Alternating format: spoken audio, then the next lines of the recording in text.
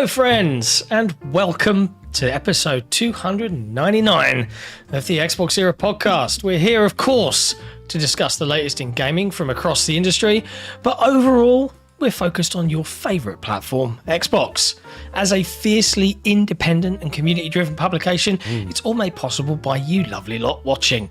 So big shout out to everybody, especially our patrons, our MVPs, executive producers, but particularly our grand benefactors, Crime56, Assassin and Kevin S, and of course, the big boss, the big man, Torn Raptor. Today, back from a brief sabbatical, it's the lovely Special Nick. What's going on? And as always, Jesse's here as well. Thank you, Jeffrey. Never mind.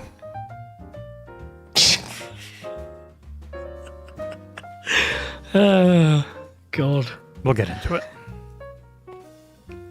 If you can't laugh, you'll cry. Things are been a worse week. than we ever thought out there. It's been a week. Yeah. It's been a week of weird times, right?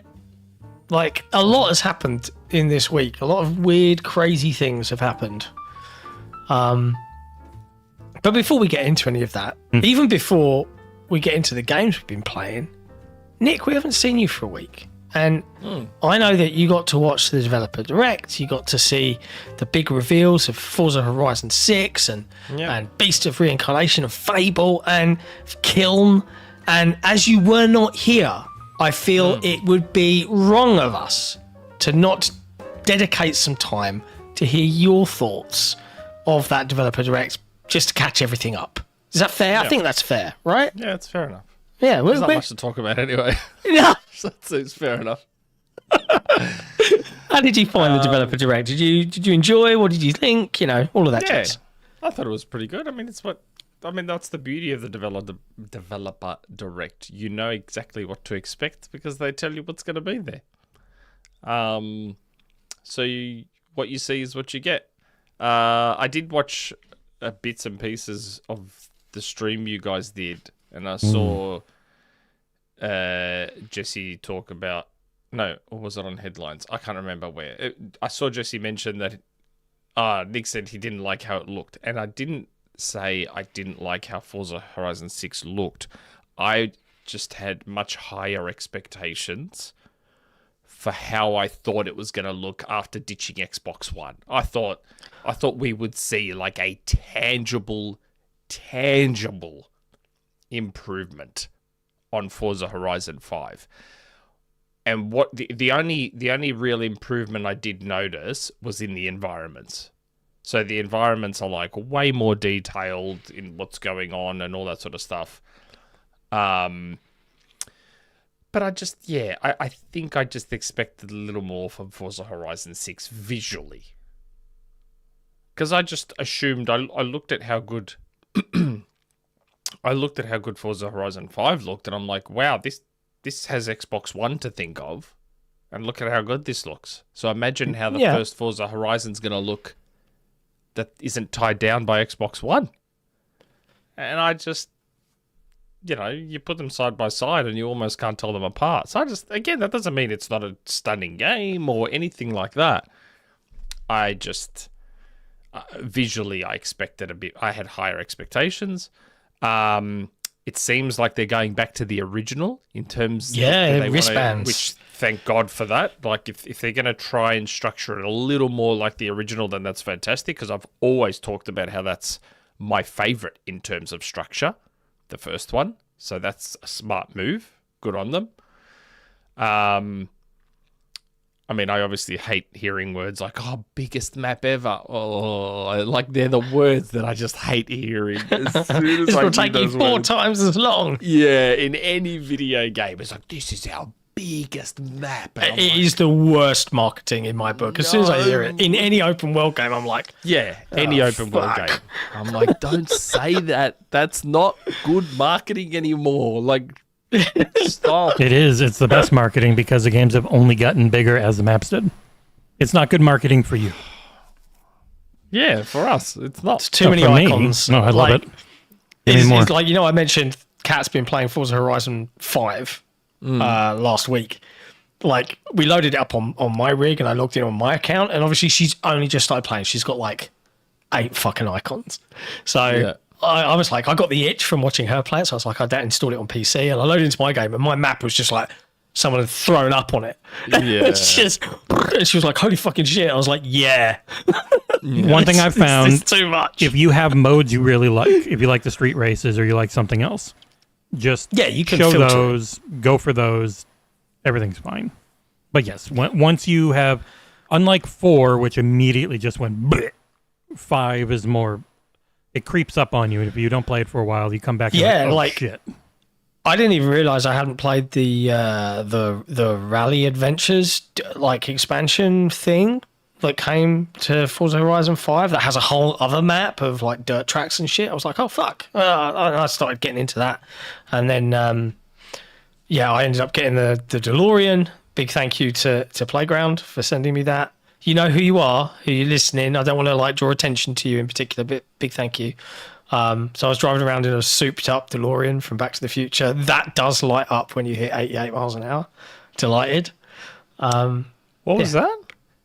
The Forza Horizon 5 rally. They've got a bunch of car packs and stuff, but the DeLorean is in it. Can I tell you a story? You can tell me a story, dear sir. Please tell me a story. And this is kind of an impromptu rumor mill. Hold up. So, this is a really cool story. And if someone... I actually cleared this last week, or the week before, with my source, saying, it's been long enough. Can I tell this story now? They're like, yeah. I told Mike Minotti this. Mike Minotti and Jesse are the only other people that know this story. So someone at Playground Games many years ago, they were fiddling around during Forza Horizon 4, I want to say. Don't quote me on that. I think it was during Forza Horizon 4. Can't remember. They were fiddling around and they made a DeLorean.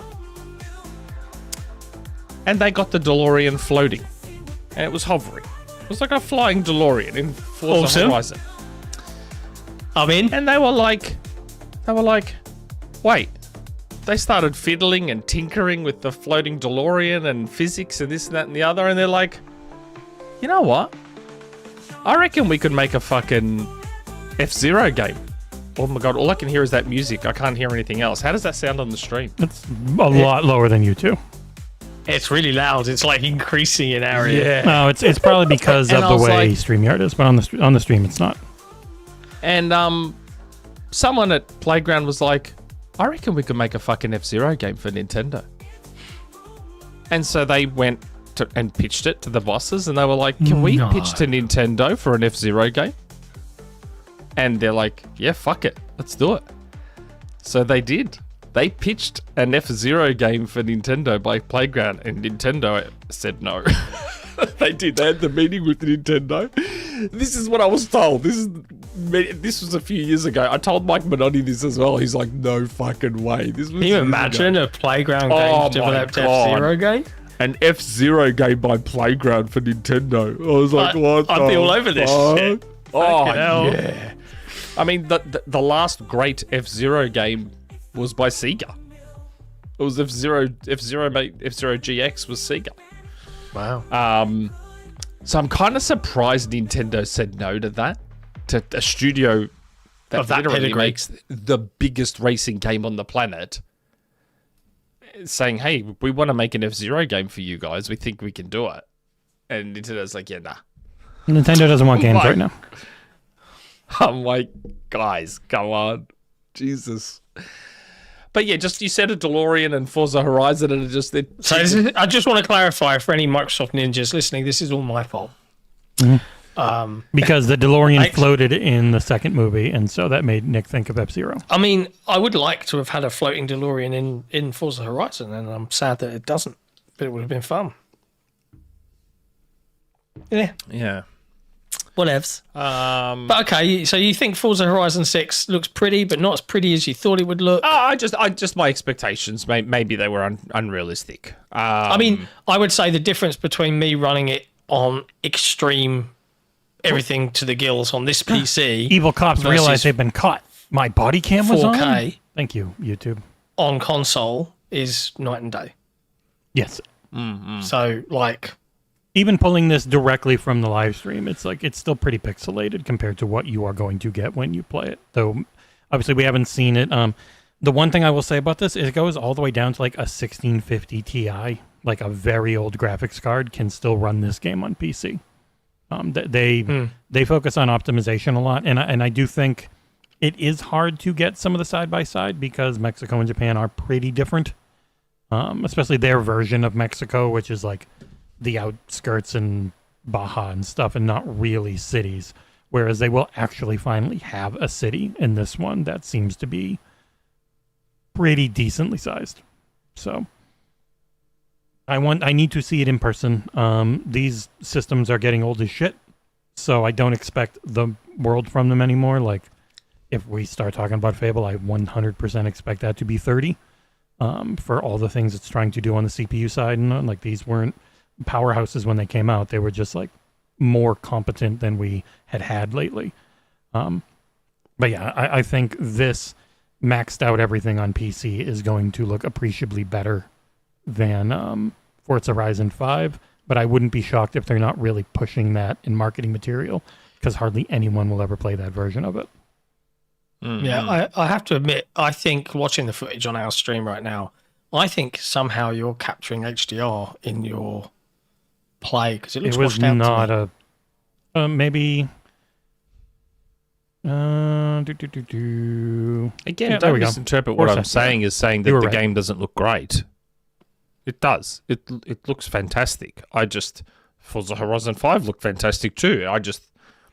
And that's obviously my lack of development knowledge coming to the fore here. Maybe not realizing that, letting go of Xbox One isn't what you would assume it is.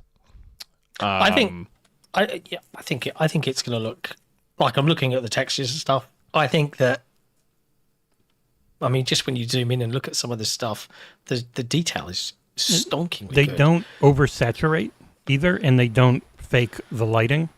And I do think people just, like, movies look the way they look because they fake the lighting, and they find very specific times where lighting looks amazing. Like, we know reality doesn't look like that. And so when you have a very realism-focused graphics engine and stuff, it's just, there are times where it's going to look boring. There are lighting conditions like overcast. It just look like shit no matter what you do, which is why a lot of other things focus on neon lights at night and light amounts of rain and stuff. Like, it's always just be a little underwhelming. I'm still going to play it. I want to play the street races and stuff. Fuck yeah. And again, very happy about trying to return to the first game structure. What else? Kiln. I was like, we got the order right. I think we got the order right that we said that was going to happen in. Open and close with Playground. Kiln, I think, second, and... Yeah, we nailed it, mate. Kiln was third. You had to... Oh, yeah. You had to open and close with Playground. You had to. There was no other choice. Yeah. Beast of Reincarnation looks cool. It looks okay. It's not particularly my kind of game, but it's good to see Game Freak not being beholden to Nintendo's meddling and shit hardware, showing that they can do a little bit better. Because everyone, I feel sorry for that team. Like, everyone fucking rips the shit out of them because of the Pokemon games. And these poor bastards are like, man, fuck this. No, we can do more. Look. You say that, but they are using a lot of outsourcing for the development of that game. It's not just 100% Game Freak. They're overseeing other developers. So that's most AAA games, though, isn't it? Agreed. Yeah. Lots of projects are built like that. I'm just saying that, before we start perhaps pointing the finger of like, look how bad your Pokemon games look, and look how great this one looks. They could do the same with Pokemon if they had more time and money. That's the rub, really, at the end of it, is that... and Nintendo makes them make a lot of Pokemon. And Pokemon is the biggest IP in gaming. I don't think there's anything even close to it. It is number one, and yet it just generally gets shit budgets. Yeah. It's very weird. But because Pokemon fans, guess what? just dump money on it. Even with those shit budgets, people keep buying those games. Yep. And I feel like that's a problem in and of itself. Like Yeah, everyone's saying vote with your wallet, but no, not my precious Pokemon nostalgia. I must participate. Almost no one votes with their wallet. Almost no one. Yep, it's a true story. Unless it's Xbox. I actually reckon I'm one of the rare people that does. But yeah, man, it's for those. It's not a Souls-like though, is it? Beast of Reincarnation. So Souls-like It's isn't more- what you think. It's a faster-paced Souls-ish type of game. Like I do think it is still. It has the Souls. Oh, I replayed the old trailer. I didn't realize it has the Souls trappings, but it's a very fast-paced game. Yeah. It looks okay. And then obviously there's again apologies for those who wanted to talk about Kiln. I saw Kiln and I'm like, I don't see that game finding any kind of success whatsoever. As soon as I heard, multiplayer only, blah blah, I was like, oh dude, this game's just gonna I've had come and go like a fart in the wind. Similar concerns. I mean, like I said during the show, I like that Microsoft are letting Double Fine make whatever Double Fine want to make. Good. Mm-hmm. But in this industry, at this point in time of the world, a multiplayer pottery-based brawler, Yeah. how many legs is this going to have? Is this server-based? How long are those servers going to stay online if they got Hope it's got PvP. Yeah, it's got PvP, P2P. Yeah. Peer-to-peer. So It won't have peer-to-peer because for some reason peer-to-peer has completely disappeared off the face of the earth for some stupid reason. But how, I don't know how many more times I can say this. Peer-to-peer should just be there regardless as a fallback. Oh, yeah, we have to switch the servers off, so knock yourselves out, guy. Peer-to-peer. Yeah, connection won't be as good, but better than nothing. Like, we all played with peer-to-peer for how many years? And we all enjoyed ourselves. Yeah. We all had a We good all time. enjoyed ourselves. And now that the internet globally is better than it's ever been, peer-to-peer should be even better. Like, I have fiber now, where I didn't have it 20 years ago. So peer-to-peer should be a much more palatable experience in 2026 than it was in 2006. But, the fuck do I know? Yeah. None of us have any idea how making games works. And then, of course, Fable. Which, the thing that stood out to me, and then I saw, obviously... Look who joined. Look who joined XboxEra. Nick must Thank say. you. Thanks, Nick. Thank you for your support of our platform. As a fellow follically challenged person, I appreciate your attendance here. Yeah. It's funny. The first thing I noticed when I saw the Fable trailer, and then I saw all the Brits noticed it on Twitter, was the rich twat. How the person thought you were a rich twat. Twat. And I thought Twat, mate. Twat. I say Not twat. Not say twat. It's twat. twat. It's twat.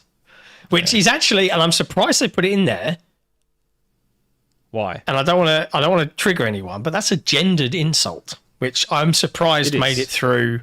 It is.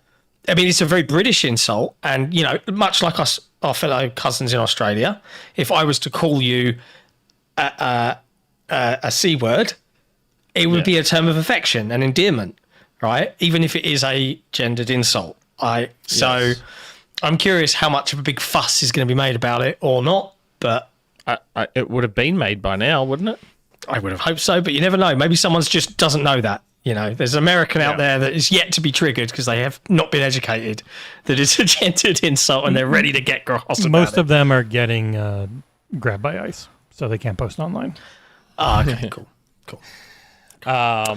Cool, America. But yes, Fable, again, the big open world action RPG, so there's a fair chance I won't play it. I'm hyped. But it does appear as though, from what I saw in the developer direct, it does appear as though they are trying almost to fulfill Peter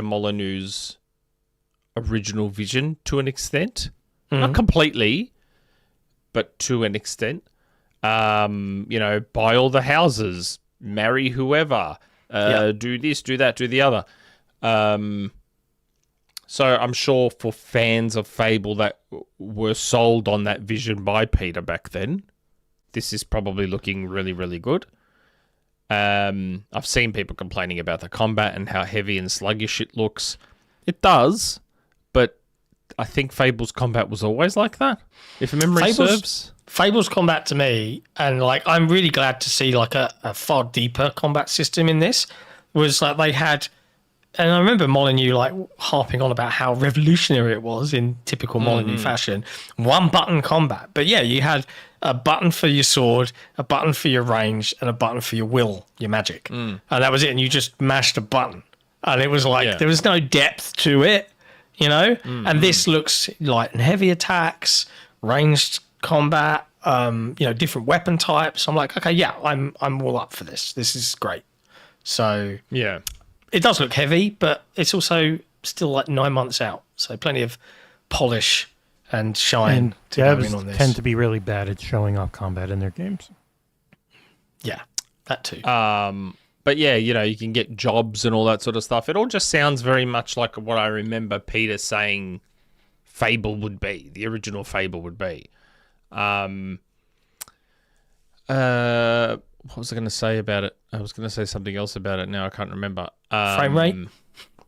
Yeah, I mean, it's annoying. We're going to have one of those situations again where the game comes out at 30 and then a year later down the track we have a 60 mode now. It's like,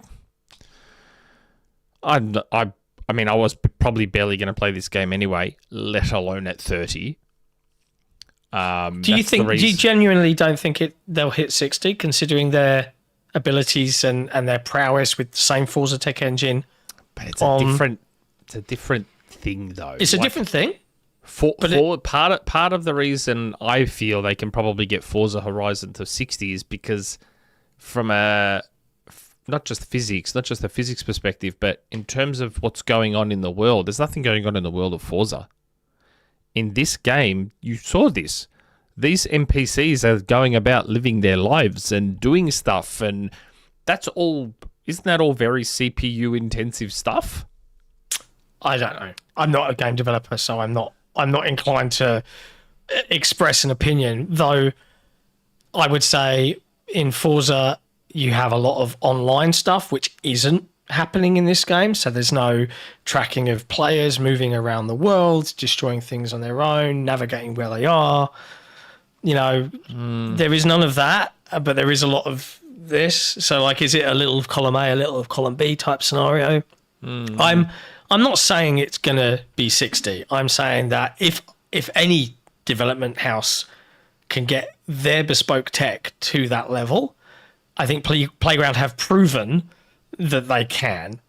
Even Forza Horizon 6, they've said is shipping with both a 30 FPS quality mode and a 60 FPS performance mode. Yes, and Forza, I expected it. Yeah. In Fable, I would hope for it. Whether they get there or not, I don't know. Maybe they should push it to 2027 to see if they can get that 60 mode in. Fuck you. They said autumn this year, baby. That doesn't make... Mate, they said Halo was going to be 2020. Yeah, I know. They can change it on a dime if it doesn't Rockstar land. said that GTA 6 was going to be May 2025 as well. Yeah, I know. Because games have never been delayed before. Yeah. Sticking to it. I'm sticking to 2027. All right. I'm sticking to it. Especially if GTA sticks to 2026. If GTA is still coming out fall 2026, I would be staggered if Microsoft kept this to fall 2026 up against GTA. I would be staggered. Yeah, I would picture this, though. If they're targeting a month, I think this is September. Well, September is only autumn for only 10 days. 21st to the 31st. So yeah, end of September. That's where I think this is coming out. At the worst, early October. Because Call of Duty is most likely going October this year instead of November again. And then wait, what's UK autumn? What's UK autumn? Fall. No, yeah, no. Autumn is UK calls it autumn. UK calls it autumn. What is your autumn month? The same as us. 21st to 21st. I think it's effectively winter starts December January, February, and then it turns into spring halfway through March, April, May. Summer is June, July, August. And I guess fall is September, October, November. Yeah, it's like halfway, something like that. September 22nd is when autumn starts in the UK. Yeah, there you go. It's like halfway through some of those months. We just go calendar months. So spring for us is September 1st to November 30. So when I heard autumn, I'm like, okay, so that's the 3-month window. But yeah, I don't know. I suspect that if GTA 6 is sticking to 2026, they will push this out. If it's a single-player RPG, if it's out late September, early October, it's fine by mid-November. It's not a play it forever game. Its main thing, it'll have a month. The one that's going to be screwed is Halo around the anniversary. But even then, Halo's like a couple nights. It's just a campaign. And it's such an old game, and Halo's a different thing altogether. Yeah, that's more celebratory and ego. Yeah, but Call of Duty would be the thing 25th. That would be hurt again, which is why I think they'd want to do what Black Ops 6 did and be out mid-October. Maybe. Either way, for the people looking forward to Fable, I'm sure Playground will mostly deliver. Yeah, I'm on hyped, what you're after. Again, most people who know me will know why that's not doing much for me. Yeah, because you're not a big open world guy. Another open world action RPG thing, and it's rare. The last one that I played and beat was, I think, Horizon Zero Dawn. I platinumed Horizon Zero Dawn, and then I got Forbidden West off Ursel and started it, and I was like, ugh, I can't do this again. I can't be bothered again. And then I started Tears of the Kingdom and got excited for Tears of the Kingdom, and then I was like, oh. Tears of the Kingdom making you re-grind all of the inventory, all the hearts, all the stamina. It killed me. Yeah. But you know what the funniest part is? With Tears of the Kingdom, I'm kind of over it, and even with the Switch 2 update, I started to go back to it and then stopped. But I checked my hours on Tears of the Kingdom, and it's still 30 hours. Fucking hell. Which is baffling to me. I'm like, really? I've played this game for 30 hours? It doesn't feel like I have. It's Assassin's Creed Shadows with me. I played before... Shadows. I started... During the review period, I played something like 24 hours of it. Nowhere near the end. No, I got sidetracked. I started ADHDing all over the place, and I'm just like... And it's so hard if you stop one of those games, which inevitably in the media side of the industry, the next thing comes in and you've got to put the thing you were doing down. If you aren't, and Jesse knows this all too well, if you aren't reviewing the big game, the chances are you won't get to play the big game. So which makes that's game why of the year time so stupid. It's dumb. You can't. Most people don't play a 100th of the things that get nominated. And yet people just latch on to Game of the Year awards like they really matter. Yeah. And it's funny. It kind of segues me into the next section. So I'll let you wrap up your thoughts, Nick. Oh, yeah. I was just saying I started Shadows as well and enjoyed the start. And then the map opens up and you just start to see how big it is. And you're just like, oh. You don't have to go to almost... You can hit 10-15% of the map and beat that game. I know, but this is the problem with having that OCD that makes you want to complete a game. It makes you want to finish a game fully. If anyone ever asks what's my review superpower, it's that I can golden path and not give it. Once I know what the side content is, for the most part, I have zero interest in 100%ing it. See, it's interesting because it segues me into what have we been playing this week. Yeah, right. Yep, it does. And I'll kick it off because, as we all know, Ubisoft and all the noise kicked off last week, and I was scrolling through on my Asus Prince of Persia got cancelled. Republic. I know, we'll get to it. I was scrolling through the library on my Asus Republic of Gamers Xbox Ally X Windows 11 handheld PC, and there, sitting there, available for me to download and play, was Assassin's Creed 4 Black Flag Gold Edition. And I was like, ooh, and I downloaded it and I installed it, and holy shit, it runs 60 FPS, everything on high, still looks gorgeous. Yes, the faces are a bit wonky, and everyone has weird teeth in the game. Appropriate. Yeah, right. But too white, I'm actually. like, holy crap. And I'm playing it and I'm like, oh God, yeah, I remember how good this was. And then my brain had completely removed this element of the game. And obviously the remake is rumored to have cut this stuff. It's like, why am I in a first person mode wandering around these offices of Abstergo, like plugging myself and sitting down for a day at work at the Animus desk? And I'm like, whose idea was this? I want to go play pirate. But then I get back into it and it starts unlocking the things and giving me all the leveling up and showing, and I'm like, oh, okay, I need to stop. I really want to replay Black Flag. I really do. But if I replay this version of Black Flag and then the remake comes and the out. remaster comes out, I'm going to go, and I'm just going to run out of steam. So I have to stop. I have to. Oh no, as I have much to as review it then. No. Like I played this game for tens and tens and tens of hours. Like I did everything. I beat all the ships. I did all the side content because I loved it. And it still blows my mind to this day that they had such roaring success with this, Ubisoft.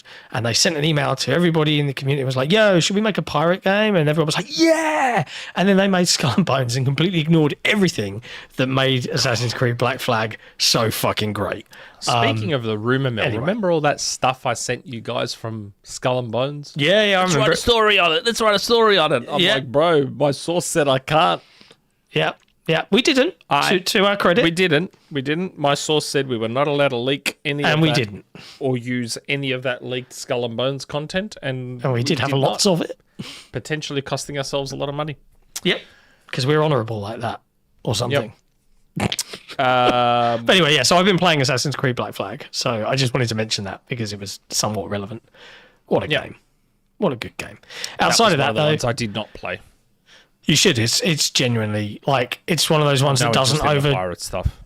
it doesn't overdo the world with icons, but it, like the pirate stuff and the controlling the ship. And I think that's the hook is, like, Assassin's Creed 2, they had that whole upgrade your mana and stuff, but it was God, I love upgrading your 2. ship. Upgrading your ship that you can sail around to just be even more lethal and ridiculous was just chef's kiss. Loved that game. But elsewhere, I've been playing Carmageddon Rogue Shift, which I'm Pretty beyond. good?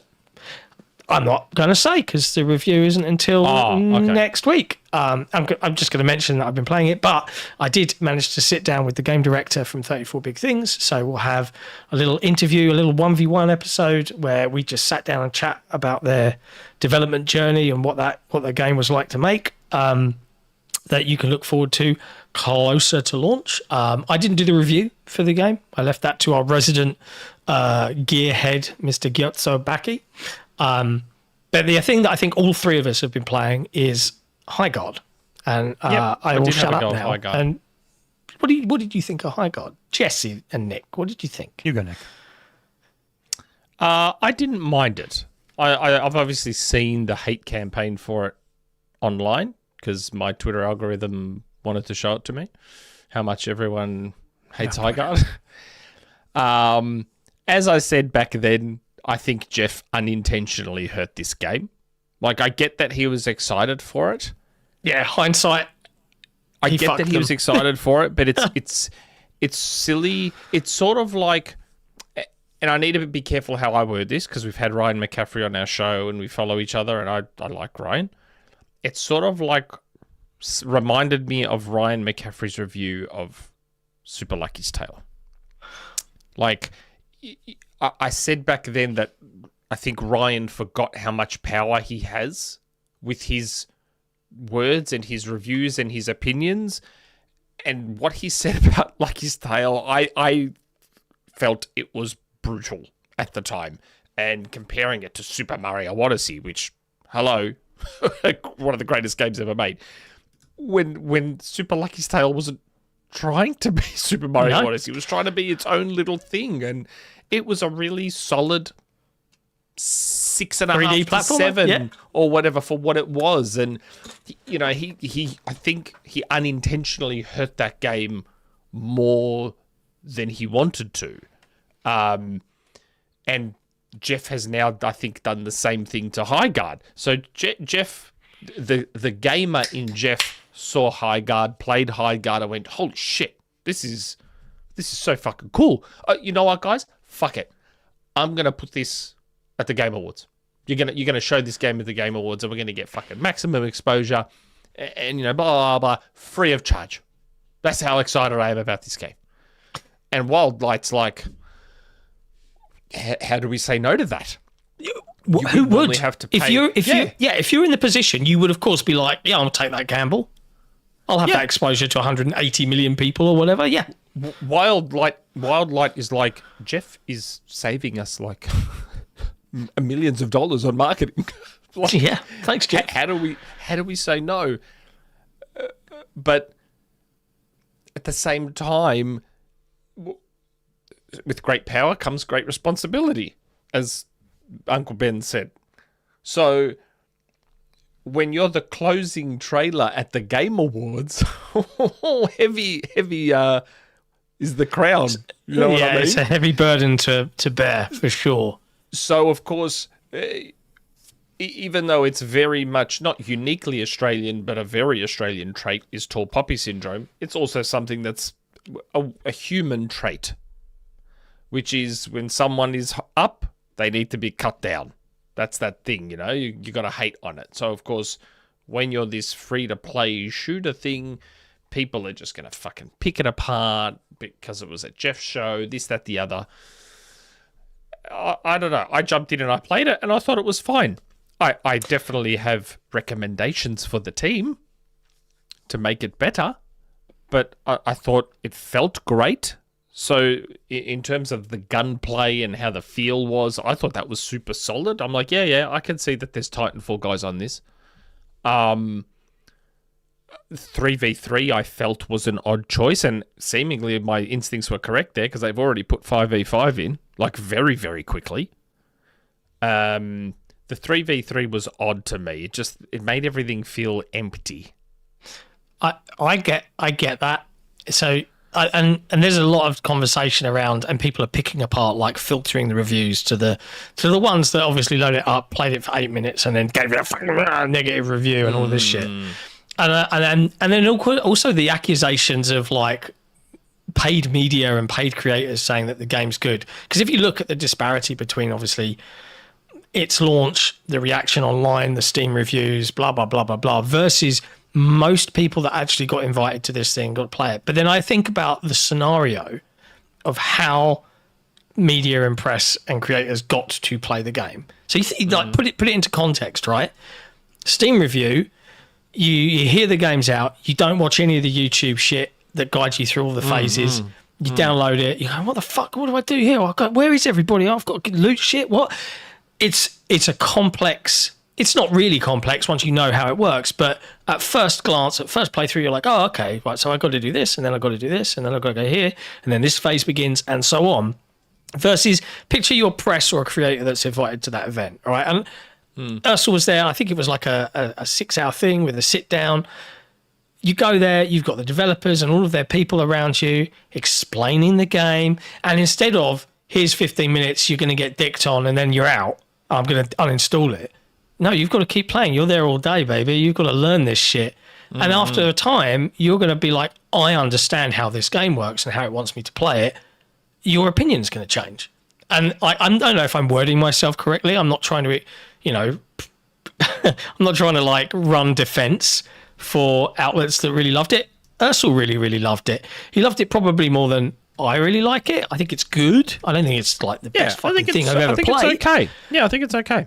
But equally, I find the reactions of, this is the fucking worst and the developers should die, that reaction is like, what the fuck? It's just a video game. People are being weird about it. Again, that's why I said I think Jeff unintentionally hurt this game. Had it just shadow dropped out of nowhere, I think the reactions would be very different. Again, I have notes, and if we're lucky enough where one of the developers happens to catch this, please hear me out, because I'm not just going to shit on your game. I'm going to give genuine advice. The first thing I noticed was the base walking speed is slow as fuck. I was like, holy shit. And then you sprint, and sprint's not much faster. To me, sprint speed is what base walk speed should be, but that's because they've got the gimmick of the horse being the sprint. So your horse is your sprint. So the horse is just there to act as super sprint. That's all it is. Which it's like, okay. There's an equal mechanic there though, where like if you're sprinting and you're caught and you get gunned down, there's this horrible like, oh fuck, and your horse dies and you can't return fire for a second, which is kind of different to how if I got caught sprinting in Halo, I've just got to pull my gun up. So, but I'm with you. Like I don't think the speed is too slow. Like Jesse, how do you feel about Highguard? Like, do you think it's all gone wrong? Like, so the way Ursel, when you talk to them, like they were set up for if it did blow up at launch, and it did, and the servers mostly held compared to everything else, where they definitely have issues, but they weren't down for like days. They were down for moments. But their original plan was, obviously, they're not with EA anymore like Apex Legends was. Do the shadow drop, do a surprise, bunch of previews and all these things, and then try and slowly build a community over time, which is why they had that full year of content and everything planned. So not setting the world on fire right away, but having a lot of press. It'll be on them to continue to grow the game into more than just a 3v3 raid mode if they, want to keep people around. Because I enjoyed the 3v3 raid mode.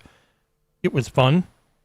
But there's too much coming out, and there's too much already out.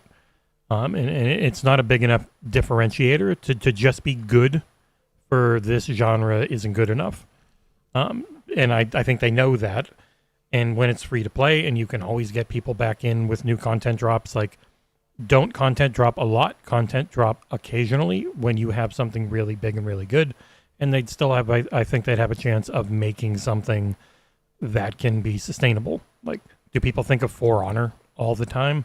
Yet that game's still going nonstop with content drops, and it has a small community. And like, they're not some enormous team.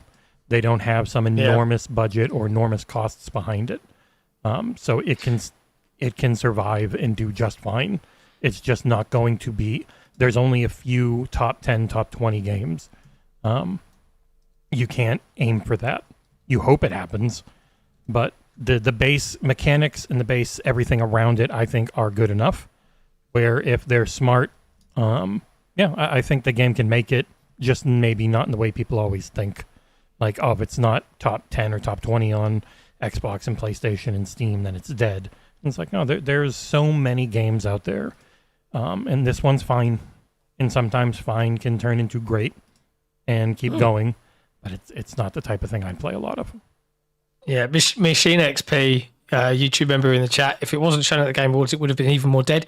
I don't think I actually agree with that. If it wasn't shown at the Game Awards, you wouldn't know a fucking thing about it until like 2 or 3 days when they started teasing, and everyone would be like, whoa, what the fuck is this? And there would be no preconceived, because all that's happened from the Game Awards and they've admitted it. Yeah, we threw that trailer together because it kind of all came out at the last minute and it wasn't our plan. And that trailer, like their first trailer was supposed to be followed by 30 minutes of gameplay. And context. And their original plan, on what the game is and how it works and everything. Yeah. But like without that, instead you were left with the worst of the internet, because the internet sucks. Being ready to like, okay, I'm gonna put it up here and I'm gonna tear it down because they've not spoken. Is the game already? They've already decided before it even come out. Whereas if it had just come out like Apex, and people would have been forced to, as together we would have been forced to learn how it plays and what it is. It would have been far smoother for them. That's just my, and that's hindsight. I could be wrong, but my gut tells me that I'm not. I don't know. I think this day and age, shadow dropping is a more viable tactic now than it was, say, 20 years ago. In an all digital world, in a world where everyone wants to shit on everything and nitpick stuff before it comes out and all that sort of stuff, I reckon shadow dropping now is more viable than it's ever been. I'm not saying it's like 100% foolproof or will work for everything. I just think it's a more viable strategy than it's ever been. And I reckon this game would have benefited from their original plan to basically shadow drop it. Because everyone would have just tried it. They would have probably just had a quick trailer. Yep, makers of Titanfall, some of the makers of Apex Legends, blah, blah, blah, blah, blah. Here it is. They would have had a trailer that they built specifically showing what they wanted to show rather than one they quickly had to rush together for Jeff. They would have, and I just think it would have helped them a little more. I'm hopeful the game does well over time. I just think that they're probably a little bit on the back foot because of that, whether it's manufactured or not, hate campaign against them. But the game, it sounds like they're quick to respond to things. So straight away, everyone's like, "Oh, 3v3 feels wrong." Already, they've got 5v5. Already, that's very, very quick. The other thing that, it felt like they were trying to do that meta Gears thing. So Gears created a meta within shooters, which was the active reload, right? That people love and it feels super satisfying. And this game kind of went and tried to do the same thing with the melee, where you mine the currency, and I'm like, this is just annoying. There's no need for this. You know how you have to nail the timing of your melee when you're hacking the mine, when you're mining, and you I hated it, and I could not get it. I got it. Like I after a few goes, I got it, but it felt like it was wasting my time and slowing me down. I'm like, guys, just give me the fucking shit. You can just shoot it, which I was doing a lot. Yeah, and I'm just like, just let me mine this shit. Stop making me do this music rhythm game thing with it to get it right. And then you go on fire, and then the next one is just a one hit. It's like, man, don't do that. Just, you're getting in the way. Just, it's not important. Just let me do it. I'd get rid of that if I was them. I would definitely reduce the time to kill. It's not Halo long, but I feel it should be a little bit. Maybe get rid of the shields altogether. That would probably have it feel just about right in terms of the time to kill. But then the respawn time was like super long.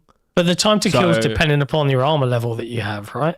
Like you've got gold armor and purple armor and blue armor, and at each stage you get unlocked progressively more powerful armors, and like this is where the game kind of blends in, right? Because you're going to these other genres, and you've got to go out and loot that armor or buy it and get the resources to make sure you've got it. Otherwise, you'll go into the last stage against people with gold armor, and you've only got purple, or you're going to get fucked.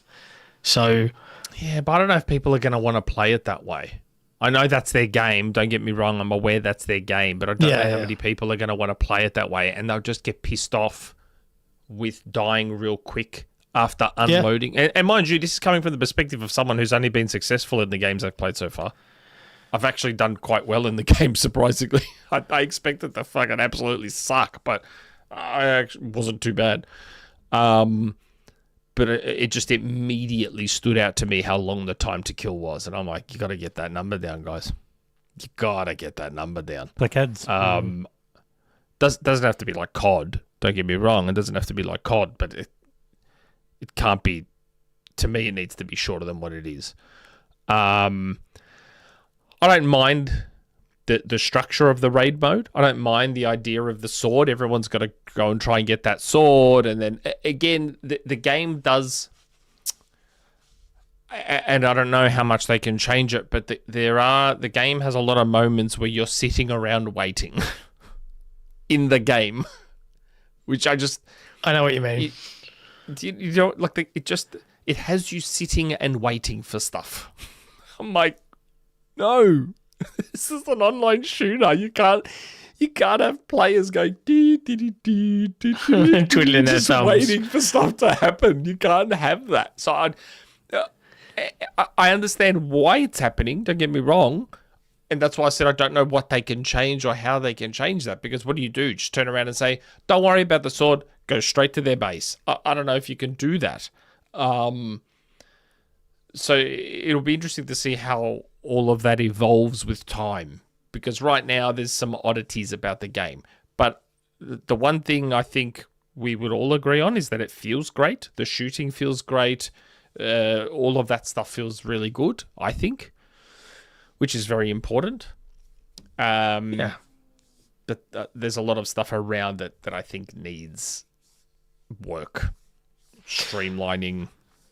Fingers crossed for him. Really, like I that's the worst thing of all of this is seeing people like, and I don't understand where this comes from. We want to see it fail. Like, I haven't seen like this game is woke or any of that thrown around. Like, oh, okay, well, I haven't seen any. I haven't seen any of that. It just seems to predominantly be Jeff promoted this game and now we want to see it fail. And like, I haven't heard a good reason for that. Like, did the developers come around and piss in your cereal? I don't know. It's tall outside of we need to see it die. And it's like, why? Where is this come from? And it's kicked off a huge kind of broad discussion this last couple of weeks. Like, we had the head of Larian come out and say a load of blurb about critics being critiqued. Right, and it's like, wait, what are you talking about? I don't know if you saw that, Nick, but Jesse and I talked about it a little bit on headlines. He had he deleted it, and he was like, I didn't say it properly. Yeah, it was much like more about be constructive in your criticism. Don't just attack people. Don't rage bait, which I get. Which is what I say. Yeah, that's what I say. I say there's like in my reviews, I always try not to say really mean things. Like, I try my best to be constructive and positive where I can. Where there's ways to say things. So if there's a game I'm not really liking, like with Double Dragon Revive, if you want a good example of me trying my best to be kind, to sound as positive and nice as possible for a game I'm not really enjoying, go and watch or listen or read my review of Double Dragon Revive. And the funny thing is, I try and do it in video games, and I should do it with my kids more. My wife's always telling me how negative I am with my kids. I should try and be more positive with my kids. But yeah, I don't know why this game has the hate campaign aside from the fact that it's really easy grifting. Like, the moment it was the one last thing at the Game Awards, and it was just another hero shooter, and it's not a hero shooter. It is different than that. It was just the board was set. People are going to treat it like that. And it's very easy to jump on and be negative and shitty about things. It's the easiest way to grow a YouTube channel or a Twitch channel or a Kick channel or freaking Rumble or Twitter. Like, just be shitty on things. You don't have to know what you're talking about if you're being shitty. Did you notice the dulcet tones of Abu Bakr? Abu Bakr Salim. No. Well, he narrated the trailer. He narrated the reveal trailer. Yeah, that I remember. And he voices the character from the reveal trailer in the game. So, like, if you play as that character, you've got a boo in your ear. Oh, try it. It's like it's just hearing a boo. It's like, I played as the guy that I looked at all the powers of everyone, and I liked the guy that had the fire powers. He had like the most generic Fortnite-looking guy. That character model. I looked at the powers. I was basing it off the powers. Like, powers. He's just very boring. One of the characters had like more healing type powers. I'm like, okay, so that's like your medic type class. And then there was someone else and then I saw the fire dude. I was like, ooh, he's got fire shit and he rains down fireballs. I was like, yep, I'll take him. No worries. So that's who I played as. These types of games live and die on their gooner potential to a point, not just making prawn out of it, but also, are you going to have a story that is outside of this and characters that people really like dressing up as? It doesn't have to be super sexy time, just have to look cool. And some of the characters I think look pretty cool, but overall it is a bit generic, and that's always one of the hardest things, is to have a look that looks cool. And as much as people shit on Overwatch, like Overwatch 2 is probably in the best place the game's ever been for people that like playing that game. It's really goddamn cool right now, and I don't even know if it's in there in the news, but they're going to be talking about it more and more, and it's going to be supposedly leaky. It's going to be in Fortnite. So it's you need the audience around the people who play the game for these is very important, and I think it really has helped in things like Valorant and others. Tony Tonbridge makes a good point in the chat that I didn't even think of. they should have made the mounts mechs like Titanfall. Now, while I don't agree with that part, the part I do agree with that's along that line is that, yes, the horses should have had like guns on them or some way of attacking or some cool thing that... But right now, all the horse really is sprint. It's a cosmetic sprint. The horse that's what is they've just said. sprint. Yeah, it's just a cosmetic for sprint. That's right. It's Equally, they should have had these big maps have some sort of mob class thingy that, you know, like the minions for either side going out and kind of pushing against each other. And not the Dota, like not the MOBA version, but like what Titanfall 1 Yeah, like really what Titanfall had, where awesome. like you could contribute. Titanfall. Titanfall 1 and 2 or are even- both amazing. If you don't want to give the horses weapons, let the horse have impact. So, you know, in Doom. So in Doom, the Dark Ages, you fucking jump from a great height, you land and everything around you blows up. Have the horse have that kind of impact. So it lands into a group and goes bang and like affects the shields of... Like, have the horse do something, not just be sprint. Because that... Again, just understanding how capital G gamers work. If Capital G gamers. If all your horse is going to be is sprint, that means it is a gimmick.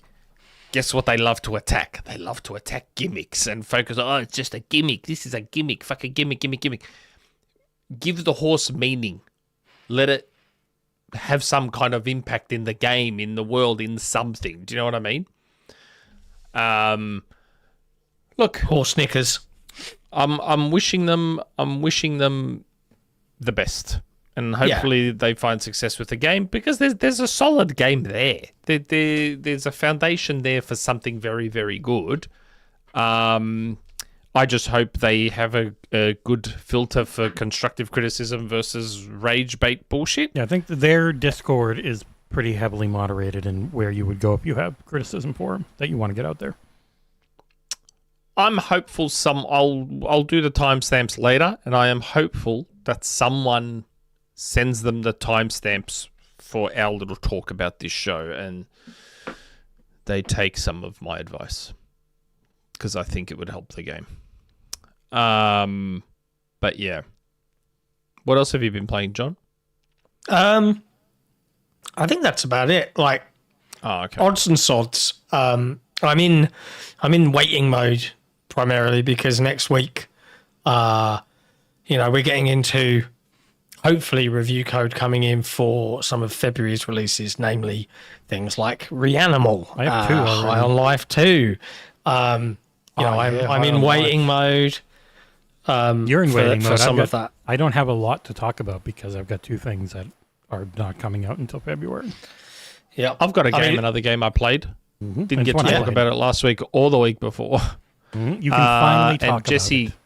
Yeah, Jesse gave it a good review. And the timing of this was good, Jesse, because my thoughts on the game today, very different. what I'm going to talk about, are very different to what they would have been a week or two ago. Yeah. So I started playing Memories in Orbit, M.I.O, the Metroidvania that came out and launched into Game Pass. Wait, is it out? It is out, isn't it? It is out. Yes, mate. No, you can't talk about it, Nick. So M.I.O does its very best Hollow Knight imitation at the start.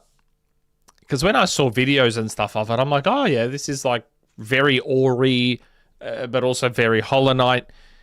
It definitely starts like Hollow Knight, but thankfully doesn't overdo it, like doesn't Hollow have Knight the does. issues that Hollow Knight 1 had with its beginnings. It very quickly gets past those.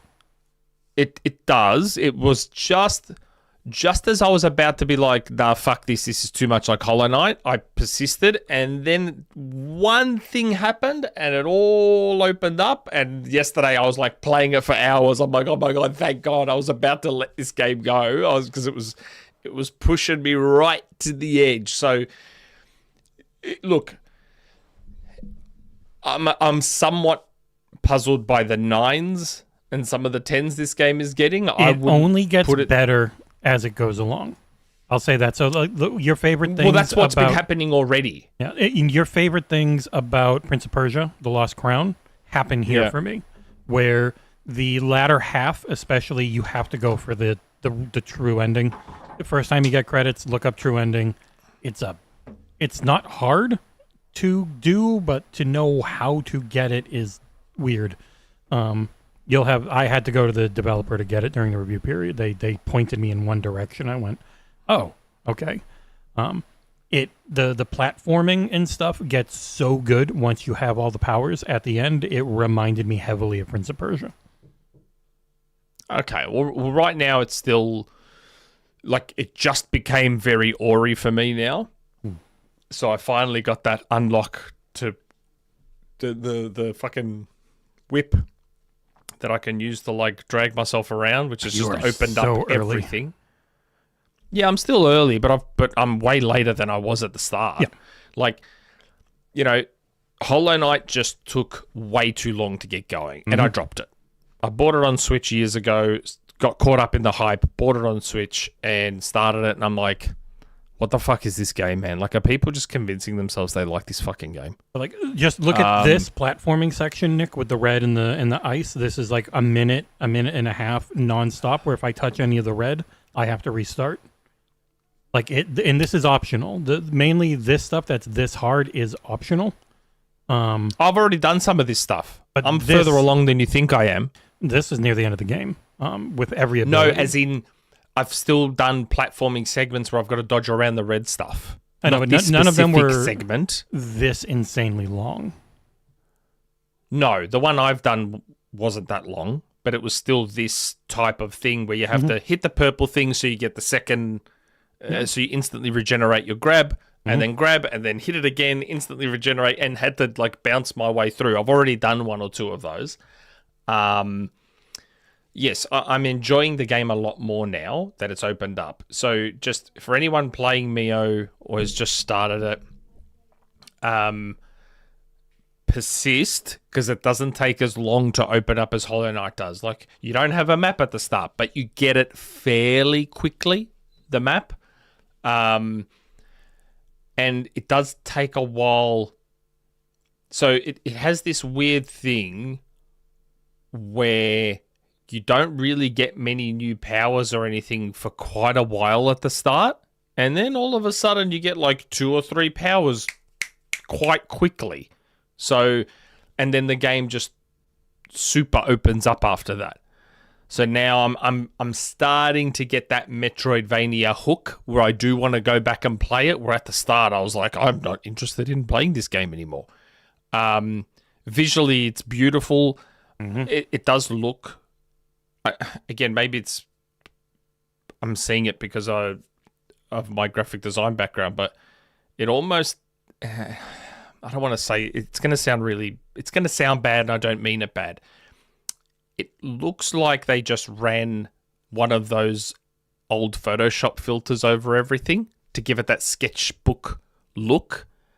And I swear I'm not saying that to shit on the game or say that it's the design style is heavily on the pastel colors and then having those lines to give things more definition. It's beautiful. It's beautiful. I'm not saying it's not a good looking game. It's just it looks like that sketchbook filter that Photoshop has.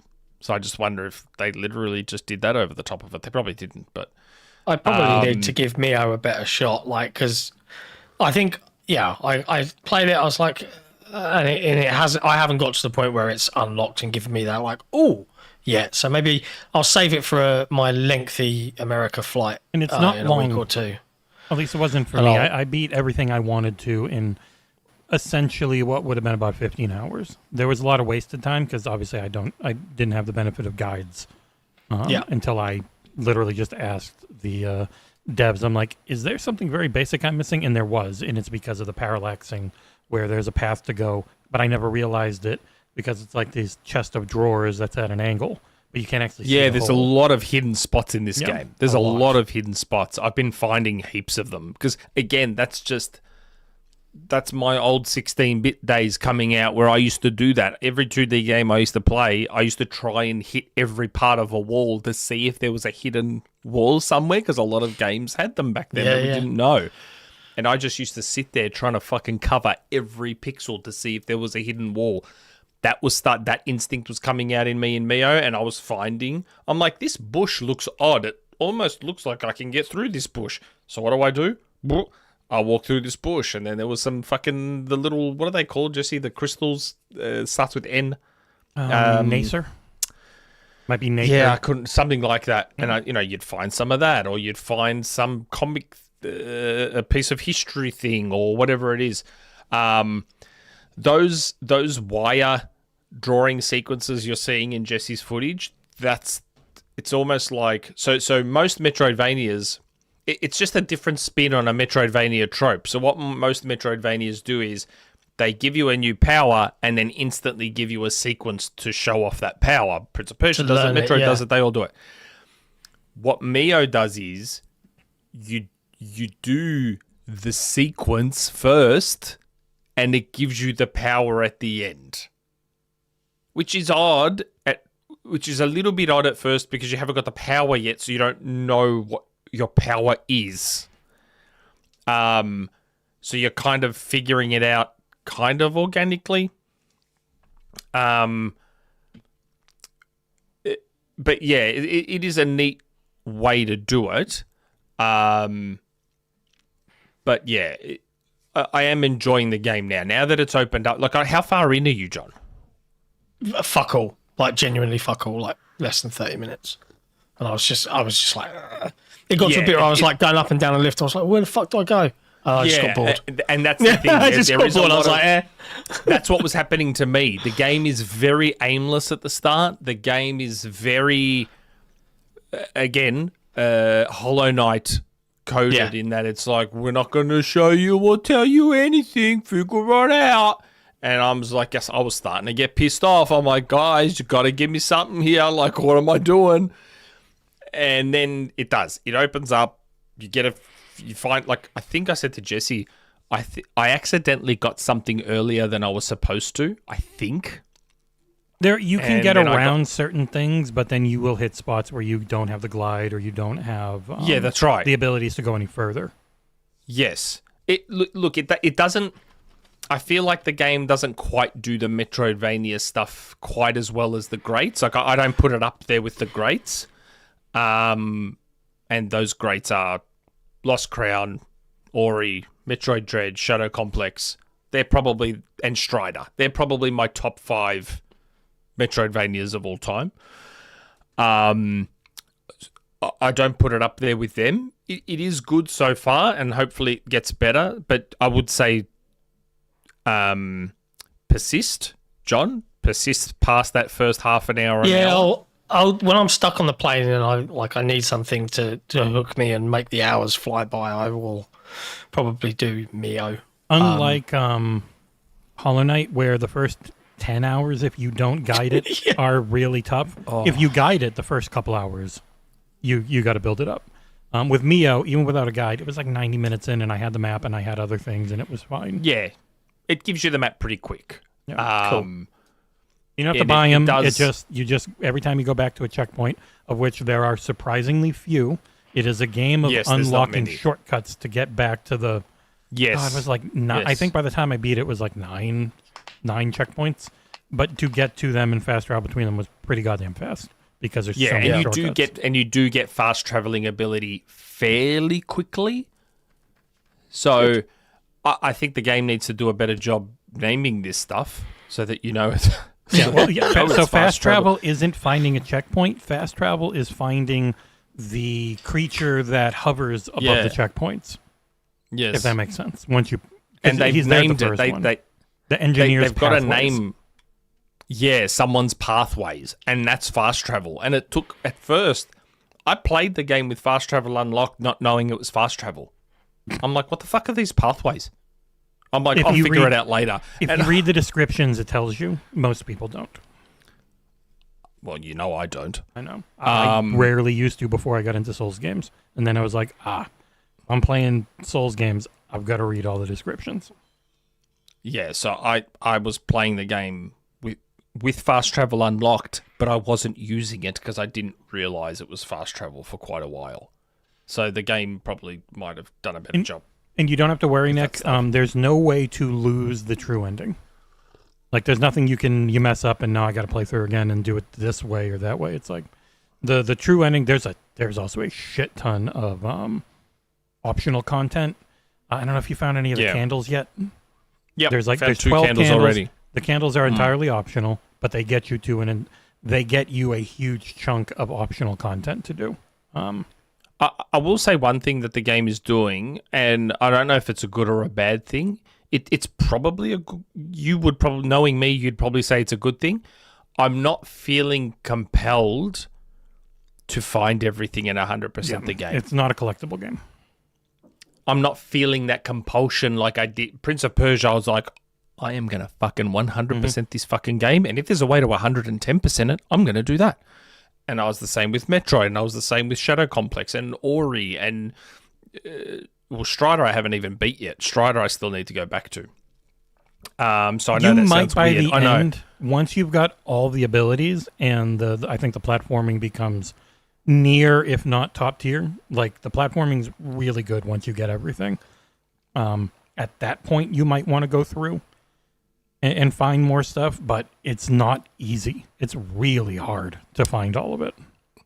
Correction, I'm an idiot. Sorry. I have beat Strider. I just remembered I'm trying to go back and do the Strider trophy for beating the game in less than 3 hours. I don't know if I can be bothered. Say, it would be very weird for you to not have beaten such a good Metroidvania. And I called it in my best. I just realized I said it's in my top 5 Metroidvanias, and I'm like, wait, I just said I haven't beat it. I have beat it. I'm trying to do the 3-hour trophy, and I'm like, I don't know if I could be bothered doing that. Ori pissed me off with that as well. But yes, M.I.O, it's on Game Pass, so most of the people watching this show should be able to just download it and try it out. If you enjoy Metroidvanias, definitely give it a go and just persist. That first hour is really going to fucking test your patience. Okay.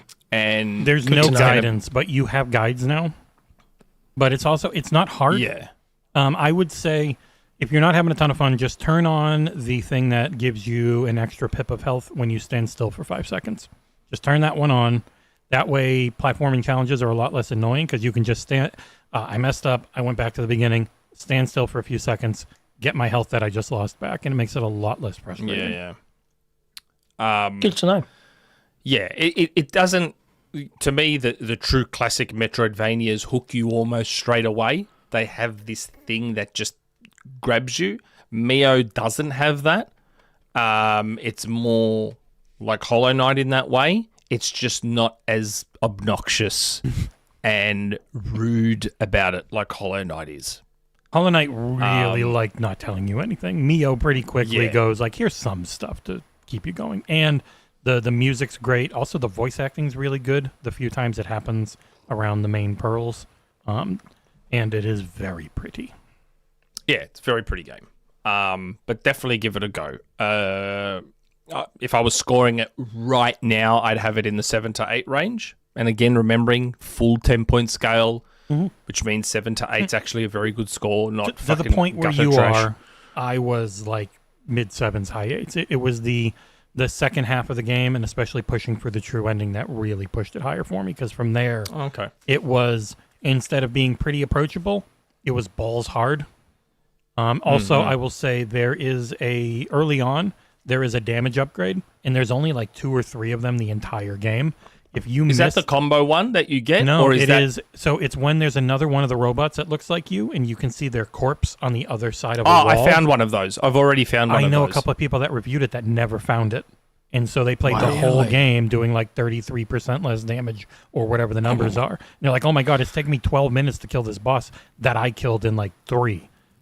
So if you miss that, it sucks because there's only a couple of them through the entire game for your damage. Well, I've got one of them, and I still feel weak. You'll get the 2 fairly quickly, and I don't think 3 is till pretty late. These bosses are hard, man. Yeah, they're fucking hard. But they don't have too many moves.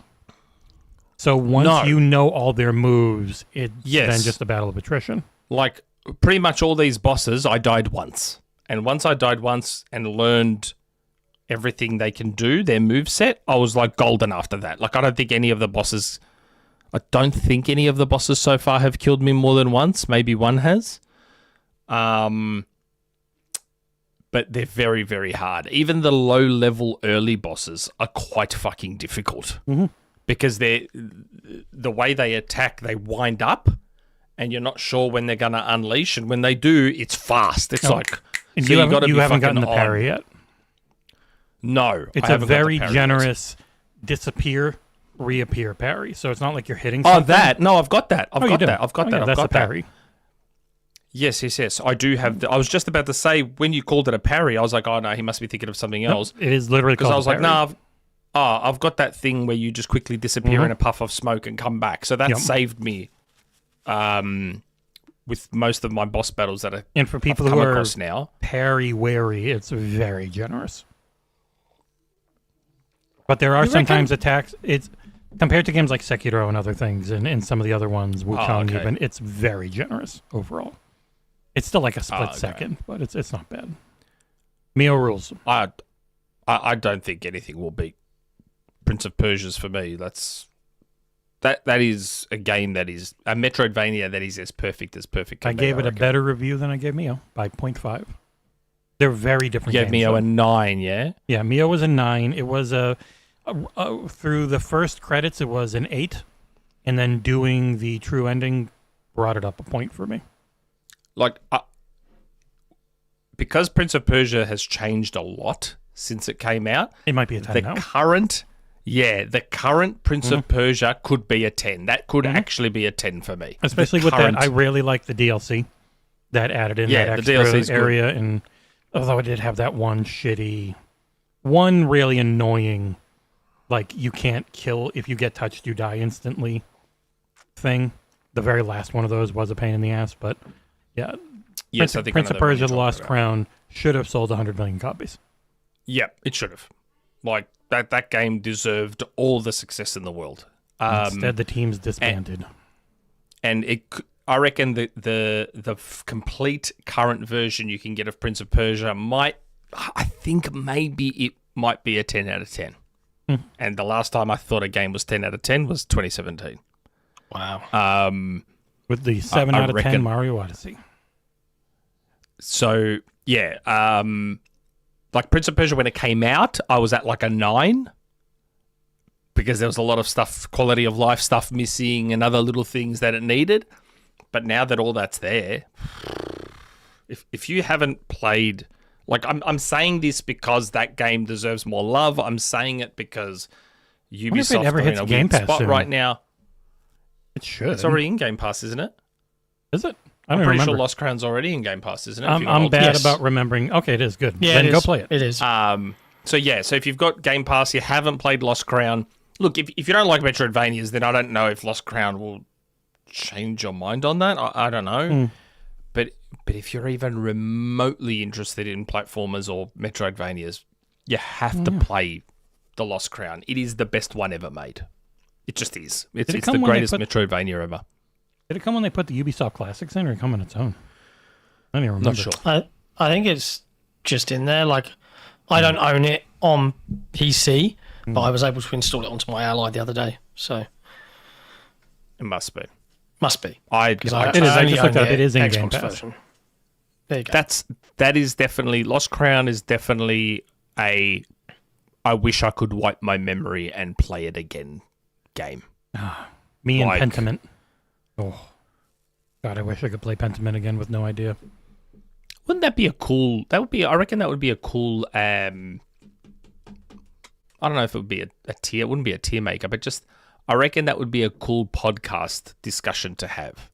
Games you wish you could play again. Games you wish you could wipe your memory of and play them again. Oh, God, I've got... Yeah. Oh, we could do that. Got a few. I've got a few. We've got a few. We need to get Nick around... especially if we're pushing, Patreon memberships and whatnot. Yep. For some more content, Nick. People want more Nick. We want more Nick, to be fair.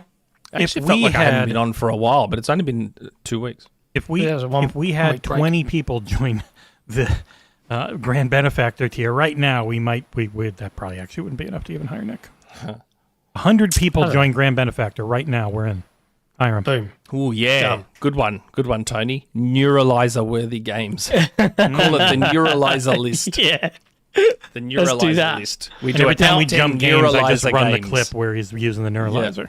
I got to So- admit, this is unusual to be this far into an episode and still be just. And I love Yes. this. But I we- love we this. did- We're talking we about did do games. Dev Direct, though. We did do the Dev Direct. I as know, well, though. but we're still talking about games, which is arguably the actual fun stuff and not the fine if drama. we don't And hit like most even of the then, news. we've Yeah. still got like Jesse. You know, we played Highguard. You talked about M.I.O. Jesse, you've been playing Code Vein 2. I did. Boy. So the reason this is behind me, and people have been pointing it out, is my kids' fuck ugly PlayStation PS5 digital launch edition. Goddamn, this thing's a monster. Hasn't been It's used so at all dumb. because they didn't actually end up sending code because they never got any more. Code Vein 2 was only available on PS5 before launch, as tends to happen sometimes. Though not, they're normally always available on PC. Sometimes Xbox is later because they actually care about certification. But PC is normally fine because you can throw up whatever the hell you want on Steam. They don't care. They will not check it if it's in the review program. Which is why I hate Steam, because I get really bad review programs, but the games you guys get are normally fine because they know they can't sell shit to people. But yeah, so I played a little bit of Code Vein 2 on stream. As someone who enjoyed Code Vein 1 for what it was, it was just anime Dark Souls. Code Vein 2, they wanted to be anime Elden Ring, and it is thoroughly mediocre at everything. I don't think it looks particularly good. The story is okay.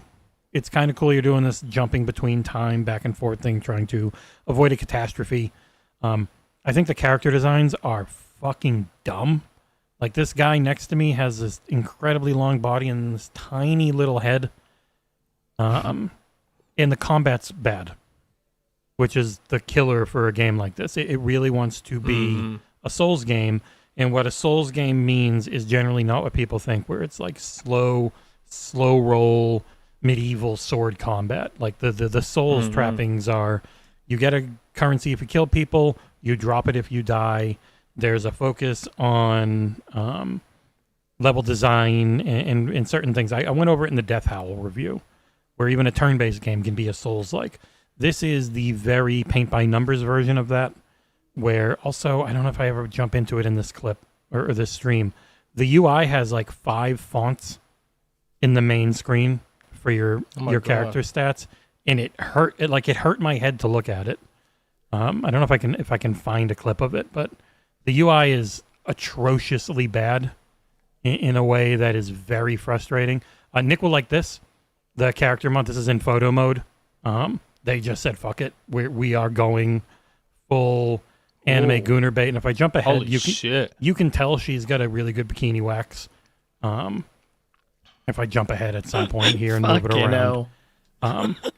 So I start moving here, and it's not a good looking game. It also doesn't run great, though it's very weird where it definitely feels like it's going way above 60 on Xbox, but it's fluctuating like a madman. So if you don't have VRR, it feels like shit. Very disappointing game. Gyotzo's playing it right now. He played Amazing the original. boobs, though. They are. Oh, here's the UI. Like, this UI just has so many different. When you go around it, it's infuriating to try and use. I really did not like this UI. It was the hardest thing because it's a very complicated game on your builds, on how your weapons work, on how your magic works, on what you're wearing, on what. What's what? Exactly, it sucks. What the hell is what? It is not a good UI. That's worse than God of War Ragnarok. Yes, God of War Ragnarok. it's one of the worst. It's one of the worst overall, least coherent UI experiences I can remember. And I don't think it was great in one, but this is on a new level because it's a very complicated game for making your build. But the worst part is the combat, which is just very not tight, which is the most important thing for one of these games. Like, there's also a ton of different status effects and non-stop tutorials that never friggin' go away. It was driving me crazy. But the combat is generally, you've got these guys that are either with you or you can pull them inside of you. and then you've got their Ooh, yeah. powers. But generally, you want to leave them out because they will just do a bunch of damage and take the attention away from bosses. So that means the best builds for me seem to just be, I'm just going to do magic and stand in the back. But the timing on dodges was shit. The timing on attacks felt like shit. You didn't feel like you were really making enemies stop attacking. The hit registration was mediocre. It was floaty. I think it's like a 74 on OpenCritic now, and a lot of that comes from the story's pretty neat with the time traveling aspects and some of the lore stuff around you're essentially anime vampires. I don't know. Didn't get to review it. We have more coverage. It will be from Fairy Empire, Gyotsubaki. But yeah, I would not recommend it right now. It was not hitting well for me. That's Code Vein 2. Yeah. You know what I started, Jesse? Ooh, what did you do? I won't talk about it much. I have only just started it. You sent me a code for Hitman. Yes, World of Assassination. One of the best games of last generation. I finally installed that, and I'm like, nah, I'm going to start it. And I started it, and it's just the level from the demo on the ship. I was like, oh, I've already done this. You can, but that's the thing. I think you can jump to anything. You can jump to any part of it. Oh, can you? I just started it, and it took me into that ship mission, which is the same mission from the demo that I had already played. Do not treat this like a game to get everything in. To get everything in this game would be like 700 hours. Yeah, there is I so noticed much. it. Just go through and have fun doing each level one time. And if you really like it and you want to try something different, because there's like 50 different ways to do each level, and they literally show you all of them. Yes, each mission. I noticed that after I completed it the first time, each mission then had a thing that says, okay, do it by dunking his head in the toilet. Mm-hmm. Do it by dressing up as the guy he was meeting as. Do it by distracting guards with coins. And I'm like, I'm going to feel compelled to do all these, aren't I? And you can put it on easy, save whenever you want. Like, just experiment and have fun. I think a lot of people are like, oh shit, I messed up, I got to start over again. It's like, no, just save whenever you want. Shoot the shit out of everyone to see how things react and reload your save and go back. Like that game is the best sandbox murder-thon ever made, probably. That if I was to review Hitman World of Assassination, the whole package that it is now, it would probably be a 10. It's one of my favorite games I've ever played.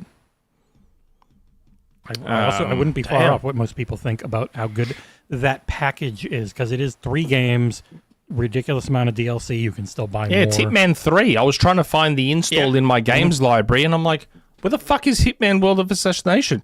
And I'm doing the options on each one of the tiles, because one of the tiles, which I think is Hitman 1, I want to say, I can't remember, it says Hitman. Enter a world of assassination. I'm like, oh, it must be this one. And then I went and checked. It's like 2016. I'm like, no, it's not this game. And then I went and jumped on the website. I'm like, Hitman World of Assassination. And then I saw what that was. Included I'm like, not in my...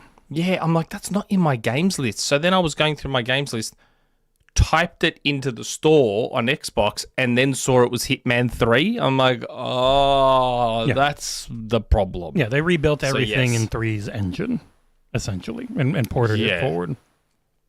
So I've only done that mission. That's why I said I'm not going to talk much about it, because I've literally just done that first mission. But I wanted to start it because you had sent me the code. So I'm like, no, I've got to install and start this. Nick runs great on the Xbox Ally. Like, runs great. Yep. Yeah. Really great. Well worth it. And doesn't take up a crazy amount of space considering how massive it is. Well, the default install, I don't think pulls every level in. So if you're not going to play them, or doesn't pull them right now. The full install of everything was 77 gig. Which, that sounds considering the size of it, I was like, that's reasonable. Because so much of it is reusing levels. But the very last thing I'll talk about, and I bought and refunded, but not because it was bad, just because it was very broken. Halfsword launched into game preview, and in the 35 minutes I got to play when it wasn't crashing, it was just ridiculously fun. It is a physics-based brawler set in like the 1500s style combat, really goofy and fun, and Has way more combat than any of the tech tests ever had. I think it's $20 on sale right now. It just hit early access. It's very broken, depending on your GPU. I guess with AMD it wasn't too great, but I've also seen it crash nonstop for pretty much everyone. But it is one to keep an eye on. It is very, very fun. Called Halfsword. All right. PC only right now. Cool. Big reminder to everybody in the chat. Do hit that like button if you've got some time. You know, if your thumb can stretch to it, we'd appreciate it. We're going to jump into now all of the news of, I mean, there's nothing massive, let's be honest. So some of it will quickly this just first let you know story it is exists. pretty big. Blue and then we'll tackle some bits and pieces, but we'll do that right after these lovely messages. This is Console Wars the card game. Featuring more famous video games than you can shake a stick at, Console Wars finally allows you to win a war you've been fighting and probably losing on the internet your entire life. Quit being a keyboard warrior with the warm embrace of anonymity to protect you. Now you and your friends can fight on the front lines, battling for incredible franchises, exclusivity, and eventual victory. Collect some of the most famous video game franchises of all time. Protect them with loyal and frighteningly dedicated fans. Brave the volatile video game industry and claim the ultimate victory in the console wars. Your favorite video game making mega corporation needs you. Enlist today. Head to consolewarsgame.com. Pick up a copy of Console Wars the card game, outshine your rivals, and prove that your platform reigns supreme. Out now. This is XboxEra. We're an independent, community-funded publication focused on providing the best coverage and discussion of your favourite platform, Xbox. With best-in-class forums, a kick-ass Discord server, and awesome merch, XboxEra.com is your destination for the best news, reviews, and features focused on what you care about. With shows like the Xbox Era podcast, headlines, and a whole heap of Patreon-exclusive content, we're proud to be an independent publication completely funded by you. If you value having an outlet truly focused on your preferred place to play, you can become one of the cool kids by supporting us directly via Patreon. Just head to patreon.com/XboxEra. You get cool swag and awesome perks, and we get to keep doing what we do. Become a part of the best Xbox community on the internet and help us grow even larger. Thank you for your support. All right. Recognise that it's unusual that we actually get to just talk about video games and how great video games are for like a good 90 minutes, which is great. Like, I know that we like doing that. So big thank you for everyone hanging out while we're chit-chatting. Before we get stuck into the news topics, we have a member chat 5 months from Mr. Jay Foley. Well, that member chat would go well with one of the news topics. It would. We can bump things around just because Jay Foley's come in here and swung it around a little bit. Yeah, we don't mind. For 5 months, but he's been a lot more than that too. Yeah, he's patron and gifting things and being awesome. Thoughts on the rumoured PlayStation Portal OLED that was leaked today? Have a good day, guys. Yeah. I haven't bought a Portal yet and have been tempted to buy a Portal, so maybe it's good I held off. Maybe I'll wait for the OLED version. It seems to make sense. The Portal I think has done better than even Sony expected it to do. Yeah. Hey, I said it from the start that that's a device I'd like. It's basically the Wii U tablet, but for a PS5 that you can use anywhere. Like, in theory, I said from day one, I'm like, that's a really cool thing. Thanks for the 5 gifted memberships, Machine XP. Whoa. Abdul got one, Proxicus got one, Rayoid, Kal-El, and Creed and Eve all got a membership. Nice. Thanks for that, mate. Welcome. Don't forget that you can head over to discord.gg/XboxEra and you'll get access to the Patreon and YouTube members lounge, and you can do all the fun, cool things in there. It's all good times. And don't forget, because I've forgotten for the last few months, so I did it yesterday, don't forget, if you have Amazon Prime, which means you have Twitch Prime, which means you have a free Twitch sub every month. If you're not using it, chuck it our way. at the XboxEra. Yep. I think on so. Twitch. Yeah. Yeah, chuck it our way. That's what I've been doing. I completely forgot the last few months, and now I've done it because I go in and I collect my free games. Amazon's still that's still the best sub out of all of them. I wonder how much longer It's they so do good. it because they're giving up on gaming. Yeah, I know. RIP Double Helix. You can probably do this, Nick. You can do some pretty good remote play with Windows handhelds as well. Yeah, I for, know, but the PlayStation. ROG Ally, so with the remote play PlayStation app on Windows, you have to have your controller wired for some fucking stupid reason, which is really annoying. But I've been tempted to get the Portal, and it's something me and my son can share because he's got a PS5, and I think you can have multiple accounts on a Portal now. You can do cloud now. So I'm tempted to get one that both of us can use, and hook it up to either PS5. An OLED version would be nice. Like, people forget that the Vita, the original Vita, had an OLED screen. I've got the OLED model of the Vita. I've got an OLED model of the Switch, the Zelda, the Tears of the Kingdom edition. Yeah, it'd be nice if the Asus Republic of Gamers Xbox LAX handheld Windows 11 gaming device had an OLED screen as well. It's unfortunate that it doesn't, but it's still a pretty nice OLED screen. VRR was like the first one was, I think, the Legion Go 2, which it's pricey. But short, like, OLED screens aren't expensive anymore. It's all about the size of the cut. So depending on like what's already available for other things, it's about sourcing them more than anything. If I had one big criticism outside of the UI for the Asus Republic of Gamers Xbox Ally X Windows 11 handheld gaming PC, it would be the size of the screen. It's just the bezel, and it's just a smidge We're too getting small. old. Yeah, I'm Yeah. getting an A little old bit bigger man would be now. nice, but it's okay. But anyway, yeah, I mean, an OLED portal sounds like a smart idea. Like, Yeah. why not? People will buy it. Your fans have proven that, and That do might it. be when I jump in.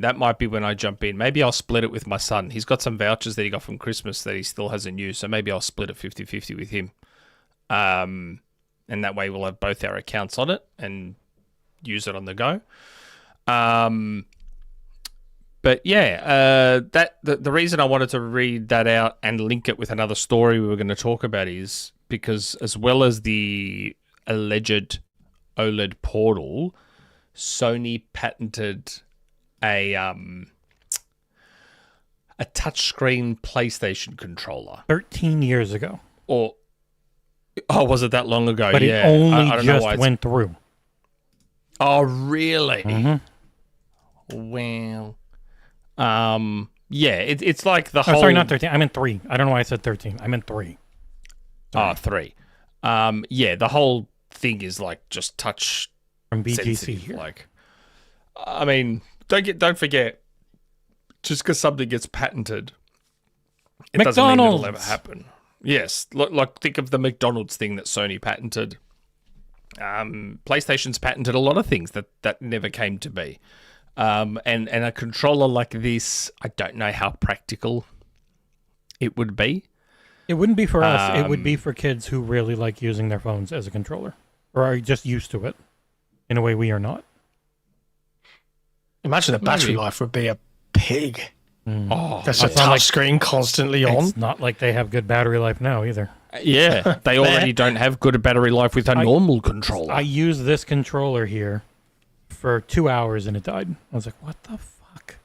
Yeah, it's a major weakness of theirs. You use the Switch Pro controller and the Xbox controller, and their batteries just fucking last forever. And 30, you're just like, 40 hours. yeah, it's ridiculous. And then Sony's, I pretty much just have my Edge plugged in now. And man, it's funny, I bag the Elite controllers, but in the interest of consistency and fairness, He's nothing if not inconsistent and unfair. Seriously? Stop fucking using rubber on your fucking controllers, guys. Stop fucking using rubber. Rubber expands and it warps with heat. Like, stop using rubber. And you can't replace this. Look at it. Yeah, that's awful. I had an Elite pad that did that. Awful. Man, The first gen. Come on. Like, stop using rubber. I know it kind of feels premium. You hear that, kids? Don't use a rubber. Don't Use use rubber. sheepskin. Like, just there's other materials you can use that still feel premium and grippy that aren't rubber. Like, just it's so frustrating that on this $400 or $350 controller, those two bottom white sections there are just bubbling and peeling off and whatever. It's like, fuck off. This controller is fantastic. Like, it is like finally Sony has made a controller that is up there with the greats. Finally. But fuck, man, like Microsoft, Sony, stop using rubber. It's dumb. Like, We'll let come them know. on. Think of the poor trees. But yeah. Fun. So that's the PlayStation hour. Yeah. There are many places I could segue into this, but I don't want to do any of them because I feel it is wildly inappropriate to do so.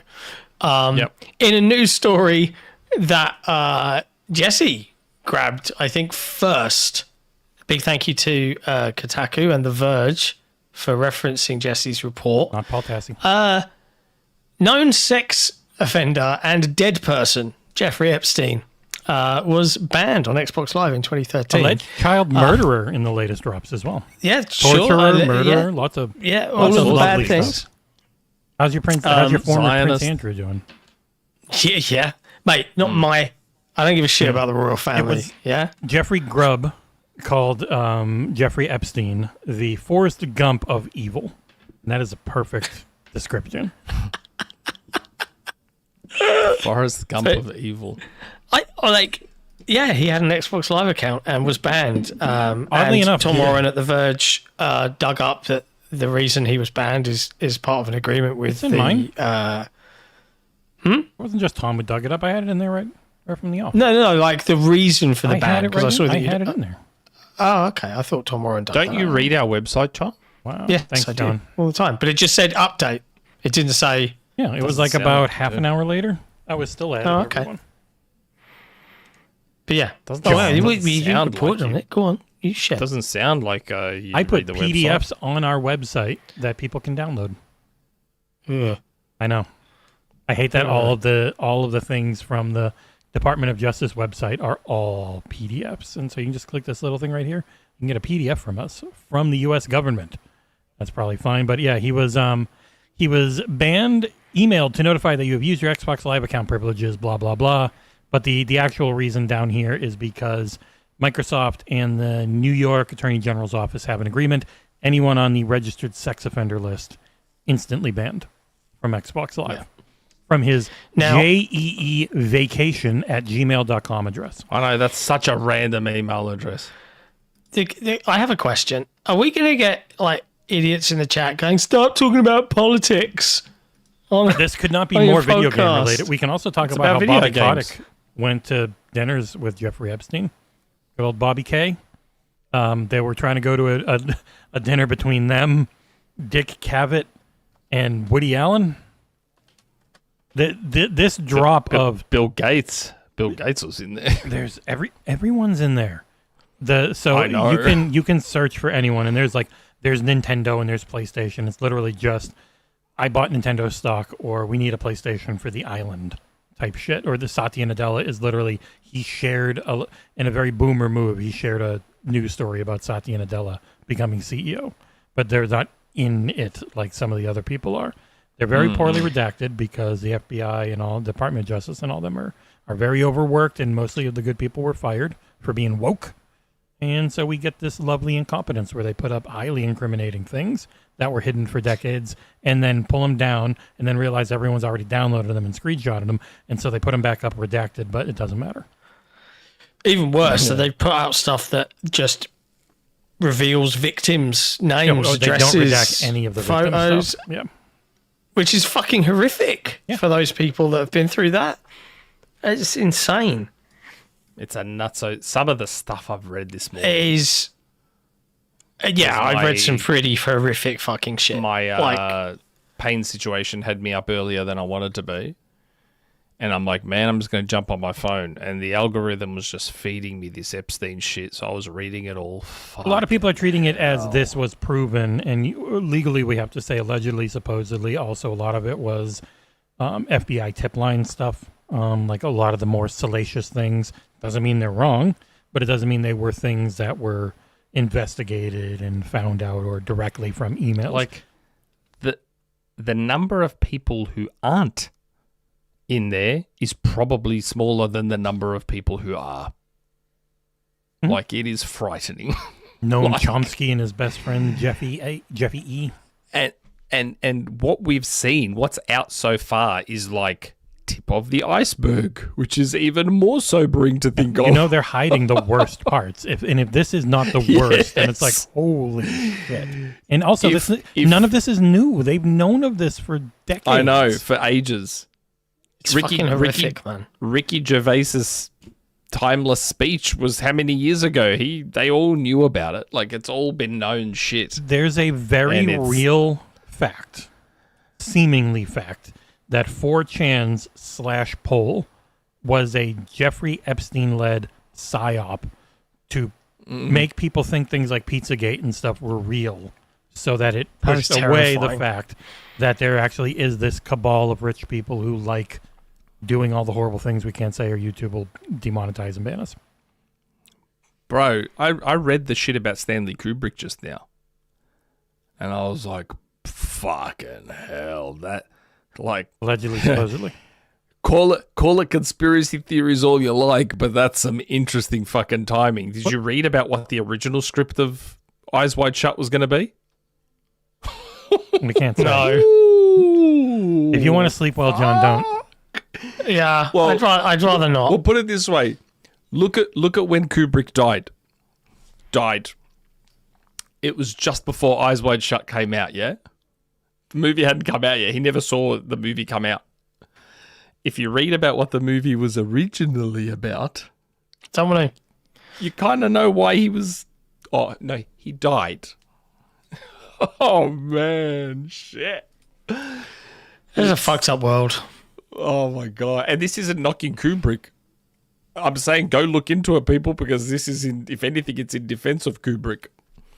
But, yeah, man. Timmy, I don't think it's that he didn't finish it. I think he was not allowed to finish it. I think that's what happened. I don't know if Jesse's looked that up or not, what Eyes Wide Shut's original script was meant to be. I've seen people talking about it. I haven't seen the whole thing yet, though. It's full on. Can you imagine if you had played against Epstein in, like, COD? Well, I mean, you wouldn't know. I think it's more likely you played against either his victims or the friends of rich people who came over. Like, but I wonder if he was doing what the Predators are now doing on Roblox, but back in 2013 and earlier on Xbox Live. Like, they're just this so super rich, evil, crazy shit that they don't need but also they're just so fucking dumb about it.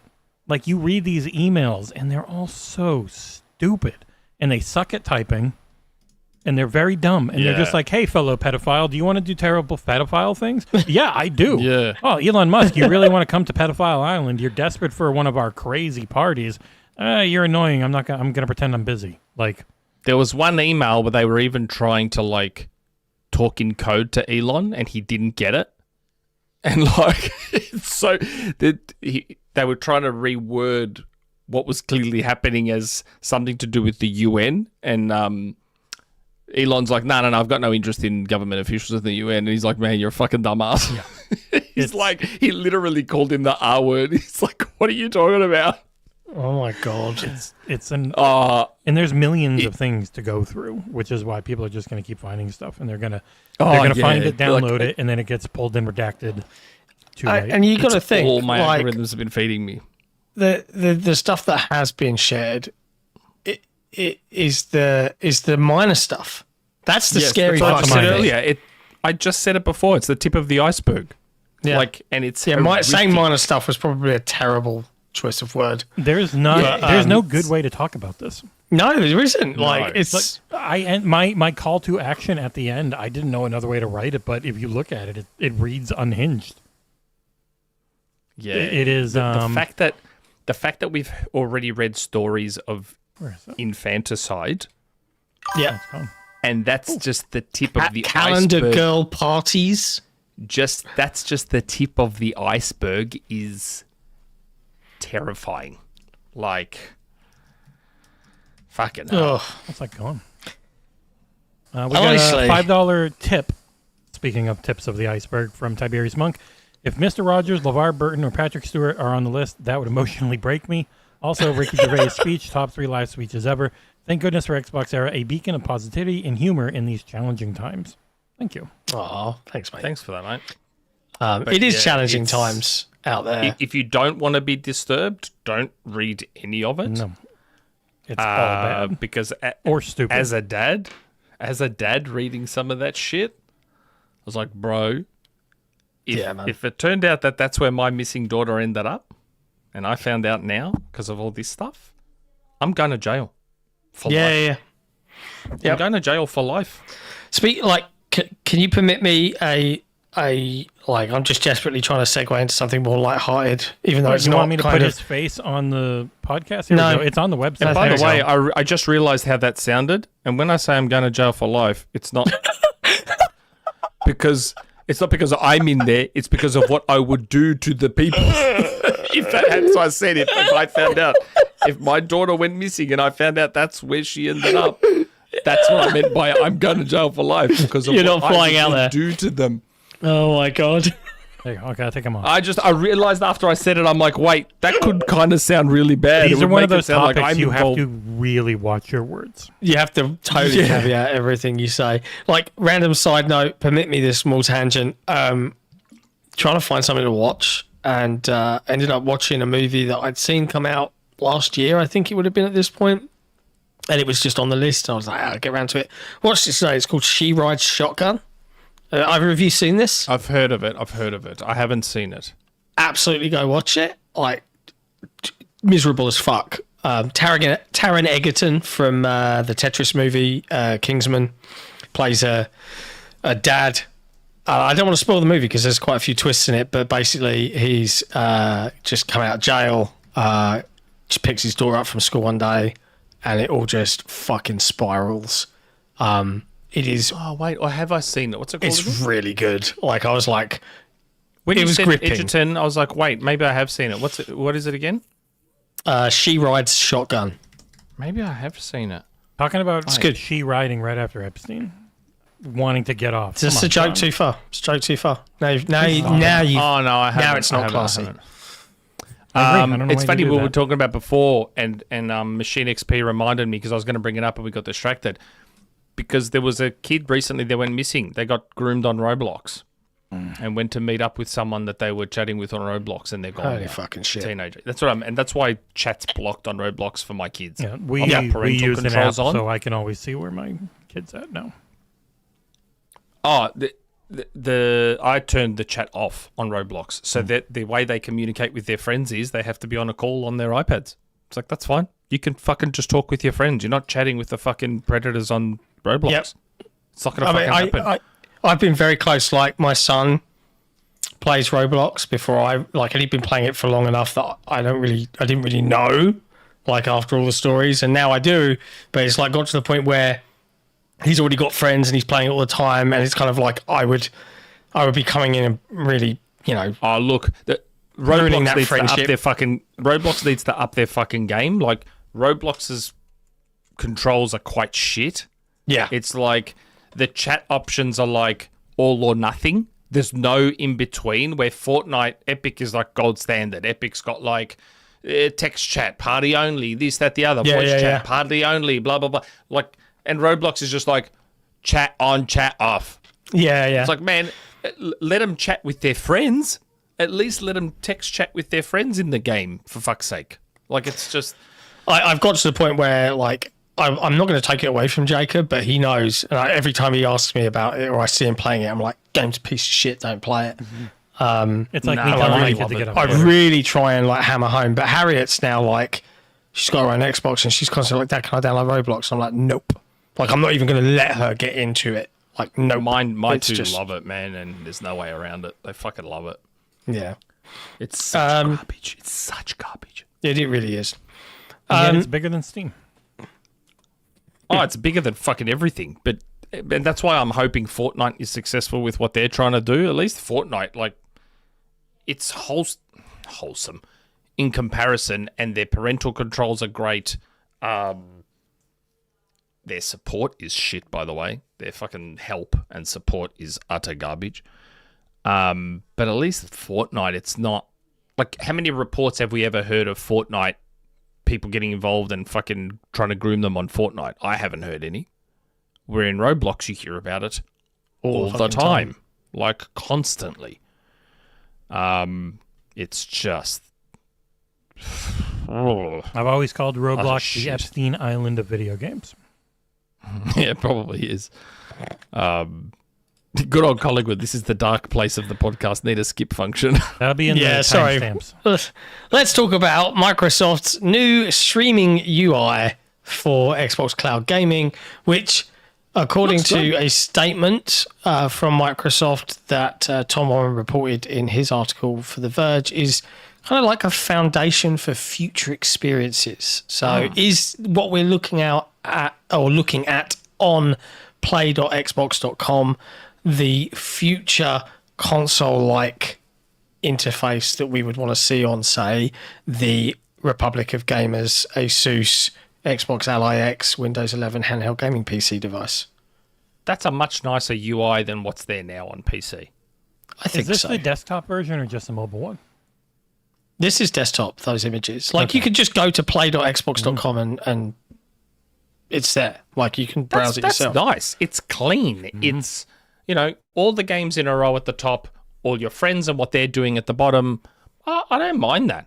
Like, it's if they can get that performant and smooth everywhere, so make it ultra lean. You'll be happy, Nick. Jez talked about that. They're trying to get all the webhooks toned down so that it's not so reliant on the internet, on the UI. Yeah, Yeah. believe it when I see it. But like course. we've all heard rumors about this. Like, I was told years ago that this was not their end game per se, but that this was a goal of theirs. So my guy at Microsoft was saying years ago that they want to have like this one UI that runs on anything, TVs, web, consoles, fucking mobile, everything. Just this one UI that does it all. And that's obviously the beginnings of it. But I don't mind. I don't mind how it looks. I think it looks nice. In the video I saw of Tom's, it looked really good. I didn't mind what I saw. I'm kind of bored of the big squares a little bit now. Like, I am. I'm a little bit bored of big squares. Like, I like video game art and all of that jazz, but big squares is starting to get a little bit irritating now. Because it's all we've seen for... What about big oblongs? All we've 13 seen is years. squares for more. For the Yeah, better part well, of, yeah, like, yeah. I 20 suppose the Xbox 360 new experience, whatever they call it, was big squares. That's why visually the PlayStation 3's cross-media bar was gorgeous. I know functionally it was a bit shit, don't get me wrong, but visually the PS3 UI was like, it was beautiful. It was so, that Sony crossbar thing, it was on their TVs, it was on the PS3, it looked fantastic. It just wasn't good as an actual UI in terms of using it and getting to where you wanted to go. Like, I reckon had Sony, the current version of Sony that's actually gives a fuck a little more about their software, if that version of Sony was around in the PS3 days, they might have evolved and pushed the cross-media bar in a way that made it even good from a functional standpoint. Like maybe you have favorites that can be added to the row of icons, so you don't have to go brrr, brrr, to get to your settings, and then brrr, brrr, brrr, and just it's almost like fucking playing Tetris within the UI. But it was nice visually, because you talk about being sick of squares. Well, all this was, I don't know if you remember the PS3 UI, but it was just icons. So there was a whole row of icons. One was like a picture of like what the themes are, and then once you found your icon, you had all these other options. I remember. Up to down. It looked really nice. If you wanted something different, the Vita, the PlayStation Vita, had those little circular things that were really cool. They looked like they were like M&Ms in shape, but from the top you just saw them as a circle, but they were 3D rendered and they were like an M&M. I'm an idiot. I don't know what that shape is called. I don't know what to call that shape. What would you call an M&M in 3D? With like a spherical 3D... oval. Yeah. Okay. Maybe. Yeah. But the Vita. So Sony used to be really cool about having UIs that looked unique and different.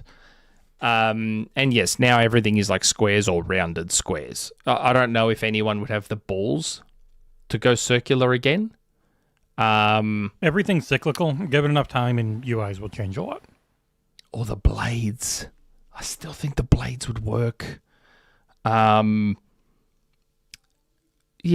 mean, it would be difficult in today's age because there's so much to think of when designing a UI. It'd be difficult to create something that is visually pleasing and unique, but also functional, but also not a hog on resources. In my head, I can think of some cool looking shit, but how would that work in practice? Trickier than you think. It would be hard. So I understand why they're sticking to the UI they've got. But, yeah, I don't know. If it ain't broke, but also I'm kind of bored of it. Yeah, I get it. I get why you're bored, but... Arguably, it's just a UI and I don't really give a fuck. But, if we're talking about it in and of itself... I am bored of squares. The issue for Microsoft more so than Sony and Nintendo. So Sony and Nintendo are in a position where they can do whatever they want because they've just got their console and that's it. Where because Microsoft is now trying to create a UI that spans almost any device on Earth that has a screen, they can't just try something. They have to stick to, that's it now. They're on this track now, this slightly rounded square track. That's what they got to stick to now. They're not gonna. They've put themselves in a position where they can't really deviate off the path they're on much. Yeah. Where Sony and Nintendo, they've just got their consoles now, and their UI is purely for their consoles, so they can do whatever the fuck they want. If Nintendo wants to do stars for icons, they can. If Sony wants to do circles, they can. If Microsoft can't now, no. I don't think. Makes sense. But yeah, that's cool. That's cool. We'll have to see how things come. I'm hoping we'll hear a lot more about Microsoft's future plans at GDC this year, for development platforms and what they envisage the world to be. But we'll see. We'll find out. Hope. Elsewhere in video game news, Nintendo shared a new Virtual Boys trailer thingy, which is coming out this February 17th, I believe. Where you too can... They're already sold out. Wow. I mean, there it is. There it is. I do not understand Nintendo fanboys. Don't get it. I have to assume that most people have bought the Virtual Boy as a collector's item. Yeah. Like, I've done that with lots of stuff. There is stuff I have bought with no intention to ever open or to use it. You could almost call it an investment because I know it's going to be worth something later. So you don't open it up because are people really going to play this shit? You will know if they play it, Nick, if your Nintendo friends have really bad neck pain when they're doing this on their desk to try and use this stupid thing. Yeah. Balance it. there's a reason that the Virtual Boy failed the way it did. In this version very of ahead it's of not its going to time. do great. It just Sorry? props on it just props on a table, and then you have to stick your face into it. Like it's not going to be comfortable for 99% of people. No. I don't understand why it's not wearable, for one. Like, Jesus Christ. Yeah, I don't get that either. But they've got the cardboard version.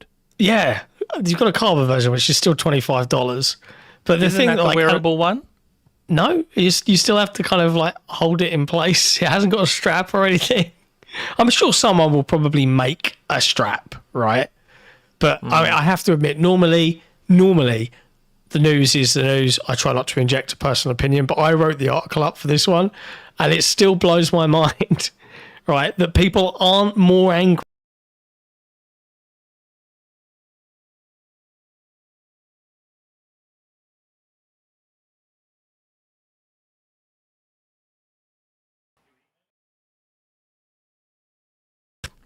Why aren't people annoyed about that? Why aren't people up in arms about that? I just want to buy those games. No. So do I. No. I've said it many times. I wish they'd bring back the Virtual Console and just let me buy these games ad hoc. But yeah. It can't be a licensing issue. We've lost clearly sound got the because Jesse. license. We lost sound because Jesse pressed a button as he got up. Are we back? Do we have I don't know. There's no the sound is It's showing. frozen on my YouTube on my end. Yep, I haven't done anything. The sound's showing perfectly fine in OBS. Nothing's. We've got Nothing. sound. We've got sound. Yeah. We lost sound there for a bit. Oh, we can't hear Jesse now. I can't hear Jesse's you. Muted. Weird. Yeah, Well, I can see stream can hear the me. slash through his Right. microphone. The only way to on fix it StreamYard. is to do this. Yeah. So we'll be. Yeah, we can't unmute him There you go. because they Now chose he's to mute unmuted. themselves. There we go. It's something weird with StreamYard. I didn't do anything. Yeah. It's always someone else's fault. Yeah. Yeah, So we're beholden to StreamYard, motherfucker.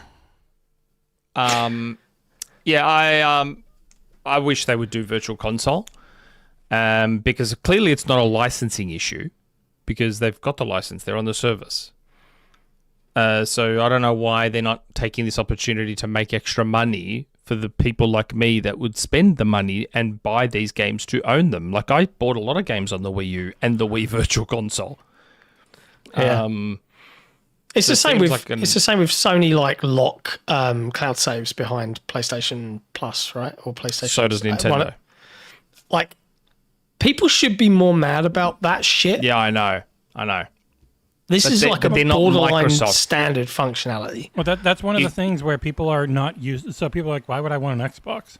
And we who use it know it's the best to use. It's the best platform. They're just used to the shittier side of the things that they use most of the time. They're used to it.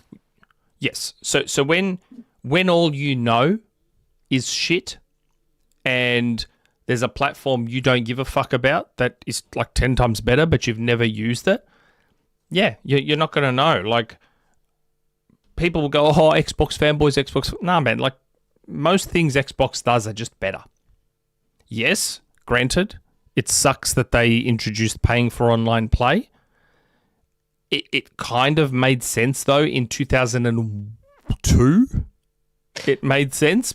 But In the way that you had servers and all of this shit that you would jump back on. then, it and was run. very different. Like, Microsoft invested a lot and were doing a lot to make online gaming a seamless experience that's just part of your console and part of your games. So paying for Xbox Live in the early days made sense.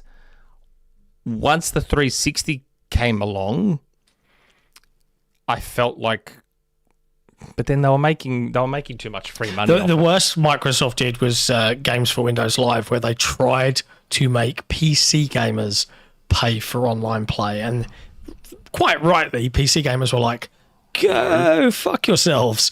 And it also, like, we've spoken about this before.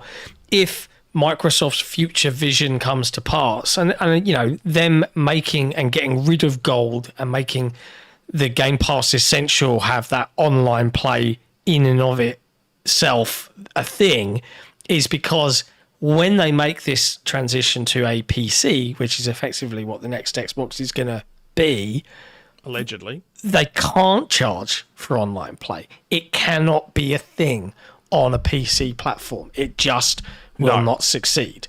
So we're in this weird transition phase for a lot of Microsoft stuff. And I guess this general topic of conversation segues us nicely into how absolutely shit the Xbox division did in the last financial quarter of FY 2026 compared to someone one. was in the chat earlier, and they got very upset about my title. Yeah, well, you did leap upon the negative approach. You called it shit when we all know the thing that was shit was that Call of Duty Black Ops 7 was reportedly like half of what Black Ops 6 did, which dragged down the entire division. I do think one thing to always remember with this, whether it's no matter what the publicly traded company is, these are numbers set in a way for investors to try and make them excited and happy for the future. It doesn't give you any granularity. We have no idea how Game Pass did. We have no idea how each individual developer did. Like, all of those matter way more than what did the whole pie do. Except for to investors, because investors are very stupid, as we saw with all of the friggin' investors Google Genie. going, oh my god, Google Genie. Oh Yeah, shit, they can just make video games. I'm saying, no, they can't. They can't do jack shit with it. It's just a tech demo that will never be something people want to play. Isn't that what makes the whole system, the whole capitalist system so fucking stupid? Like, yes, the fact that these companies make these decisions, sack people, ruin people's lives because of these investors who are mostly fucking stupid and don't know their head from their ass. Yeah. Like that's almost what the entire system is built on, and I'm like, that's insane. It is kind of nuts, insane right? to me. It is absolutely nutso. So all these stocks took a hit because of a fucking bunch of AI slop videos. It's like, seriously? Like that's how fake the whole thing is. That's how fake the entire system is. Insanely stupid. It is. I mean, I was pleased to say I was pleased to see Microsoft's stock take a big hit in particular. Massively, because investors are like, you're spending all this stuff and here we are. We're like, what is we 2 years into this fucking madness now? There's no fucking return coming. Yeah, they spent like $35 billion on data centers and stuff, and they're calling. How would there be a return? And they're calling future OpenAI stuff as money they have now, and people are like, oh, they're gonna get mad about the gaming division being down. It's like, no, the gaming division even is like such a tiny little part compared to what they are spending on all of their AI bullshit, where they have actual things that are working with cloud and all that, but they're spending insane amounts of money to try and keep ahead of everyone or catch up because everyone thinks Copilot is shit. But it's burning money. Yeah. It's burning money. The crazy thing is, Nick, is that, like, and we've talked about it on this show before, I sit here and I'm thinking, like, Satya Nadella's running Microsoft, right, as CEO. Worst CEO. Right? There is virtually no, like, consumer I would be willing to pay for this use for this at this point. Perfectly fine. I'm perfectly fine with enterprise businesses using it for customer help desk. And I know it's taking away jobs from people. I'm just talking very generally. Like, I get some uses for it on a business enterprise level, but for average Joe Blogs buying Windows 11 Home Edition, does not give a fuck about any of this shit. Doesn't care. Especially when it doesn't really work properly anyway. No, it's always bad. That's the worst part. It doesn't always even work properly. There are very specific things it's useful for, and none of them are consumer facing for the most part.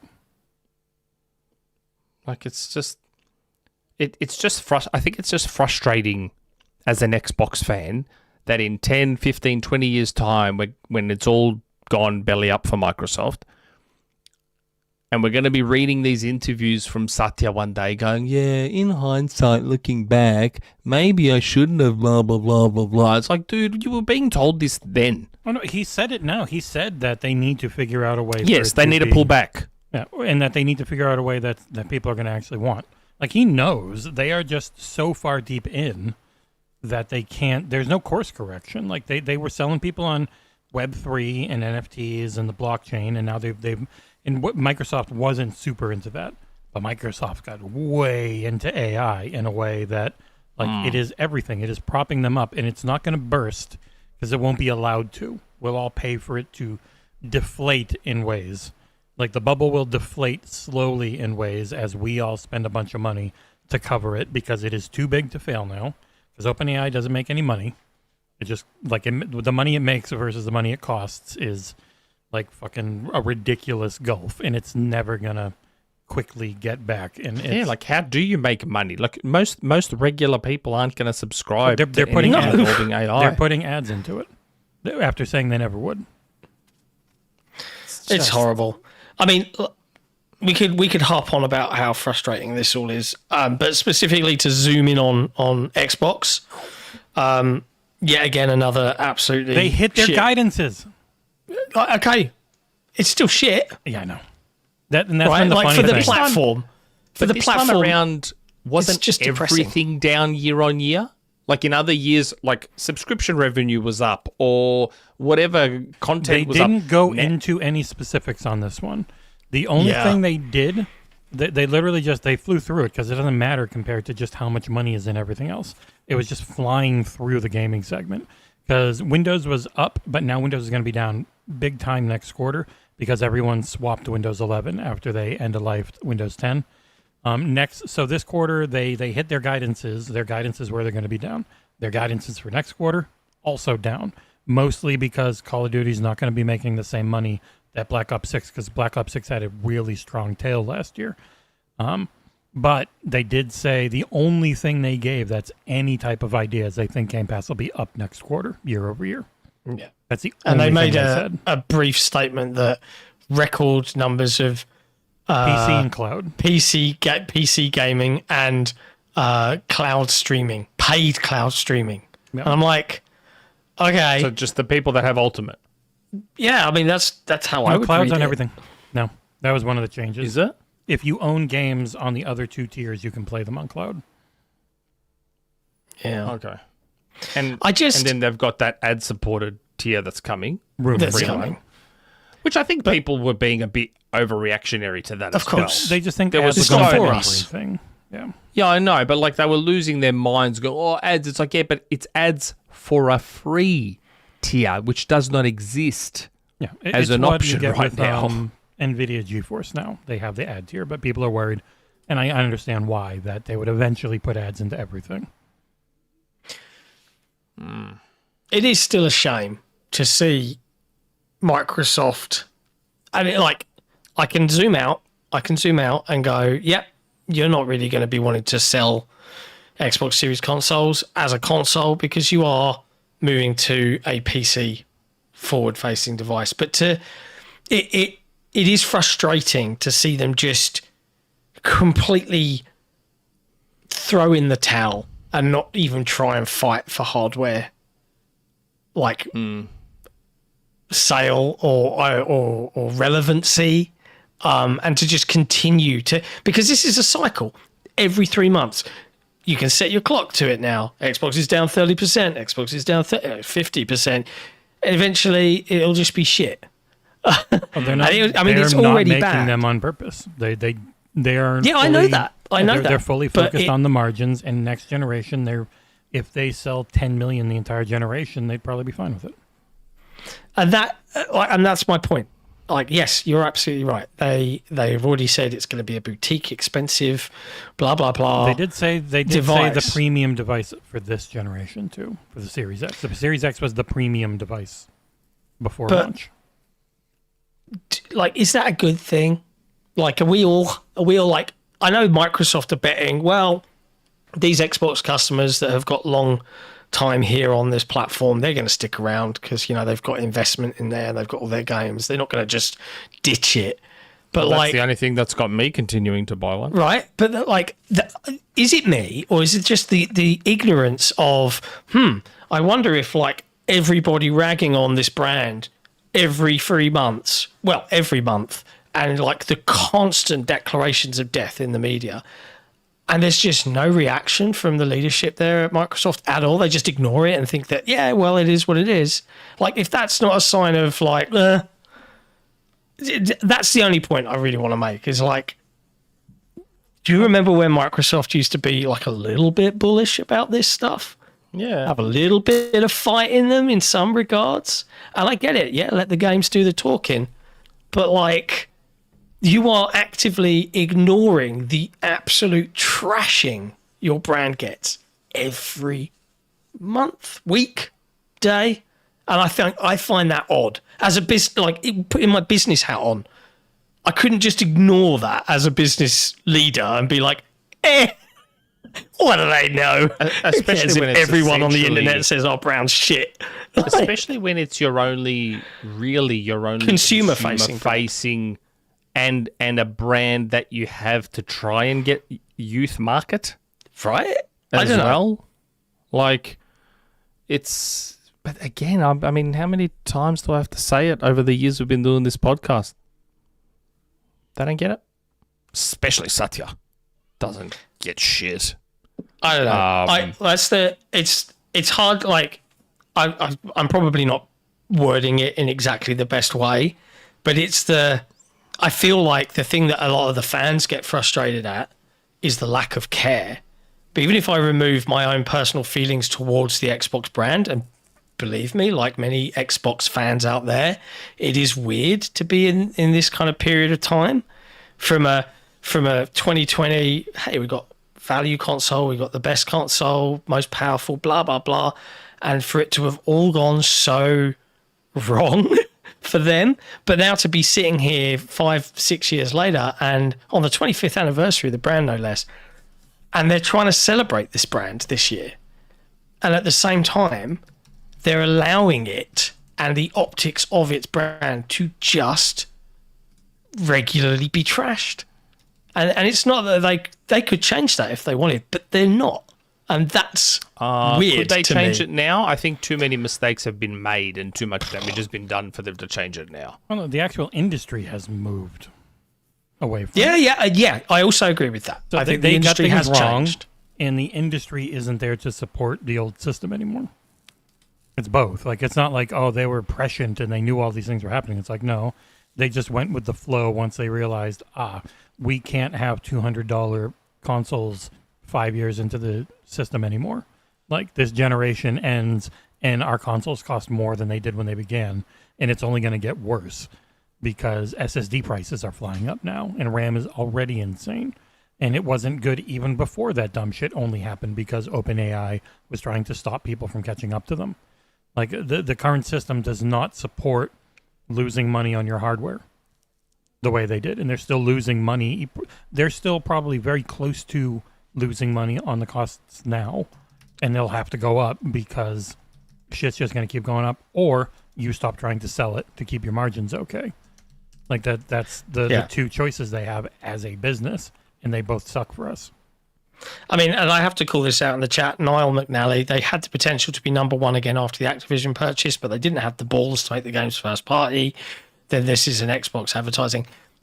Like, let's be super clear here. Microsoft as a business, $4 trillion Microsoft, had faced an enormous amount of regulatory scrutiny in the past to the point where they were threatened to be broken up, and they played ball and they nicey-nicey'd and they got all the messaging right, and they've been allowed to stay as Microsoft, right, without segments being spun off because they play nicely with regulatory board. If they had tried to make everything exclusive, to Nick's point, lock it up, every Call of Duty exclusive now. You want to play Call of Duty, bitches? Buy your Xbox. On paper, would have transformed the industry, probably would have sold a lot of Xboxes.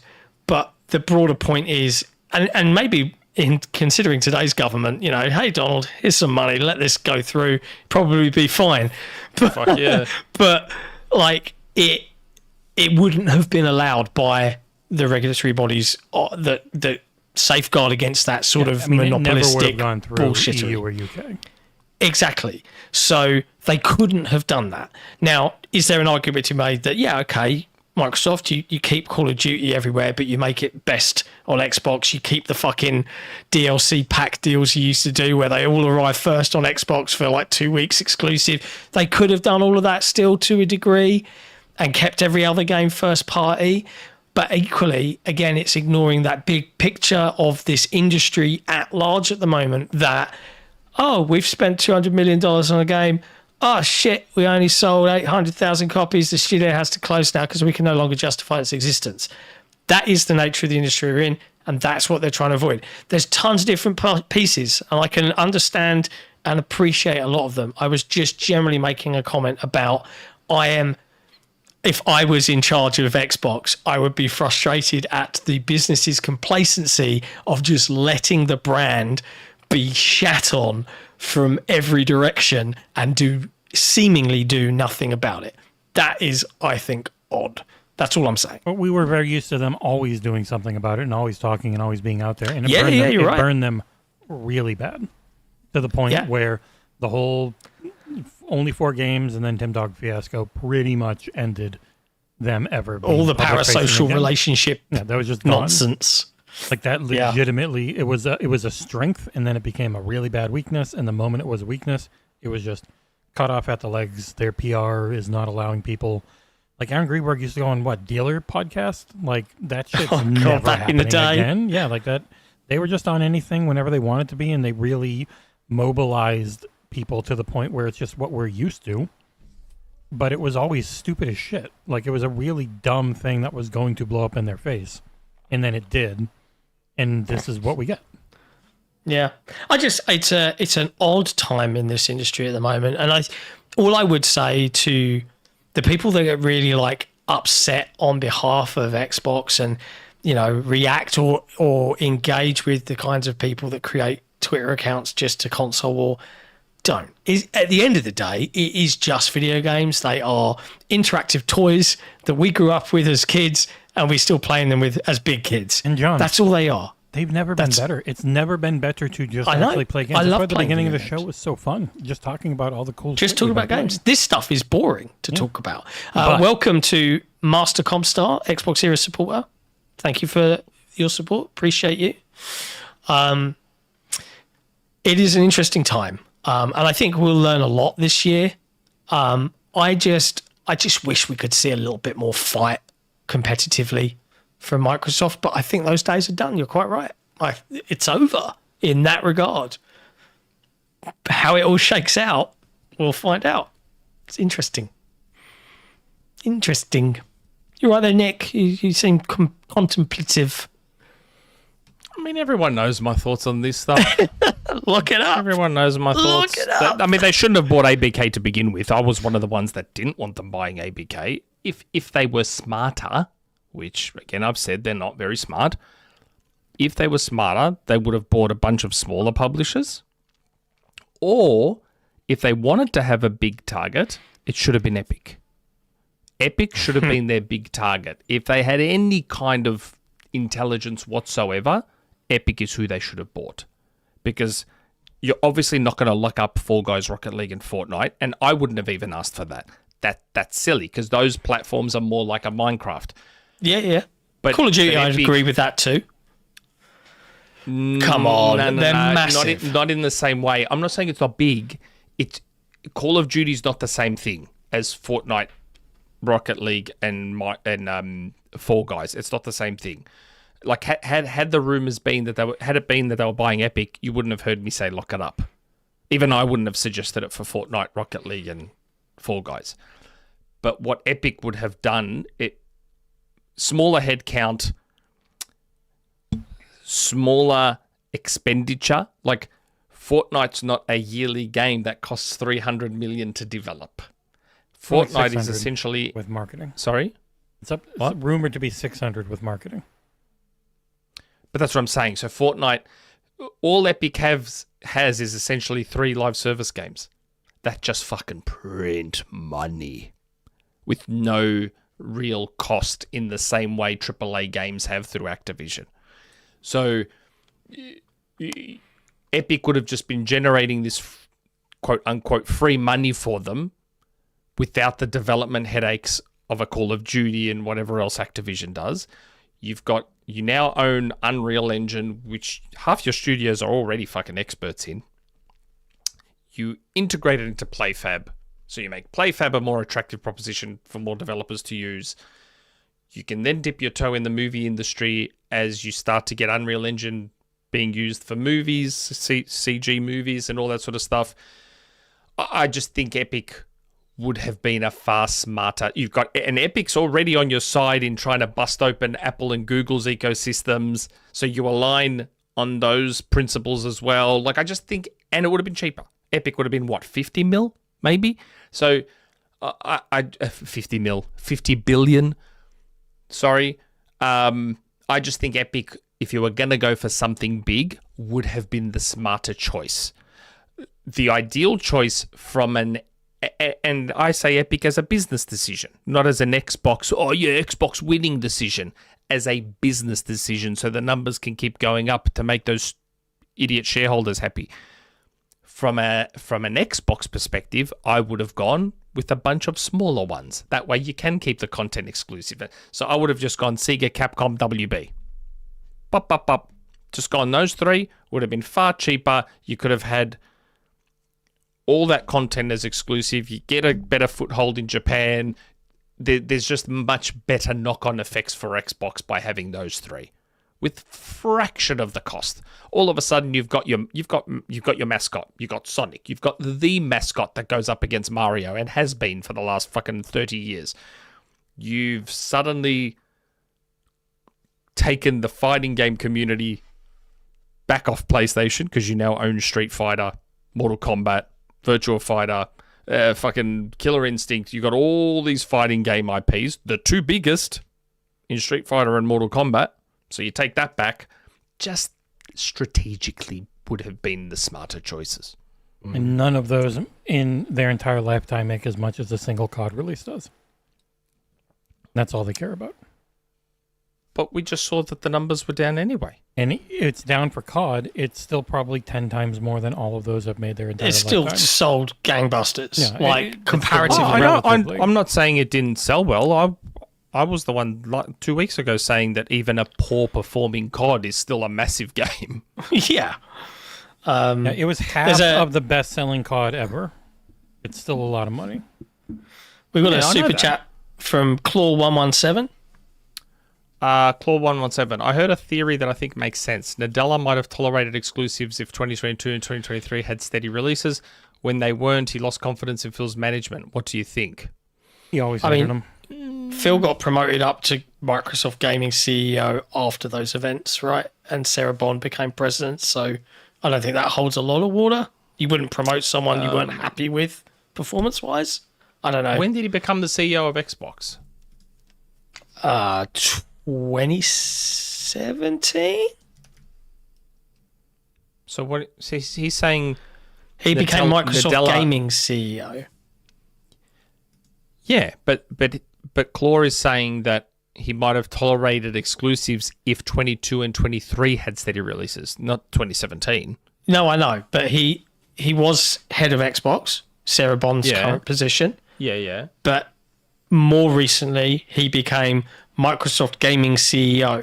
And I think that was, 2022? January 2023? 2022.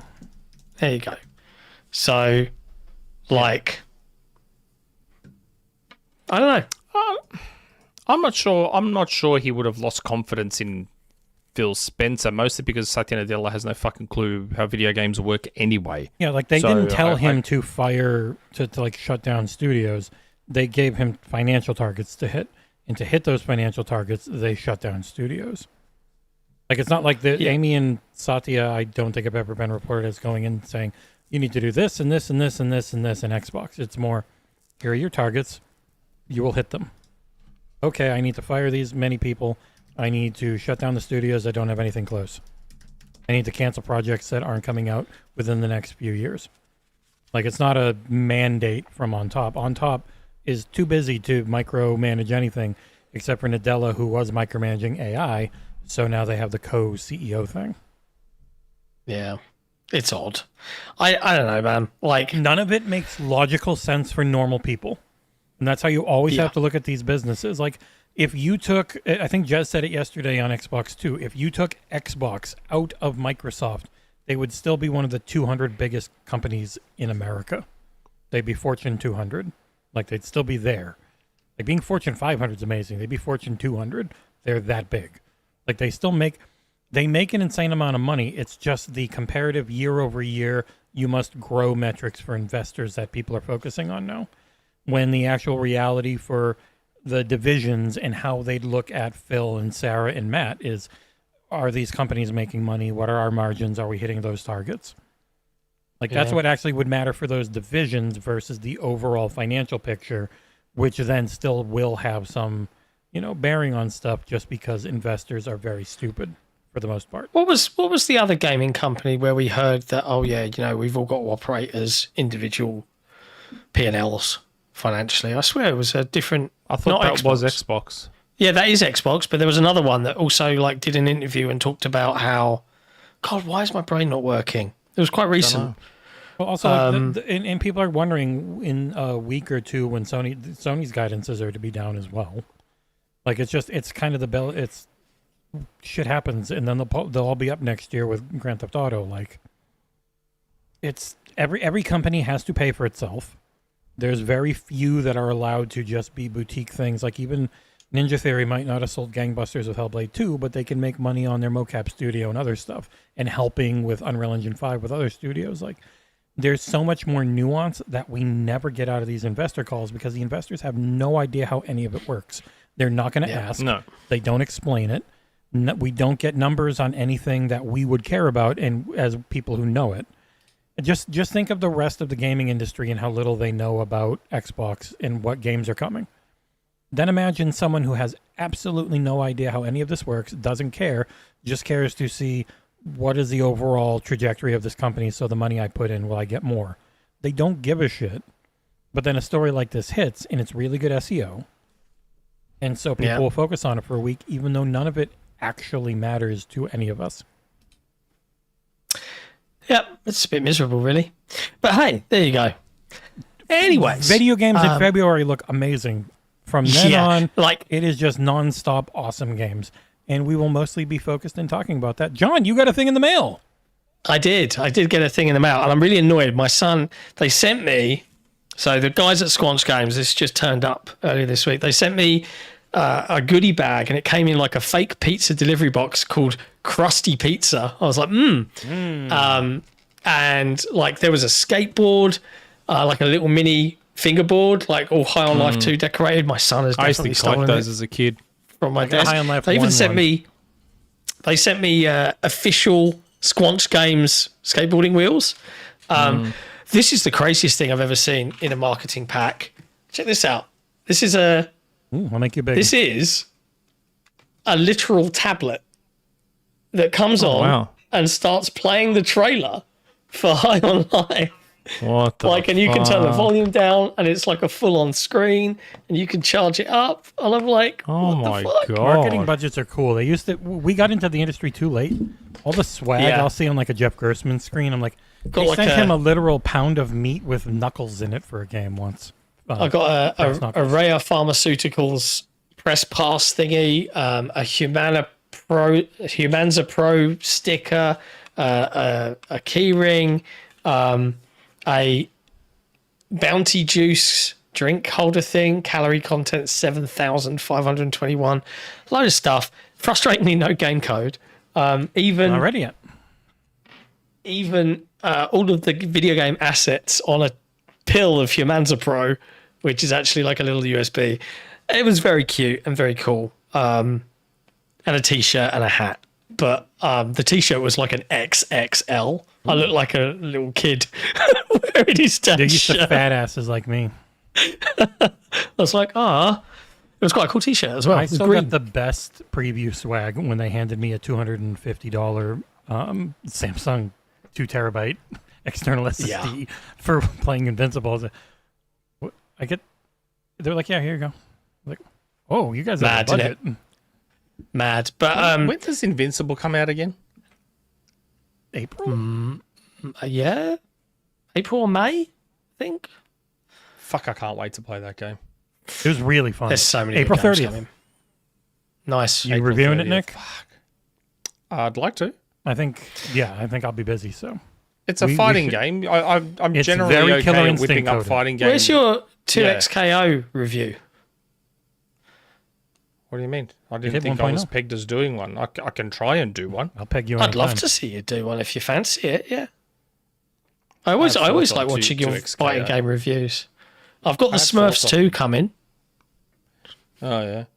I have thoughts on 2XKO and Marvel Tokon, and both games seem to suffer from the same problem, which is worrying.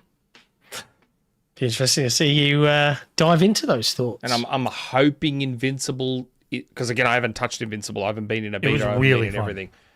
And I'm hoping that Invincible isn't attempting to do the same thing that 2XKO and Marvel Tokon are doing. What's that? Okay, I'd love to talk about Maximilian with this one day because he understands the Get him on again the once it comes out. the minutia of fighting games in a way that I am completely and utterly envious of. But what 2XKO and Marvel Tokon are trying to do is they're trying to simplify fighting games, which is admirable. It's a cool thing, so people don't have to learn quarter circle this and fucking blah blah blah blah blah. But then they added extra layers of complication, which I would argue are worse. oh, Like I jumped into 2XKO the other day and redid some of the tutorials so I could remember a lot of the systems of the game. And then I realized, okay, so you guys have simplified the buttons and how you do special moves and all that. But then the depth of the combat, you've overcomplicated it because there are just so many fucking layers to it. So it's like you've Invincible negated... Versus does have, so the default control scheme is the basic one. More for, but they were talking about, and I don't know if they've said anything since, they were talking about getting classic fight controls in as well, if you wanted to play it that way. It definitely did have a mix of the basic and the more complicated once you got to it. Like, you couldn't just button mash your way against someone very good, though I did beat the guy giving me the demo one time. He beat me 4 times. I beat him once. But that was only once I figured out, okay, if this is happening, I got to do this, and I can call in one of my tag partners. They'll eat the hit for me, and then I can stop them. Like, it felt really good after only half an hour for me, where I did not feel overwhelmed, even though he really knew what he was doing. But I also felt like I needed to figure it out, and I needed to know some of the moves. And they've got, like, I think they said around 15 or 15 plus. I think they said 15 plus characters, so it wasn't some enormous roster to try and read everyone from. But we will have to see once it's fully out. Yeah, see, for me, Killer Instinct, that's why Killer Instinct is like top 2, top 3 fighting games of all time for me, because it still harkens back to the foundation Street Fighter laid out, but the depth, honestly, I wish I was more eloquent to be able to describe. What if I told What you I'm trying the to say. game Killer Instinct came up no less than 20 times while I was talking with the guy about Invincible Versus? Yeah, it's good. That's why I'm so excited about it, because it's pretty much OG Double Helix that are fucking making this game. So that's why I'm extremely excited about it. Like, for those that have played Killer Instinct and liked Killer Instinct, you'll know what I mean, where Killer Instinct's not, I would argue it's not quite pick up and play, but the depth of the game, it's not demanding as much. It's not demanding the same level of cognitive engagement to try and think of everything you want to do in the same way these newer games are. Like 2XKO, you start it, and it's like, oh, it's just one button for this and one button for that, and then one button for this. I don't have to learn all these different moves. But then to actually really do anything in 2XKO, you kind of need to know all its systems, and there's so much to it. There are just systems on top of systems on top of systems. Killer Instinct doesn't have that. Neither does Street Fighter. Neither does, like, those OG games don't have all these systems which just cancel out streamlining that you're trying to do. So I'm with you. I think I understand what you mean. Their heads are still in the 90s where it's like, oh, yeah, people don't want to learn quarter circle punch and then back forward punch and then forward quarter circle punch for a Shoryuken or whatever. It's like, dude, it's not the 90s anymore. People are okay with that now. But then if you want to do any cool tag stuff and anything else into XKO, there's just so much to it. Like, I went back and did the tutorial and I'm like, man, this is a lot. There's a lot you need to know and remember into XKO. It's like I'm giving the review before reviewing it. And Marvel Tokon was similar. They simplified control, but then complicated all the systems with Marvel Tokon. At least that was my experience in the beta anyway. So I have concerns about Tokon that I'm hoping Invincible Versus doesn't have. It did not feel overwhelming in the hour I got to play against someone who was incredibly good at it. It looks so good. Yep. And you can punch people's arms and heads off. Yeah, I know. It's obviously doing, following the show. That's very gory. Which is cool. But that was quite a tangent. I don't even know where we started. Was it a super I haven't had a chat? tangent like that in a long, long time.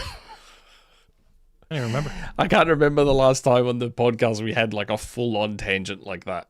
Love a good We were tangent. talking about High on Life. Yep. I'm looking forward to High on Life. Reanimal. Loads of games coming. Yeah, a lot of hopefully co-reviews this year. I'd really like to do. Yeah. We're also and again, we're doing as many developer interviews as we can because we really love doing them. We love chatting to developers. We've got some cool stuff. We've done 3 in the past week. Only one's out. Yep. There's more. There should be 2 more. Well, 1 more next week and then maybe 1 more the week after. But like Nick, I would also encourage, if you're going to review TKXO or if you're reviewing for Invisible Versus, 2XKO, people will yell at you. Yeah, whatever fighting game name. Reaching out to the developer and being like, hey, do you want to come on and just have a conversation with me about some of the decisions in the game?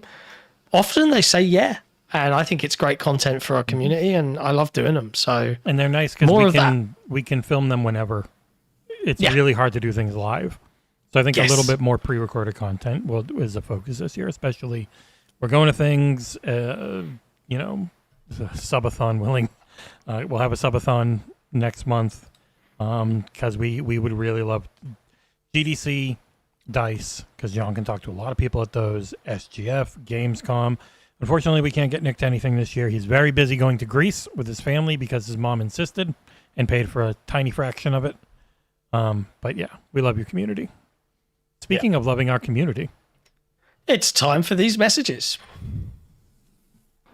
Everything XboxEra does is only made possible by the growing army of incredible Patreon supporters. Our MVPs and executive producers are all incredible people, but even more so are our grand benefactors, Croat56, Assassin, and Kevin S. All of this under the watchful eye of our lovely and benevolent CEO, Torn Raptor. If you want to become part of one of the best communities on the internet, head to patreon.com/XboxEra, where your patronage can help keep us alive for another month. That's right. You guys are fucking awesome. Big thank you, as always, to our patrons, our YouTube members, anybody that jumps on, reads our content, watches our videos, interacts with us, and is generally awesome and supports us financially, especially in this economy. You guys rock. So big thank you to all of our patrons. If you want to support us, head to patreon.com/XboxEra, because you too can then have the privilege and joy of asking us a question every week to end the show. We have a few to dive into, Nick. So where do you want to start? On the form? Always. Yep. On the form. Start on the form. Okay. First question is from TiberiusMonk. Hello, XboxEra. Hello. Yeah, Mrs. Doubtfire. Hello! XboxEra. We are at episode 299. It's the final countdown. Oh, that song sucks. What? Get out of here. It's a great song. Serious? Yeah, it's such a good song. Oh, it's very catchy, but it's terrible as a song. Even my Very 10-year-old catchy. loves it. Recently, I was playing Divinity Original Sin 2 and ran into a tough boss who wiped out my party multiple times. On a whim, I tried something ridiculous, turning him into a chicken with a magic spell. Somehow, it completely worked. The spell wrecked his stats and let me win the fight. I honestly did not expect it to work. So when it did, I was shocked, excited, and definitely did a little victory dance around the room. Gotta appreciate the small wins in life. You can just turn a boss into a chicken. That is the Baldur, that is their thing with Larian, is that you are essentially, if you can think it, we want our engine to let you do it. That's what made Baldur's Gate 3 so fun. You have to be very inventive, which I'm not. But if you are, you can be like, well, I've got this ability that just let me jump insanely high. Oh shit, I just jumped past like 50 mobs and completely skipped everything, and their engine can handle, like their games can handle it. That's their whole thing. Interesting. It's really cool. Name a boss or difficult moment in a video game where you were able to achieve victory in a funny, random, bizarre, or just really creative way. Also, congrats on getting close to 300 episodes. You have great content as always and deserve this success. Take care and ciao. Thank you. I use the glitch on the Warden Eternal to skip it. Well, what's the glitch? Because like the Warden Eternal, once I learned the splinter grenades, 3 in the back killed them. It was a joke. Although there's a section in Halo There's a 5 where you glitch can to just like jump jump up. and get around him. Just walk past him. Yeah. I was like, yep, I don't want to fight this cunt for another fucking 15 never did times. I'm once. just fucking going to run past him. Once I realized the splinter grenades killed him so fast if you just hit his little black hole in the back. Do you know that Kelly Gay in that book, Epitaph, that's hidden now, made the Warden Eternal a really good character? That's how good of a writer she is. It's a shame that he sucks in the game. I know. A long-winded answer, hopefully not too long-winded. When we used to play Left 4 Dead, when the first one came out, and Left 4 Dead 2, to be honest, we, like everybody that plays games does this, they cheese things. We call things the thing. Yeah. And we used to have this, every campaign level in Left 4 Dead that had a challenging moment had a cheese opportunity. So, but it was all named the Jesus Rock or the Jesus Room and it was just like the banter between my mates, like everyone get on the Jesus Rock, and there was just like a rock where the tank couldn't hit you, so you could all stand there and just be gunning. There was all sort of silly things like that, but like there's countless things like that in video games. But that one pings into my memory more than any other recent ones. I think I did have an instance in Ninja Gaiden 4 where it got to a really hard boss and I was like, oh shit, and I died like 2 or 3 times, and then the 4th or 5th time they loaded in, the boss just stopped attacking. It just sat still. I was like, stab, and he killed it. I was like, all right, I'll take it. Yeah, bad. I'll always take shit like that.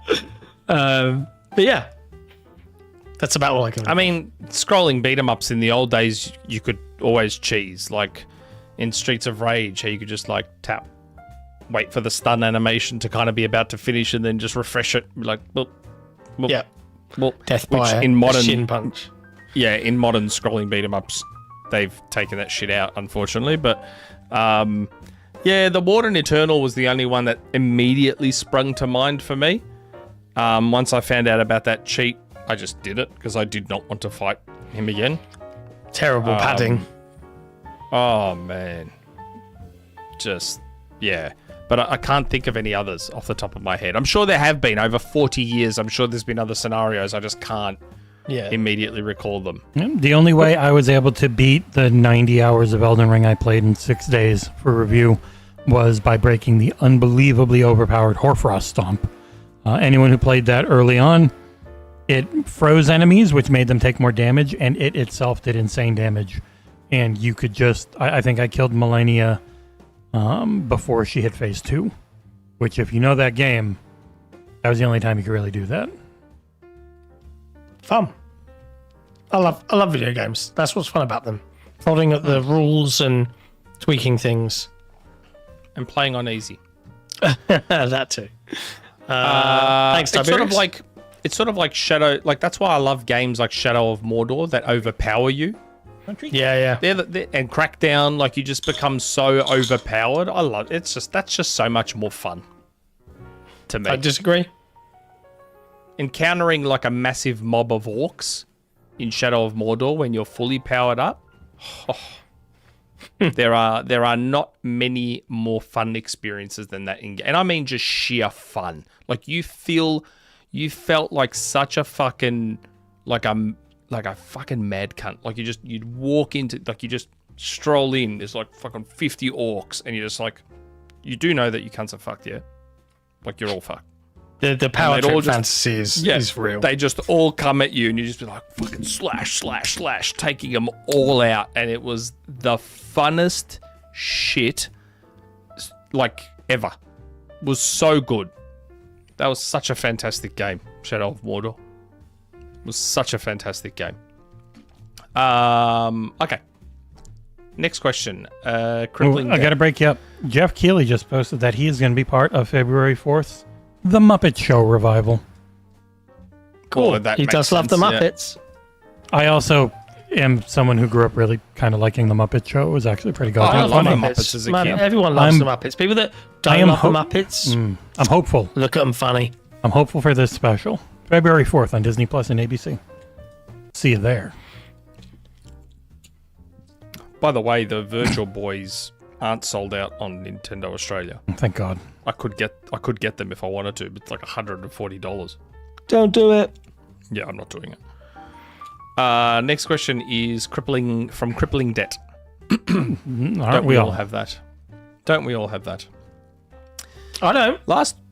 Fuck you. Last week, on both Xbox 2 and this podcast, pretty much everyone unanimously thinks it's going to be Gears E-Day at the June Showcase Direct. No one even brought up State of Decay 3, which I think would be a much better fit, as they said they wanted it to be one of the pillars of Xbox, and I feel the game is more complex and would be considerably easier to have a 15-minute showcase on systems, as well as be a good deep dive for a bunch of people who never really truly knew what the game is to get excited about it. It may not be as likely to get the spot, but I personally hope it gets it over Gears, as I feel the franchise is really underrated and could better fill a direct style presentation and could use the spotlight that includes. Thoughts?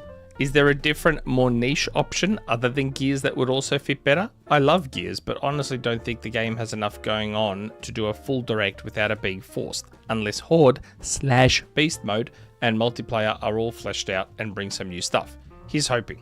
Can I speak for all of us when I say none of us think it's coming out this year? That's why it wouldn't have it. Yeah. Maybe, but I actually agree with his point, though. I think it's a really good option for next year. Yeah. If it's not first half Dev Direct, if it's second half, June Showcase Direct, 100%.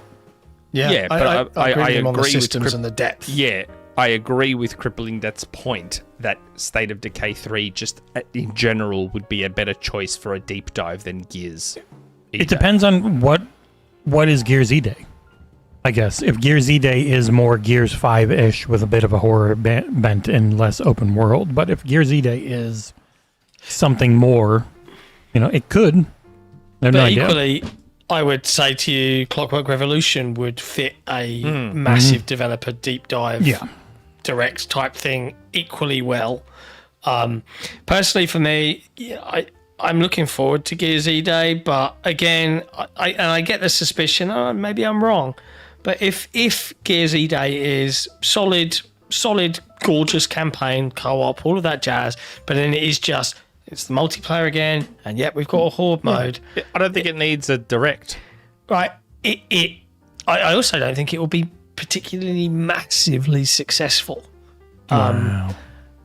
I think Gears E-Day needs a Helldivers 2 cooperative PvE experience that goes beyond Horde into like missions across the surface of Sarah. I've said this before. I think if they came You want out them to and build up announced that, Escape to be something bigger. build it up and make it a new mode, because like they have a PvE element to Gears with Horde mode already. It already exists. They've got the core, they've got all these kind of different enemies and units, and they've got the big fucking monsters, they've got orbital weapons that they can call down. Flesh that system out and have people joining the cog and waging battle across the surface of Sarah, and make it like a communal thing where the cog is like trying to get resources and targeting different areas and blah, blah, blah, blah, blah. And you've got yourselves a game that will live beyond campaign co-op hype, little bit of people playing Horde, and then it's just Mexico playing the multiplayer. That's what I would do. A Helldivers 2 style mode would be good. Would be I great reckon for Gears. It would Gears. work. And you've got welcome, Lambert Microsoft. everywhere, and you've got all that shit everywhere. Yeah, probably Yeah, would. imagine It's not it. a thing you could tell them to do now. It's a thing you have to hope they've already been doing for years. Yeah, I know.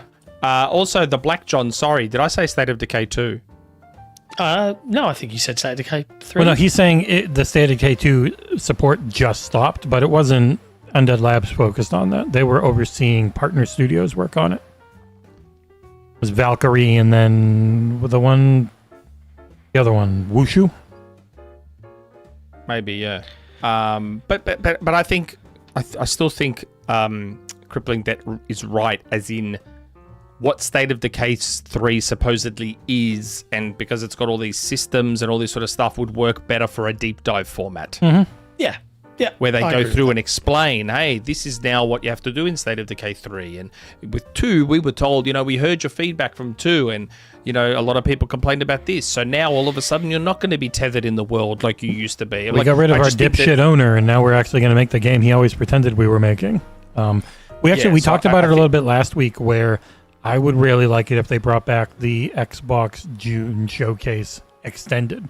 If you remember that from a couple years ago, where it was on the Isn't Tuesday. that what the question is sort of talking about? But instead of being like a direct for only one show, it was like 2 hours of deep dives for stuff they showed.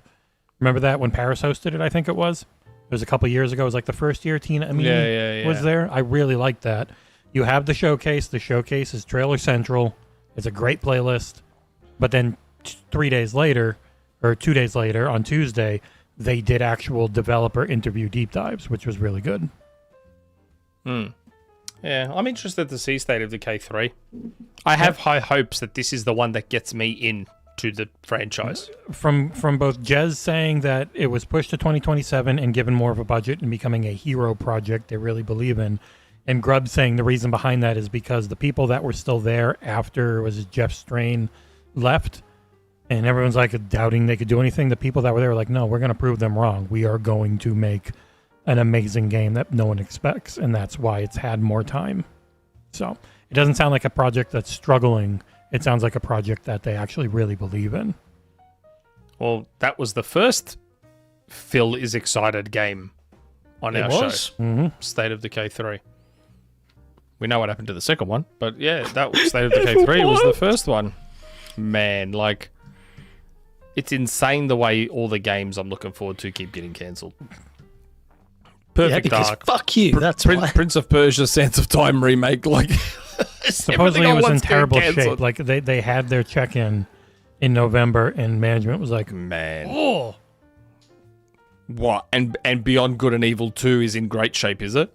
Beyond Good and Evil 2 is, I don't know, tax scheme. I have no idea. I don't know. I got sent a video of Beyond Good and Evil 2. Nope, we're not getting sued. Which I'm not allowed to share. Same way I was sent a video of Project 11. Eidos Montreal's Project 11. All videos and all has images are instantly DMCA'd. Just ask the original Idle Sloth Twitter I know, account. I'm saying. But Jesse can tell you, I sent him a video of Project 11 years ago. I don't have it. I never saved it. Eidos don't. And now Insider Gaming's reported on it. I said to Tom Henderson, I'm like, bro, I've had shit on this game for like 2 years. You want to see it? Oh, God. Anyway, is there something that would fit better in like that showcase? That extended for coming out direct... this year? I don't know. No, I don't think so. Not coming out this year. Halo, no, there's not They enough did there. one. They did their Dev Direct in Yeah, October or September, whatever it was. It is got to be Gears Day. There's nothing else. Unless there's a surprise game that we don't know about in June, that they'll be like, surprise after this, but it's going to be Gears Day. They're not going to do it with Call of Duty again, I don't think. Or maybe, Maybe it'll they be would. Fable to announce 2027. Say, look, it's been delayed to 2027, but here's more on it. Never know. You guys know me. Once I plant a flag, Yep, we do I know ain't that. budging. I ain't budging. Thanks, CripplingDet. Good question. It should be an admirable quality. It should show you all that I'm loyal and It's I'll also stick by pig-headed. you. And I go down with the ship. Jay Foley. Hello, guys. I wanted to do what I thought is a fun question this week. What Xbox first party review was your favorite game to play, and what was your least favorite of all time? This is easy for me. And Nick's barely I done only it. I only reviewed the one Xbox first party game, and that was Ori. I gave it a 9.5, I think. Fuck, that is John's a least question. favorite was Minecraft Legends. I was there for it. Yeah, that's You were just definitely bored. on the list. It wasn't your genre as much. And it wasn't great. It was okay. It was kind of boring. It was okay. Yeah, that's a good point. Minecraft Legends is a good Your cast. favorite to do, from what I saw, was Indiana Jones. Yeah, that was a great game. My favorite to do, but least favorite to experience 2 weeks after through now, was Starfield. I played 110 hours of Starfield in a week. And I loved it. And everyone I talked to that was reviewing it loved it. And within 2 weeks, they were all talking like it was shit. And I'll never forget that. Weird. No, typical. And it's not just the Xbox side. It was very much the Bethesda side. People are weird. You're going to buy the talking flower, Nick, really? That's cute. Nintendo talking freaking flower. It's funny. They know. They're a toy company. They get what people want. For all the shit we give them. But yeah, I absolutely adored Starfield. I played like 400 hours of it. And you know in this job, John, that means I have found many excuses to go back to it. I Yep. really enjoyed the DLC because I was like, oh, cool, an expansion that's focused on this faction quest. And I just played a faction quest. I wasn't looking for version 2.0 of the game. And I thought it was good. I liked the Varun. It was a fun quest. But, you Sea know, of Thieves as well. which was, one? You've done two. Yeah, doing the re-review for Sea of Thieves. And then again, were both really fun. A lot of time spent in that game. But I think Indie... yeah. You were so happy when you were reviewing Indy. You were like, holy shit, they've done it.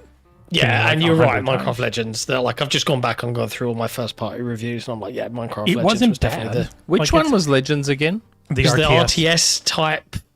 Oh, you were not on the back of a Dungeons. mount. I'm thinking of Dungeons. Wait, Yeah, no. Dungeons is great.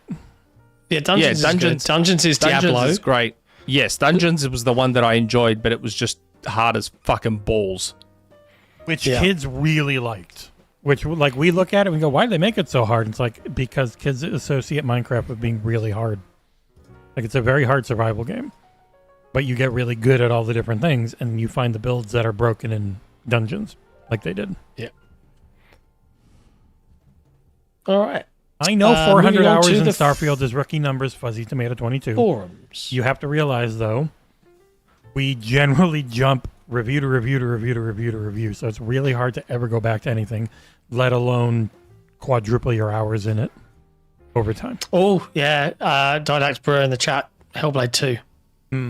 I really enjoyed playing through Hellblade 2. We got to play that. We both got to play that one, and I made the video, and I was like, yeah, this is amazing. It was an amazing experience, not an amazing, like, gameplay thing. I know people yell Yeah. about that. Yeah. People didn't like that. Like Dispatch. Nick No hasn't gameplay, even but beaten great it. experience. He's shaking his head at us about Hellblade. He hasn't even beaten it. Yeah. Not yet. Fucking nerd. Man, if you play Hellblade 2 in the way it's intended to be played, like you're going to movie, and you're And sitting put it down on hard and you're have to really focus in it. on parries. And then the combat's pretty it's goddamn fun. fucking so effective at what it's trying to do. But what do I know, eh? Nothing, you filthy X-bot. I should just go to the gym and play on my phone. Onto the forum. Go to the gym and play on your phone. That's an in-joke. Oh. Yeah. What is the in-joke? Oh, I did like a VGC round table, and I was kind of the token X-bot. So like I'm sitting there surrounded by 3 others who were like, the first game was better, and I was like, are you guys okay? Like this was great. Like, are you playing the same thing that I'm playing? And then one of the participants like mentioned that they were at the gym playing it on cloud streaming. I was just like, and Oh my okay, God, really? so you're not playing it in the way that kind of it was perhaps intended to be consumed. I don't know. And what are you doing at the gym where you can sit and play a video game? Just probably on a don't know. treadmill. Prop the phone up and Yeah. hold the controller or something. I don't know. I don't know, man. When I can ping to more and see ask 'em. people, like when I see people on their phones at the gym, man, I get pissed off. Because I don't have my phone on me at the gym. I put it in the locker and I fucking leave it there because I'm there to fucking work out, bro. Like, I'm not there to be like, you see these dickheads and they fucking just take up the equipment. They'll do one set and then sit on the phone for like 5 minutes plus. And it's like, come on. Like, what are you fucking doing, man? No wonder I haven't seen your fucking body change at all these years you've been coming here. And then they'll go back and tell everyone how they go to the gym for like 1.5 to 2 hours, but they don't tell you that they don't actually do any fucking exercises and all they do is fucking sit on their phone the whole time. I never showed these up. They sent me more Fallout glasses from... It's like, come on, man. Work out. Analog AI in the chat. What? Hellblade 2. Analog AI with the super chat. Hellblade 2 is a great game if you are not a TikTok user and have proper Audi Audio headset. Audio headset. I got someone calling out my $900 Odysseys. I did not... For a guy who saw them and said respect, I did not buy these. I don't have $900 for headphones. These were review. Brono Trigger, what do you mean by how do I track my sets? It's all in my Don't head. go I know off what on a I'm gym doing. tangent, yeah. I know Like, what I'm You doing. use the tiny bit of brain you have. I do supersets. So I don't stop. Like, I just do supersets. So I'll do, say, 2 dumbbell chest press. And then as soon as I've done the first set of 8 of dumbbell chest press, I'll then go to the cable raise things where you get the cable from low and bring them up to the middle. Go back to the dumbbell chest press. Boop, boop, boop, and that's my first superset. Where most people, they'll do their one set of dumbbell chest presses and then they'll stop for like 5 minutes on their phone. And then they'll do another set and then stop for 5 minutes on their phone. And they'll be there for like 2 hours. No. Bruno Trigger, I just remember. It's all up here. I just remember. You got the new Maxwells. I'm trying to build my way back up to the weight I used to have in my 30s, but I used to hurt myself a lot because I used to push too hard. And now that I'm old, I'm 46 in June. I don't want to hurt myself, so I'm building back up again. To like, I think my highest in dumbbell chest press slight incline was 35 kilos per arm, which is what? What's 35 kilos in pounds? 600. 70 pounds? I have Something no like idea. that? I don't know, and I don't care. Look, my TV's turned off behind me. That means we've gone past the 4-hour mark. We have to. No, we haven't. It means it's just been on passed for the- 4 hours. So Oh, I got right. Yeah, okay. We're actually at the 12-hour mark. That's how much Nick has been talking. 75 kilos, you liar, Thomas Brush. Per arm, 75 kilos or total? No way, 75 per arm. Fucking snap your arms off. That'd be 165 30. pounds. Super chat from Jay Foley. You guys are by far the best for Xbox coverage. Thanks for always being real. Wish you guys would get more respect for all you do for the Xbox community. Thanks, mate. Just wait till next week. do even more. 77 pounds. Okay, so 77 pounds per We get a arm round is what number. I do. Nothing actually changes. We just hit a round number of 300 episodes. Fucking Moving on to the forum. Jesse's brother. the forum, Jesse brother. Okay. Happy podcast 299, Xbox.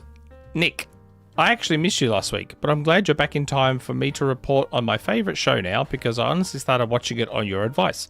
And no spoilers for the precious John, but I will say that Shrinking episode 3, so season 3, episode 1, was incredible.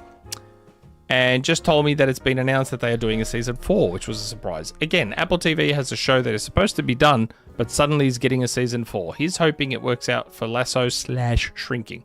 And if it doesn't, it will be known as the curse of Brett Goldstein, because, Tim Cook won't take the blame for being a greedy twat. And John, there's a new miniseries that just arrived on Disney Plus, and it's actually pretty awesome so far. Plus, they released the whole show at once, so you can binge it. You didn't even put the name in there. It is called Wonder Man. It is a Marvel show. Yeah, I keep hearing about it. But it is not a Marvel superhero show. It is just a really good TV show that takes place in the MCU. Okay. He is superpowered. It's got Ben Kingsley as Ben Kingsley and Yahya Abdul Mateen, who is awesome. If you ever saw Watchmen, he was Dr. Manhattan. Yeah. Yeah. My question this week is, what do y'all think will happen with season 4 of Ted Lasso and Shrinking quality-wise? It'll be fine. I think Shrinking is fine. Like, Shrinking is more sitcom coded, so they can keep going. Mm-hmm. They can find stuff to keep going with. Like, Cougar Town went for 6 seasons. And Shrinking is all the same crew. And I have to say, I don't know if you've seen Cougar Town, Trev, but when I watched the first episode of Shrinking, straight away I said to my wife, I'm like, this season has started very...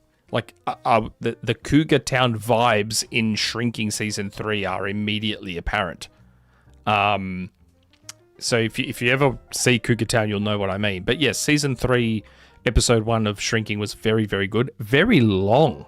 It was like an hour or so long. I don't know why they started it that long. It was great. Really good episode. And I'm looking forward to the rest of it. And I will say there is it's not a twist, but Michael J. Fox is in the first episode of Shrinking, and what they did with Michael J. Fox's appearance was fantastic, and how they linked it into the show and into Harrison Ford and all that sort of stuff. What they did with Michael J. Fox was fantastic. It was really, really good.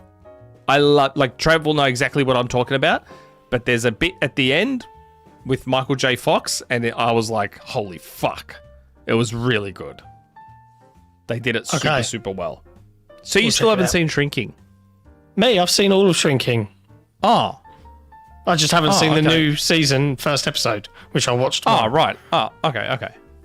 Yeah, there's something they did with Michael J. Fox that was fucking great. Cool. It was really good.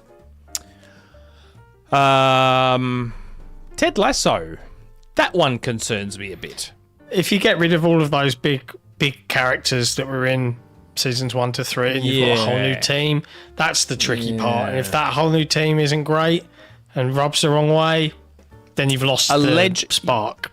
Yeah, allegedly season 4 of Ted Lasso, he's coaching the Richmond AFC women's soccer team. Yeah, I heard. Allegedly. And I'm like, then how many seasons are they going to have? Because then you need time to develop those relationships with the players. Yeah. All over again.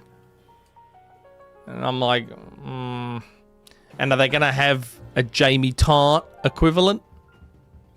Yeah, because his character arc was one of the best. Yeah, it was fantastic. Yeah, I don't know. We'll see. I don't know. Jury's out. Every time I look to the left and I look shocked, it's because I see something new from the Epstein files. Where are you? Are you okay? I loved the torture video. That's the whole email. Yeah, I've seen that one. I've seen that one. They obfuscate who it's from. It's like, no, you should make it very clear who that is from. Anyways, back to video games. Thank you. Yep. Thanks. Next question. 99 Rukin. Hey, everyone. Before I dive into my rambling, I want to say this first. Get well soon, Gene Park. He needs all the prayers and positive thoughts we can send his Yeah. way. Yeah, the cancer has returned, hasn't it? Which is a bit shit. Yeah, and he started up a GoFundMe because even though he's got things covered like not being able to work and stuff, makes it really tough. That's shit out. Shit house. Thoughts? sucks. Thankfully, it's gone really well. So Jake? he had a 120K goal and it's at 135K. Wow. Which is really nice. awesome to see. That's good. Yeah. Yeah. Now, to the actual topic. I promise I'll try not to bring this up again, but I had another thought about Xbox potentially acquiring the Dead Space IP. If they ever did, why not create a dedicated new studio and put Glenn Schofield in charge? And here's the real kicker. Let that studio also handle sequels to the Evil Within series. It could become Xbox's dedicated horror studio, just like Capcom has with Resident Evil. What do y'all think? By the way, I know most of you don't think Xbox would actually buy Dead Space, but hypothetically, if they did and built this exact studio, how would you feel about it? They need to scope I should probably small. not answer because I don't care. Oh, I mean, I have no I- interest in Dead Space Remake was one of my favorite games ever. I gave it a 10, Dead which Space I'm sure. IP is great. Yeah, but I don't think I don't think you need Glenn Schofield for it, especially with the way he was around crafting and all that stuff.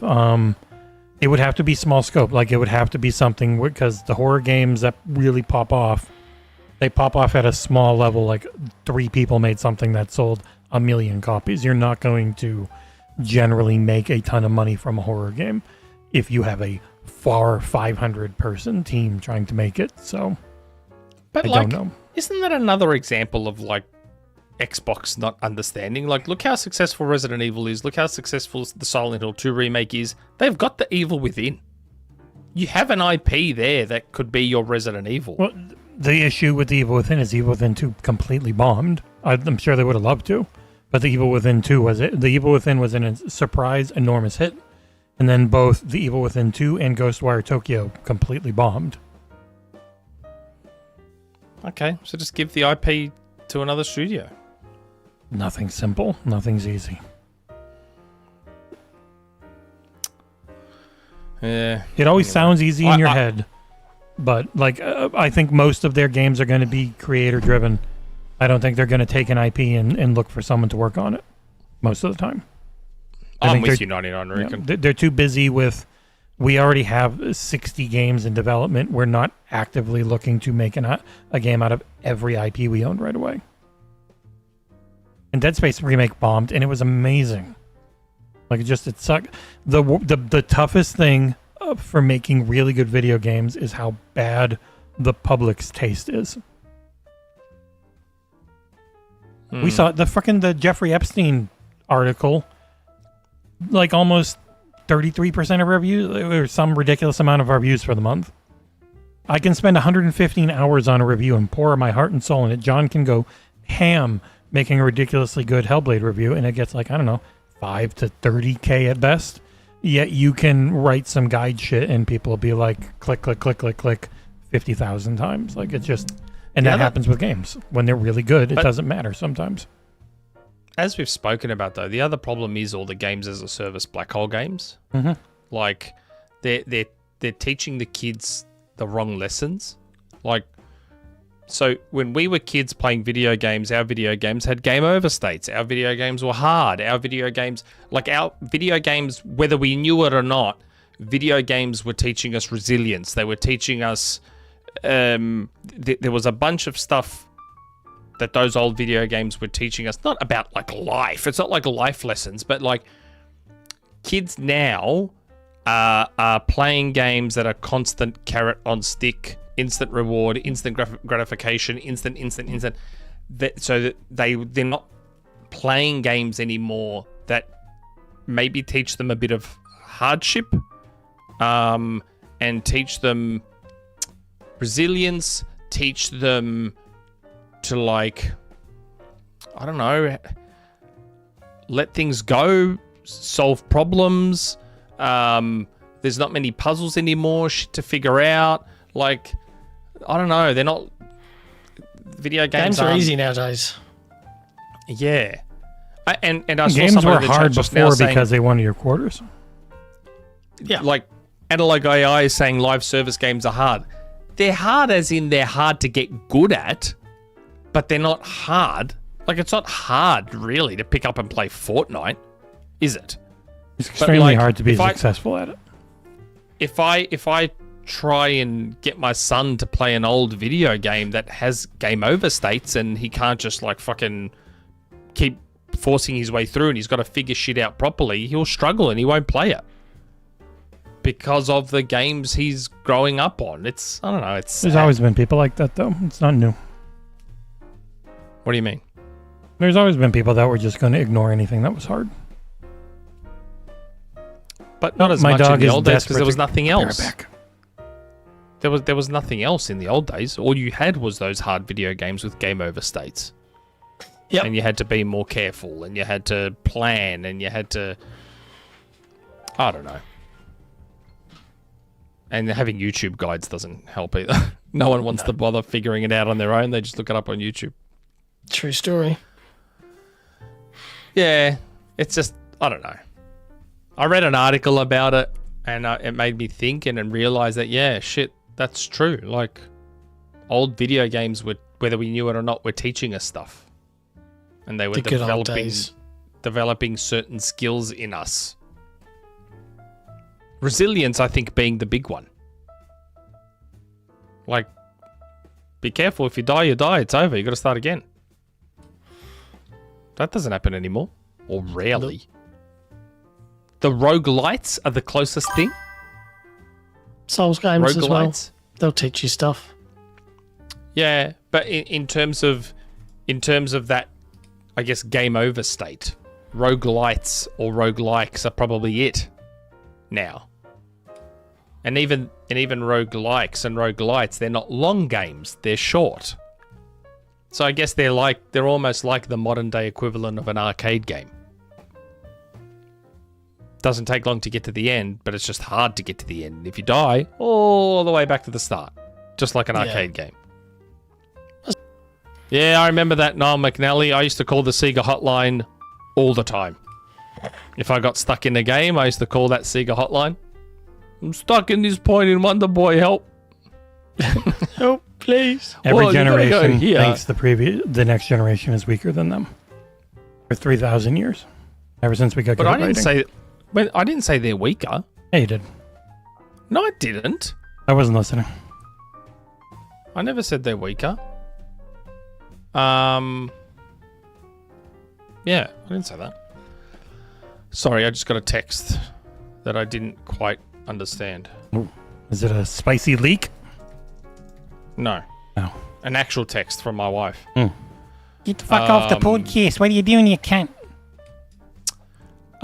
Next question.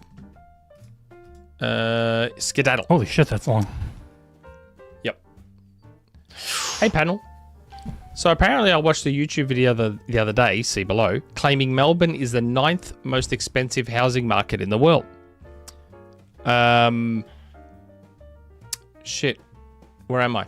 Which means, Nick, you're basically living inside a very tasteful brick and mortar gold bar. Actually, I saw that top 10 list of the most expensive housing markets. 4 or 5 of them are all Australia. Sydney, Melbourne, Perth, Brisbane, and I think Adelaide was another one. But yeah, like the US and Australia made up 9 of the top 10. Yeah, we're not doing great on the housing market. We're American cities and Australian cities. And I'm like, holy shit. Yep, sounds about right. Houses are expensive in Melbourne. This got me wondering, if you ever cashed in your Melbourne palace, yeah, right, my house is a palace, it's a fucking shoebox, took the money and waved Australia goodbye and said, right, I'm off, where on earth would you actually choose to live? Because naturally, this opens up some interesting possibilities. Option 1, you move in next door to Jesse in Florida. Jesse wakes up one morning to find an Australian accent drifting over the fence, a barbecue mysteriously superior to his own, and someone casually saying, yeah, mate, hurricanes are a bit like a stiff breeze, eh? I imagine Jesse would be thrilled after the initial confusion and the realization that thongs are not footwear in this context. Option 2, you move in next door to John in Essex. John peers out the window, tea in hand, wondering why his new neighbour is wearing shorts in 8-degree weather and asking whether the nearest servo is.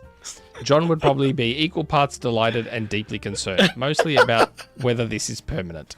So the big question is, where would you actually go if you sold up in Melbourne, and which neighbour do you think would cope better with you moving in next door? Florida, Jesse, or Essex, John? Choose wisely. International neighbourly relations are at stake. I would not be wearing shorts in 8 degrees. I'd be freezing all the time in England. What do you mean? I'd constantly be in my trackies and jumpers and stuff like that in England. That would push you to Florida, right? The weather would have me in Florida for sure. I mean, tonight is 0 degrees Celsius with a wind chill of -10. Jesus. It's the coldest it's been here in a long time. Today's the coldest day we've had in January for a little while. Today's 20 Celsius. That's like when I drove back into Melbourne from Sydney on Tuesday, I drove into 45 degrees Celsius. 45. That was so hot. I left a bunch of 40-degree days, and we had one 40-degree day up in Sydney, but luckily we were staying at my uncle who had a pool, so we were doing a lot of swimming. The kids loved it.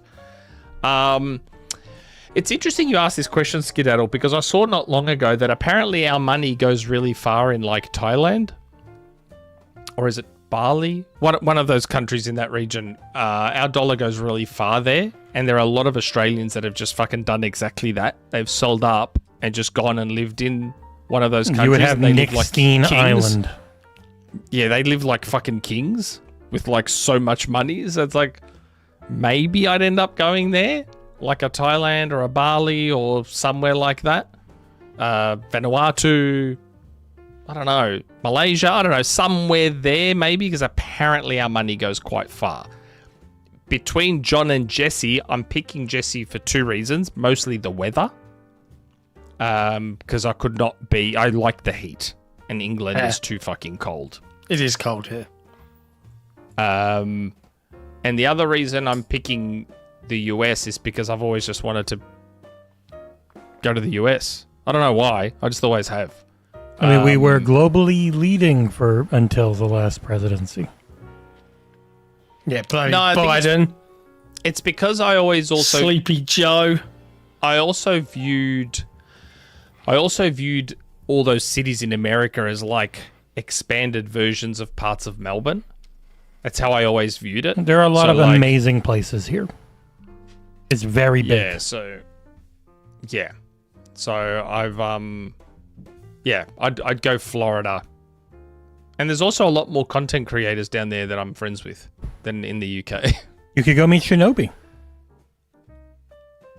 Not that he's a content creator, he's a leaker, but he's in Florida. I don't know why. There's Kay Asante's in Florida, isn't he? Yeah, he's like half an hour from me. Yeah, Kay Asante's there, you're there, Alex is there. And there's a bunch everywhere. I could meet Jeff Grubb. I could go stay with Dim in Vegas. Dim's told me I can stay with him if I come to Vegas. We're in the UK, it's John, Gaz, and... That's it. That's all you get. Sometimes Jez. Yeah, sometimes Jez. Sometimes Jez. The US, I'd finally be able to meet Rand. Meet Luke Stevens. In Chicago. Actman. Asmongold. Joe Rogan. The Roach King. Theo Vaughn. Who? One of the biggest podcasters in the world, Theo Vaughn. You go to Austin, the comedy scene there is amazing. Okay. Anyway. Thanks for that question. Next question.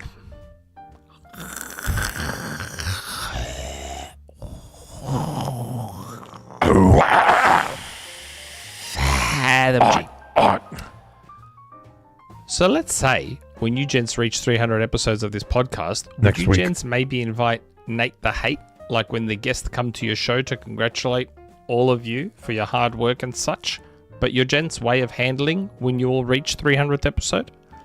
P.S. Did you gents see on YouTube of a Dreams made game called Courage the Cowardly Dog Game, and it looks good. Go check it out when you gents have the chance. No guest next week. Unfortunately, yes. As I said earlier, Phil's not jumping on next week. John's fault again. It is. It really is. Yep. You'll find out why. Probably sometime very soon. I mean, during the episode. Everyone's going to hate it. I was trying to be more vague. So yes, that's twice now that John has undone all my work trying to get Phil on. Welcome. You guys think I'm joking. I'm not joking. That is actually twice that he has undone the work I have done to get Phil on. So next week we don't have a guest, but there is something else going on next week. Nothing major. Yep. Yeah, no big deal. No, nothing major. No big deal. No big deal. No. It's very, very low key. Very small. Next week. Small Here's thing. the Courage the No, Cowardly really Dog okay. Dreams game. You can make some cool things in Dreams, some cool experiences. Yeah, there's some great stuff in Dreams. They're never that long, but they're cool. Someone also made a new Crash Bandicoot game in Dreams. But yeah, next week, like so low key that maybe we don't even have to bother doing the show. Yeah, probably just do a voice note. Yeah.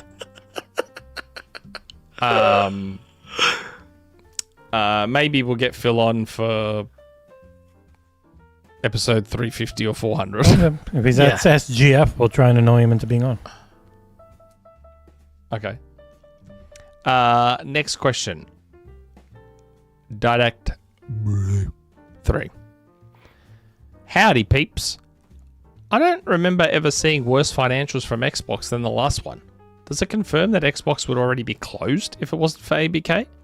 I remember Jez mentioning that the ABK deal would accelerate their plans and it wasn't critical for Xbox. Is Jez wrong here? How different would a third-party Xbox without ABK be? P.S. Xbox banned Epstein back in 2013. I always knew Xbox was the safest place for gaming. No censorship Nintendo will ever change that. It's all relative. Yeah, the financials, the thing they talk about is just relative to what they did last year, like what they are for the actual company. They don't give us any of that, so they're not anything. They're barely informational for us for the most part.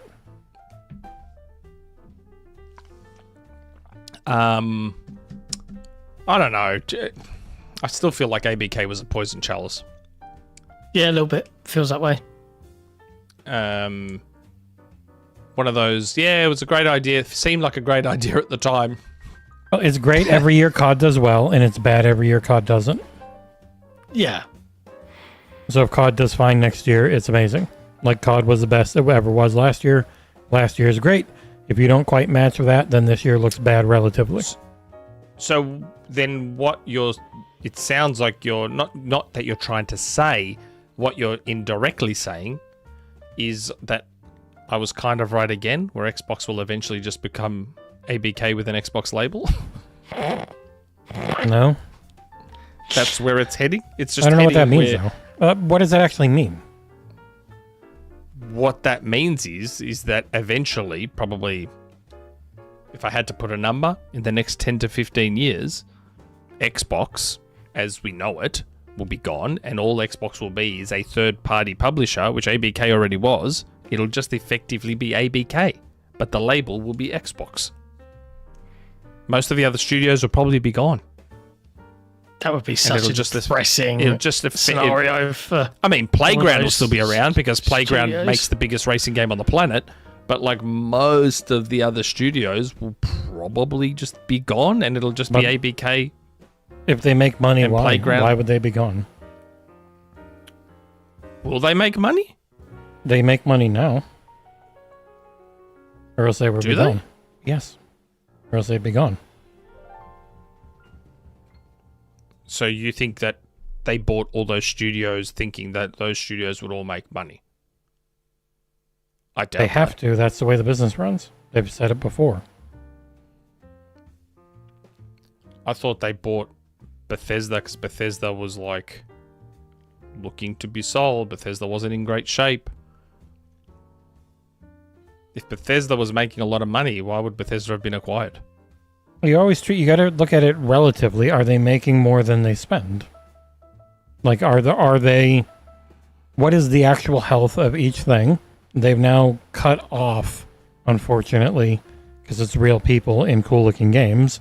the parts that weren't close, that weren't gonna make money soon. Like, it's way more complicated than we ever get from these financials. These financials are just an incredibly broad picture for not us. It's for investors.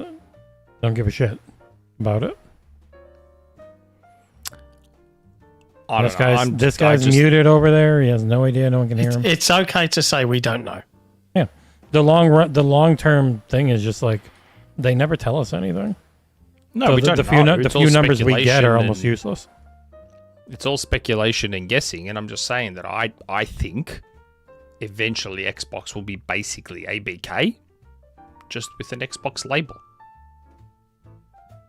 It's just going to be all in on COD and, I mean, it virtually almost is now, but like all in on COD and whatever ABK is doing, and that'll be it. That's just what I think eventually it will be. It comes down to what are people, it's a mix of what do you think and what do you want. And people will find ways for what they want to be the thing they think is going to happen. That's most online discourse. Sure it is. That's not what I want. You've been saying how bad an idea it was to buy them from the start, and every time you think about it, it's like, what's the worst case scenario? Go with that. Yeah, but why would I want that? Why do you want Fable to be delayed? Metal Oxide in the chat. Don't think that just because they didn't buy ABK, they would fund $80 billion worth of video games. Yes, That's not how it's ROI.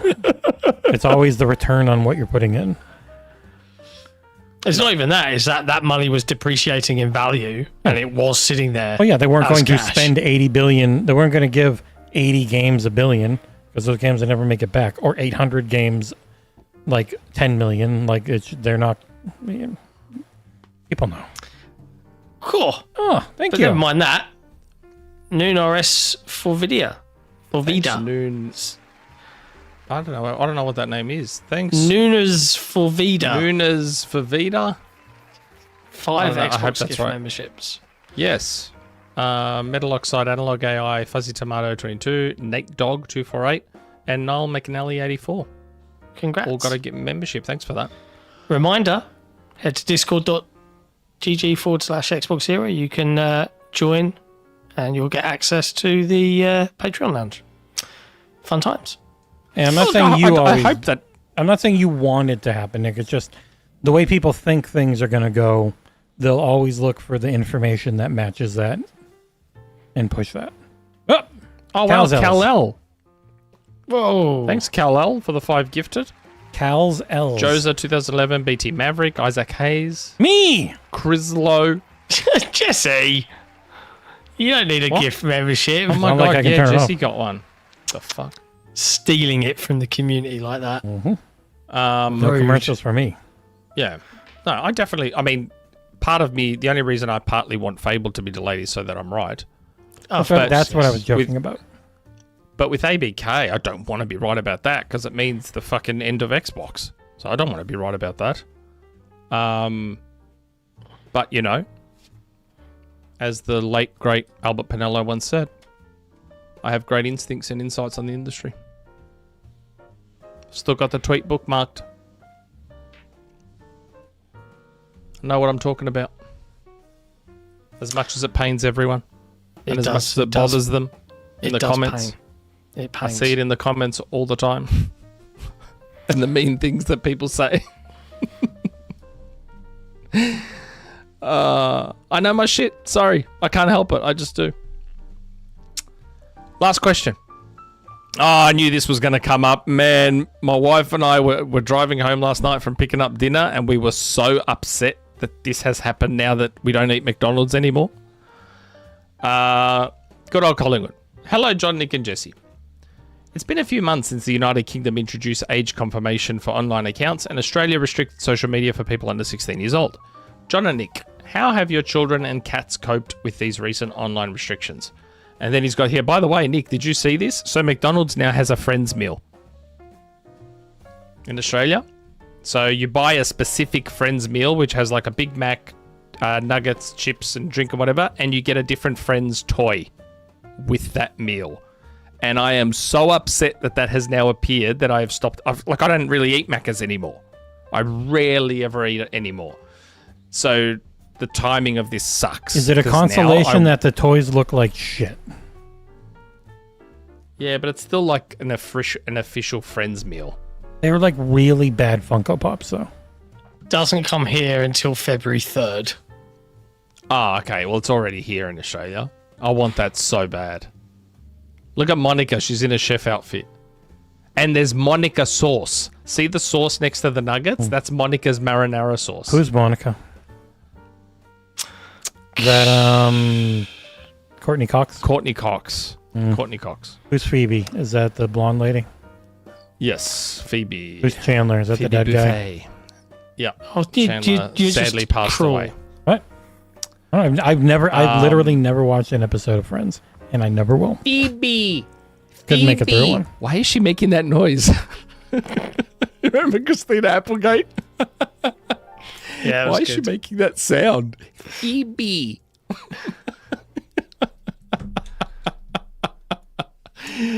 Christina Applegate was actually quite good. Was that the same episode where she was like confusing Ross with the falafel guy at the Yeah, falafel? she thought he was the falafel cart guy.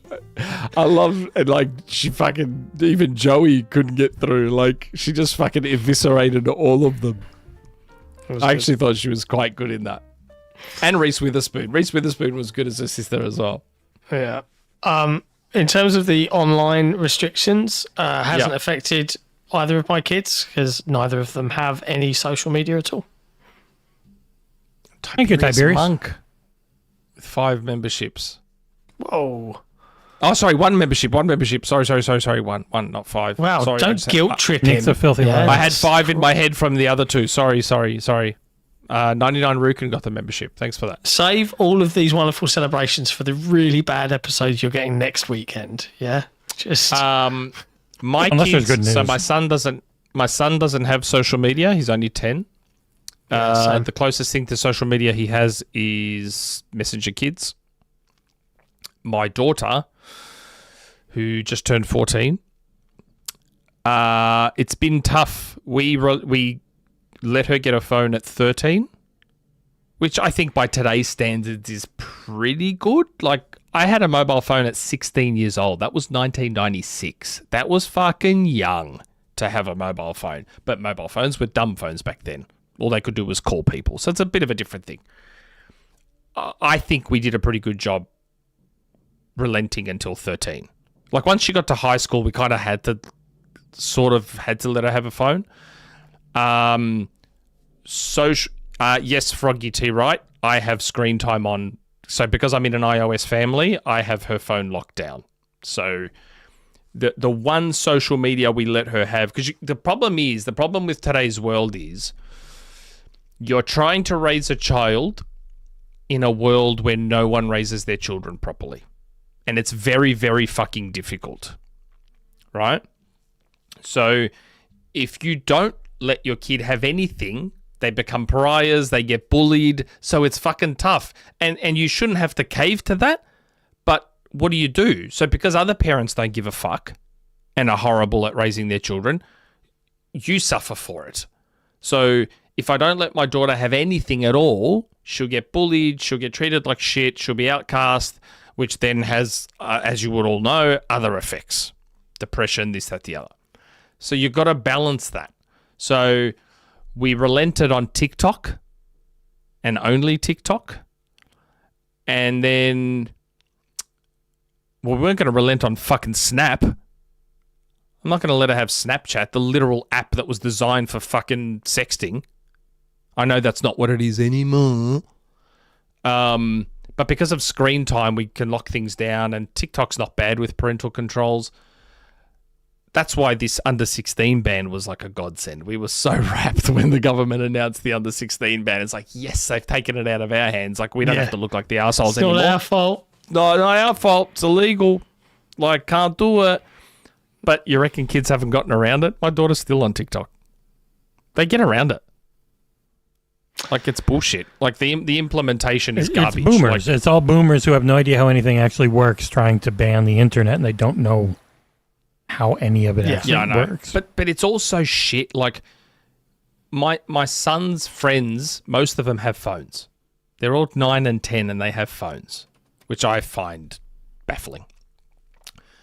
And so, of course, my son is being exposed to a lot of this shit from them, which I can't control that. What am I going to do? Like, I can't...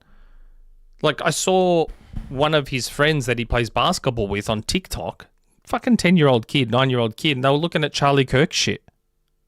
Why is his head so big, Daddy? Yeah, he was looking at Charlie Kirk assassination footage. Wow, he really TikTok. popped I'm backwards. like, fuck! And I saw it, and I said it to him. I said, hey, no. I go, no, off now. Man, to both of them. I saw some fucking awful, like snuff film shit that it was going viral when I was a kid and like 15, 14 years old. Shit that like fucked me up for like a year. So yeah, I'm pretty shit hot on not letting my son see and my daughter see that shit. Man. Like, I've done well to keep my kids away from shit, and then their friends, because their parents are all fucking shit parents, are like, oh, I just let my kids have whatever. It's like, come on, man. Like, you're not making my fucking job any easier here. Yeah, man. I'm with you. Like, can some of you practice some fucking restraint? Like, I get it. Like, but there's a whole generation of kids now being raised by fucking millennials that can't be fucked. Yep. Because it's too hard. And it is. Raising kids is hard. And raising decent kids is even harder. My son this week has had a complete ban on his phone. Anyone that watched headlines will know what went down and what I had to do. And he is fucking struggling. I've removed everything. He's got no PC, no laptop, no phone, nothing. He's like, what do I do? And I'm like, read a fucking book. Go play. Yeah. You say that, surprisingly, both my kids read shitloads of books. Yeah. I said to my daughter, I go, you bought a Kindle and you have an iPad. Why are you buying physical books? I like them. 99 Rukin, what did he do?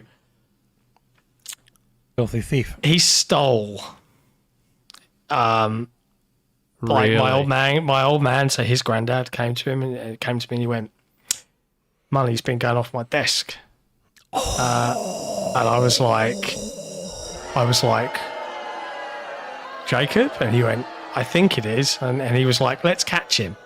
So my dad set up a motion captured digital camera plugged into his PC. Yeah. And he came back home on Monday because I have my kids week on, week off. Yeah. He came back home on Monday. Hello, son. Da-da-da. Tuesday morning. So I came down. Jake leaves before most people are up. He leaves at like 7 a.m. He gets to school really early. My dad comes down. Yep, money's missing. So we load up the footage. We've got him bang to rights. Got video footage of him coming in, pitch black with his phone, using his phone light, taking all the pound coins off my dad's desk. I am fucking livid, right? He knows better. Not okay. I would kick my son's head in. So, like, me being me, I always like to inject humour when I need to get serious because it helps me convey a point.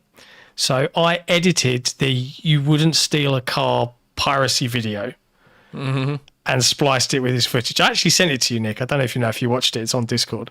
So you know the whole dun, dun, dun, dun, dun, dun. It's an Australian campaign. Yeah. So I edited that, and then it comes up, "You wouldn't steal Granddad's money," and then it's got all the footage of him stealing the money. He comes home from school, and he says, "Come in and talk to me." I was like, "Did you take money off Granddad's desk?" "No." "All right, I want you to watch this." Click. Press play, and his face just was like, like you've been there when you were a kid. I am fucking rumbled. He was rumbled. So I just laid it out for him. I didn't shout. I just very calmly was like, this is unacceptable. You've lost it. You've like all the privilege, all the things you've got. You have things and access to stuff that I never had as a kid. It's all gone as of today. You have lost those privileges. So it all got banned, pads taken away, cables unplugged, all of it. And then he had to go and apologise to his granddad. And I was like, "Oh, I've told your mum." And he was like, "Oh, no," because that's his mum. So I'm sure the punishment will continue for him over there. And it's been great because You reckon? He's had to the punishment will continue there. I would say that I don't want to add too much dirty laundry. Will it? Much harsher a disciplinarian than I was. I'll put it that way. To an extent where I didn't agree with a lot of the discipline styles. I'll put it that way, without saying too much. You're going to St. Bart's. But yeah, I mean, watch the video. It is fucking class, Nick. I'm not going to play it on the show because that's too far. But it's definitely going to be dragged out when he's 18. It's very funny. I thought I did a great job. The ban is he's got one more day tomorrow, and then he's not back here for a week. How long was the ban? The ban's been for this entire week, so he has had nothing all week long. He's then leaves my place for a week. It's up to whether his mother wants to continue the ban, right? He still gets his phone. He takes it to school. He can track it, but it's locked, so I could just track him and see where he is. And he can make emergency calls, but he can't do any of the things that you'd want to do, like listen to music or anything. When he comes back to me, depending upon the behaviour I hear, that would have been 2 weeks at that point, because he doesn't have an Xbox or any of the PC or anything at his mum's house. So that's 2 weeks. If his behaviour is still fucked up and he's still not showing growth and maturity, we're on to week number 3, and that is just how it is. He needs to buck his ideas up, because I won't stand for it. I'm too much of a Gen Xer. I would have done the banning of everything, but I would have yelled as well. I can't help myself. I'm too much of a Gen Xer. My old man wanted to get everyone, all the family, all around, sit down, load up Plex. Call his friends over. Put the film on the server. Let's all sit down and watch a movie, guys. Oh, look, it's starting. Oh, there's a message about piracy. And just, proper public humiliation. And I was like, nah, that is a step too far. You should have called the principal. You reckon? Get a public I reckon assembly. that would have been a good one too. You'd call the principal at school. You get everyone in the auditorium. I don't think public humiliation is going to teach a lesson outside of sheer embarrassment. Really fun. But that's part of the punishment. I know. I get the ethos. Is especially since we can't belt our kids anymore.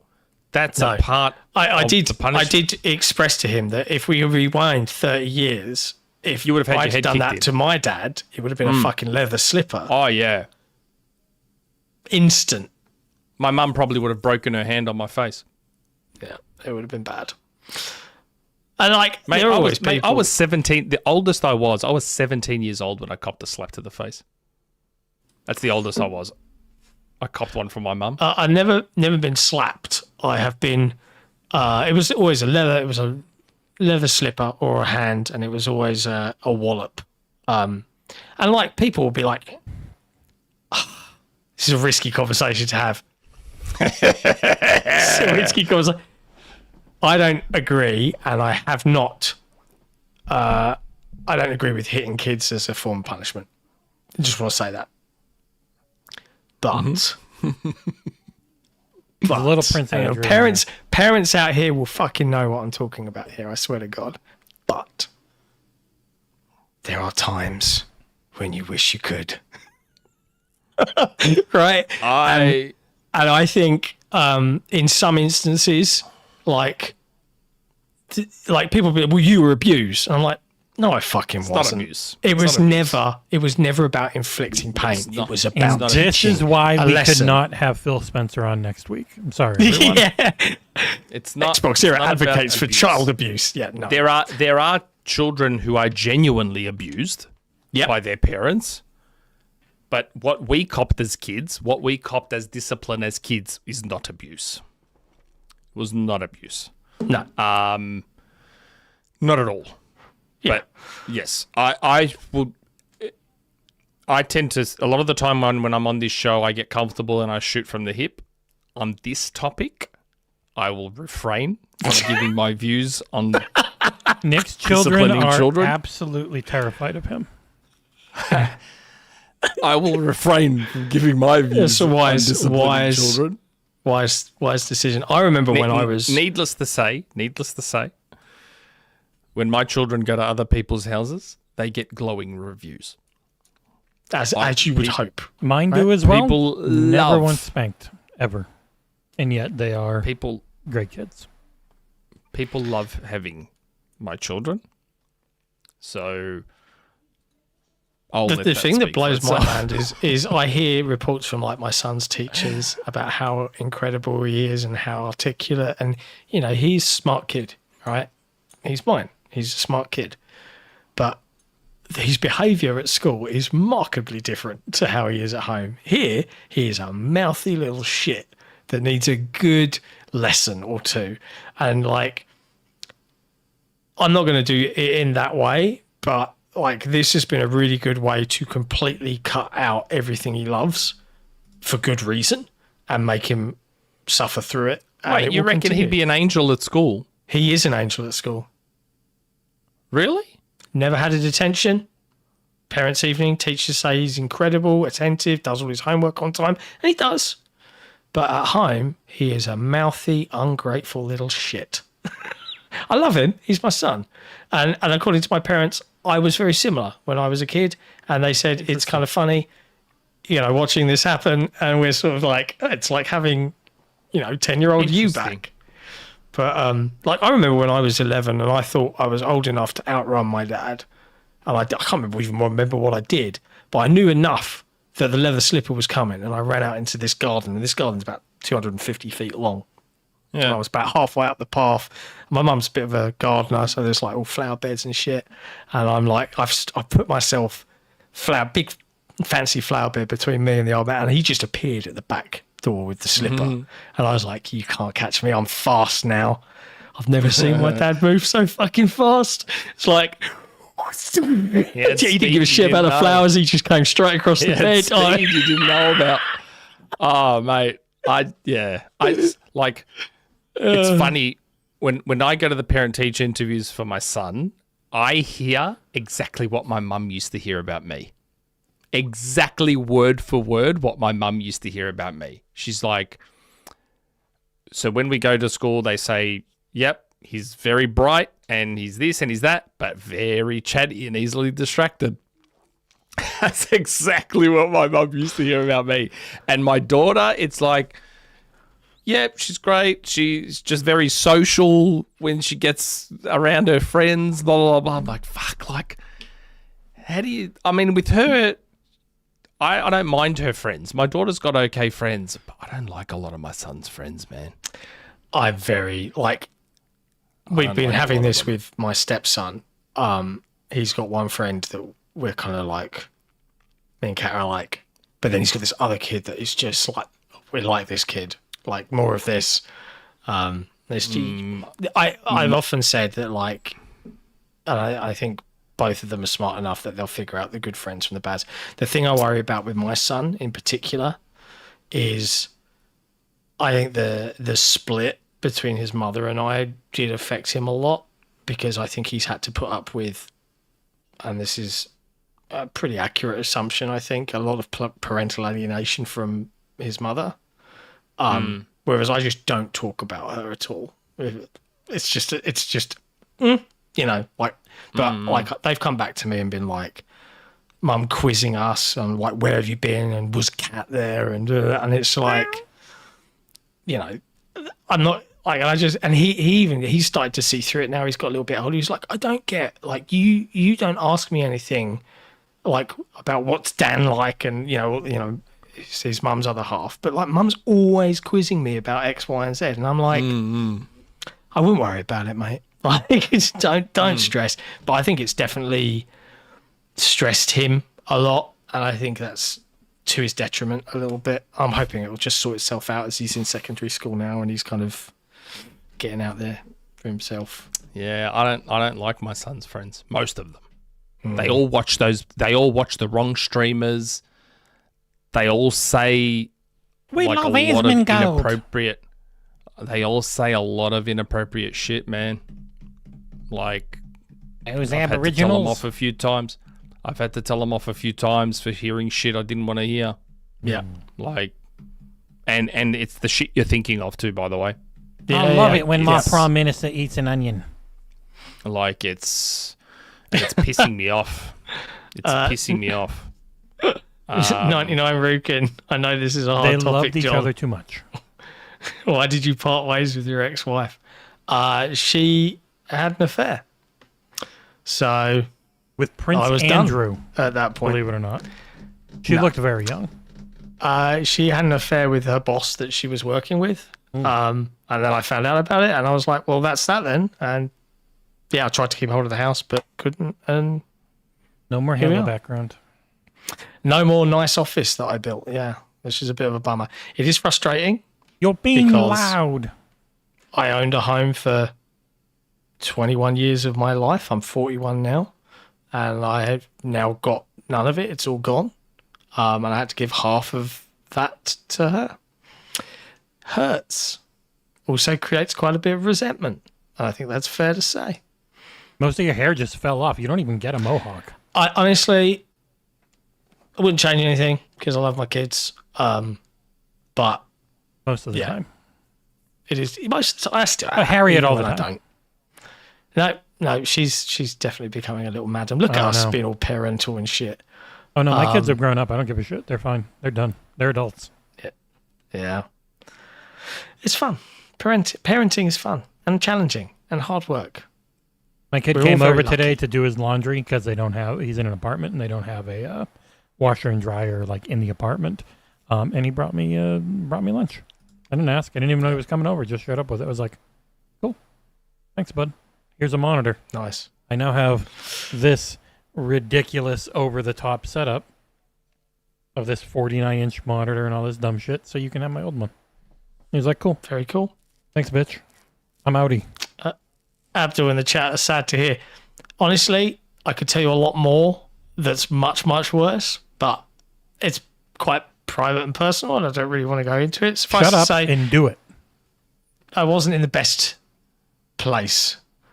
Like Nick and Jesse know quite a fair bit of what I had to kind of put up with and go through. For the record, I had my spidey sense tingled very You knew. early on in getting to know John, and my wife was like, "Stay the fuck out of it. It ain't your marriage." And I was like, "Yeah, but he's a friend. I want to warn him like I've warned all my friends in the past about their bad girlfriends." She's like, "Nope, it's not your business. Stay out of Fucking it." I'm like, "Man, my Honestly- spidey sense is going off." And like even my like IRL mates that I've known for a very long time, they all had concerns, but you know how it is, blah blah blah blah blah. You just as a mate, and they were all given permission when that marriage all broke down. I was like, if I meet someone new, you guys have to meet her, and I will listen. Like you guys get a veto, and I'm pleased to say that Kat passed with flying colours, and is all of my friends absolutely adore Kat, and she is amazing. So I've lucked out. And the way I look at this stuff in life, and if anyone out there is listening to this show and is going through or has been through upheaval and personal breakups and things like that, where you think, fuck, it's all over and my life's fucking ruined, I wouldn't be the person I am now, having not gone through the things I went through, to have then had the fortunate moment to meet Kat and her to be who she is and me to be who I am, for us to be together in the way that we are, which is perfect. So, you know, like I wouldn't change a thing, because life now is actually fantastic and I'm very happy. So, you know, look at it that way. I think that's a great way to look at it, personally speaking. I met my hot chick on WoW. See? Happens everywhere. I met mine when I went back to school, Ain't life great? and I was with someone else at the time. Dull. No, I already had a girlfriend at the time, and then I met my current wife, and her and I started getting closer and closer, and an affair almost started. So I was like, I better end it with the one I'm with now Before I'm a bad boy. before I end up doing something I shouldn't. I better end it. That was a 4-year relationship I ended too. One that was very serious, and I Yep. ended it for my current wife. You know, it's pretty serious. Next week is episode 300. It is. Shall I lightly tease a few things? There's nothing really to tease. We don't I have like an this interview. downplaying. We Honestly, we it literally might don't not- have any interviews or anything. No. I'm it's hoping just there's gonna good be- news during the There's week. there's no special guest next week. No, it's There's just us three. Yep. For all intents and purposes, next week is a stock standard episode. For all intents and purposes. Yeah, you're definitely going to want to watch. You probably should want to watch it. Yeah.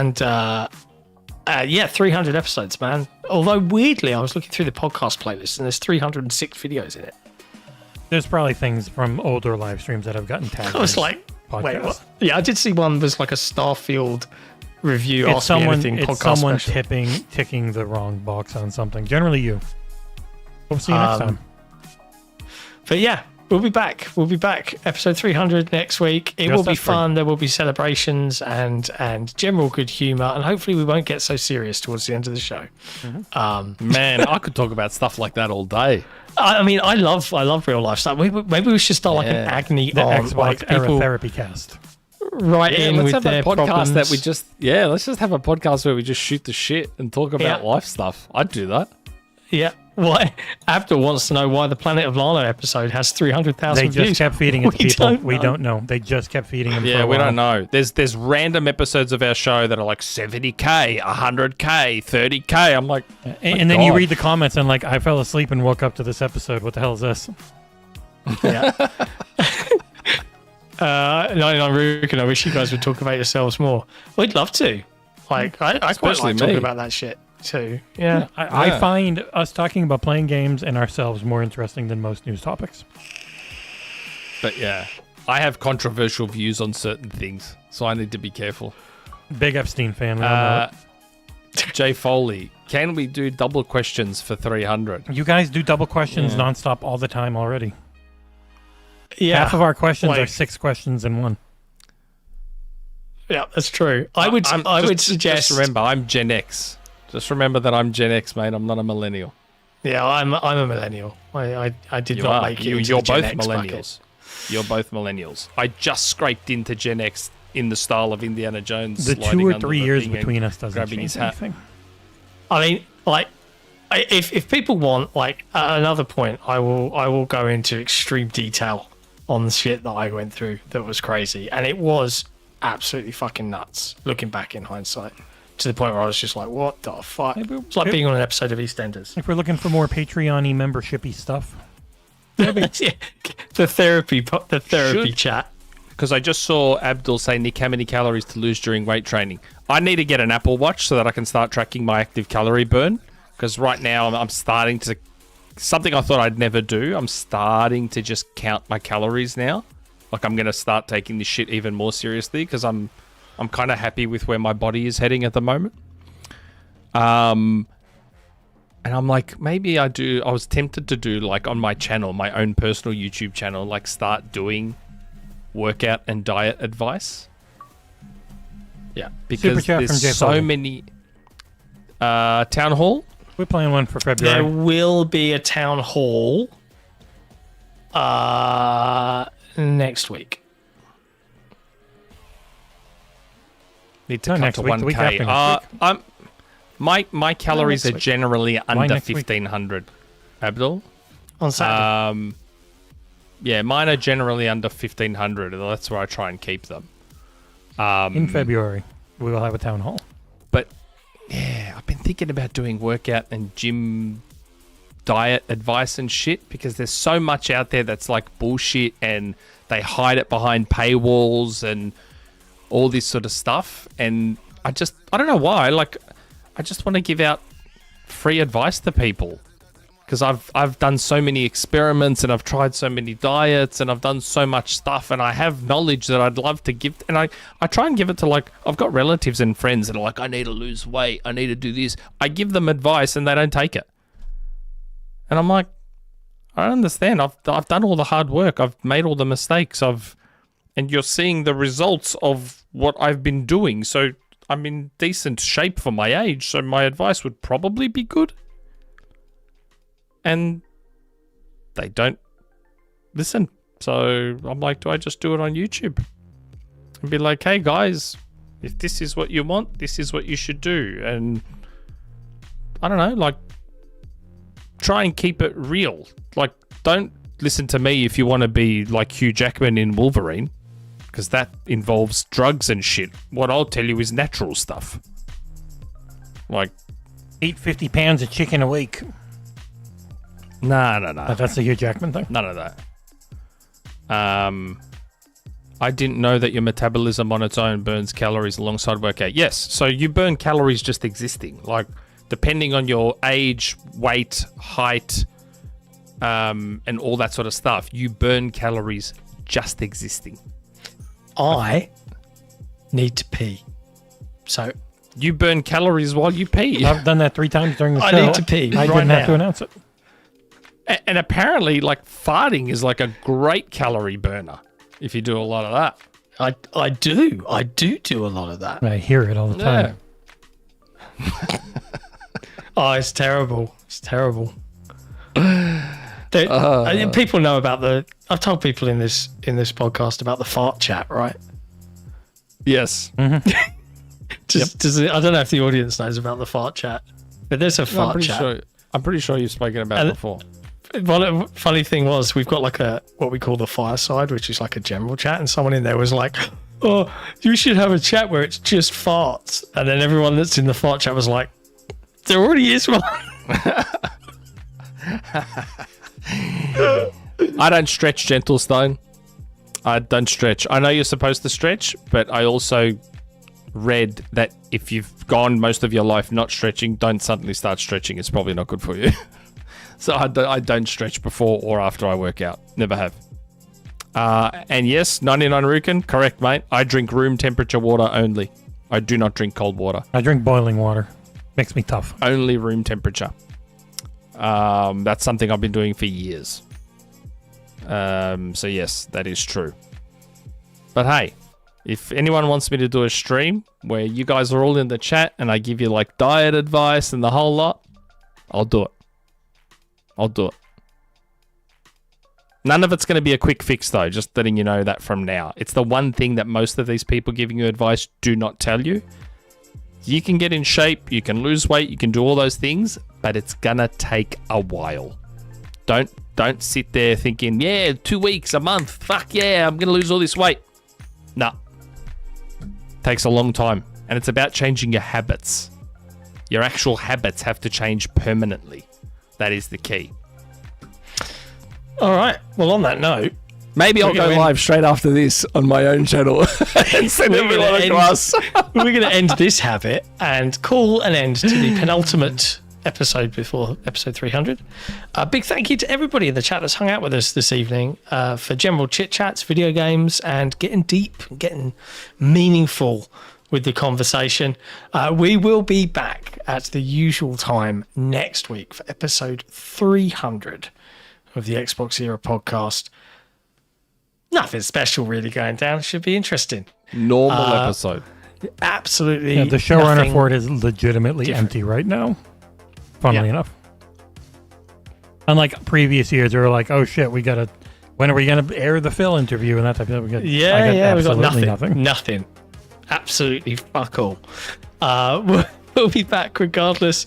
For now, you can look forward to more content, video games, stuff, reviews, and all sorts more occurring over this week on XboxEra.com. Until then, be good. Play games. Have fun. Be good to each other. Ciao for now. Ciao for now.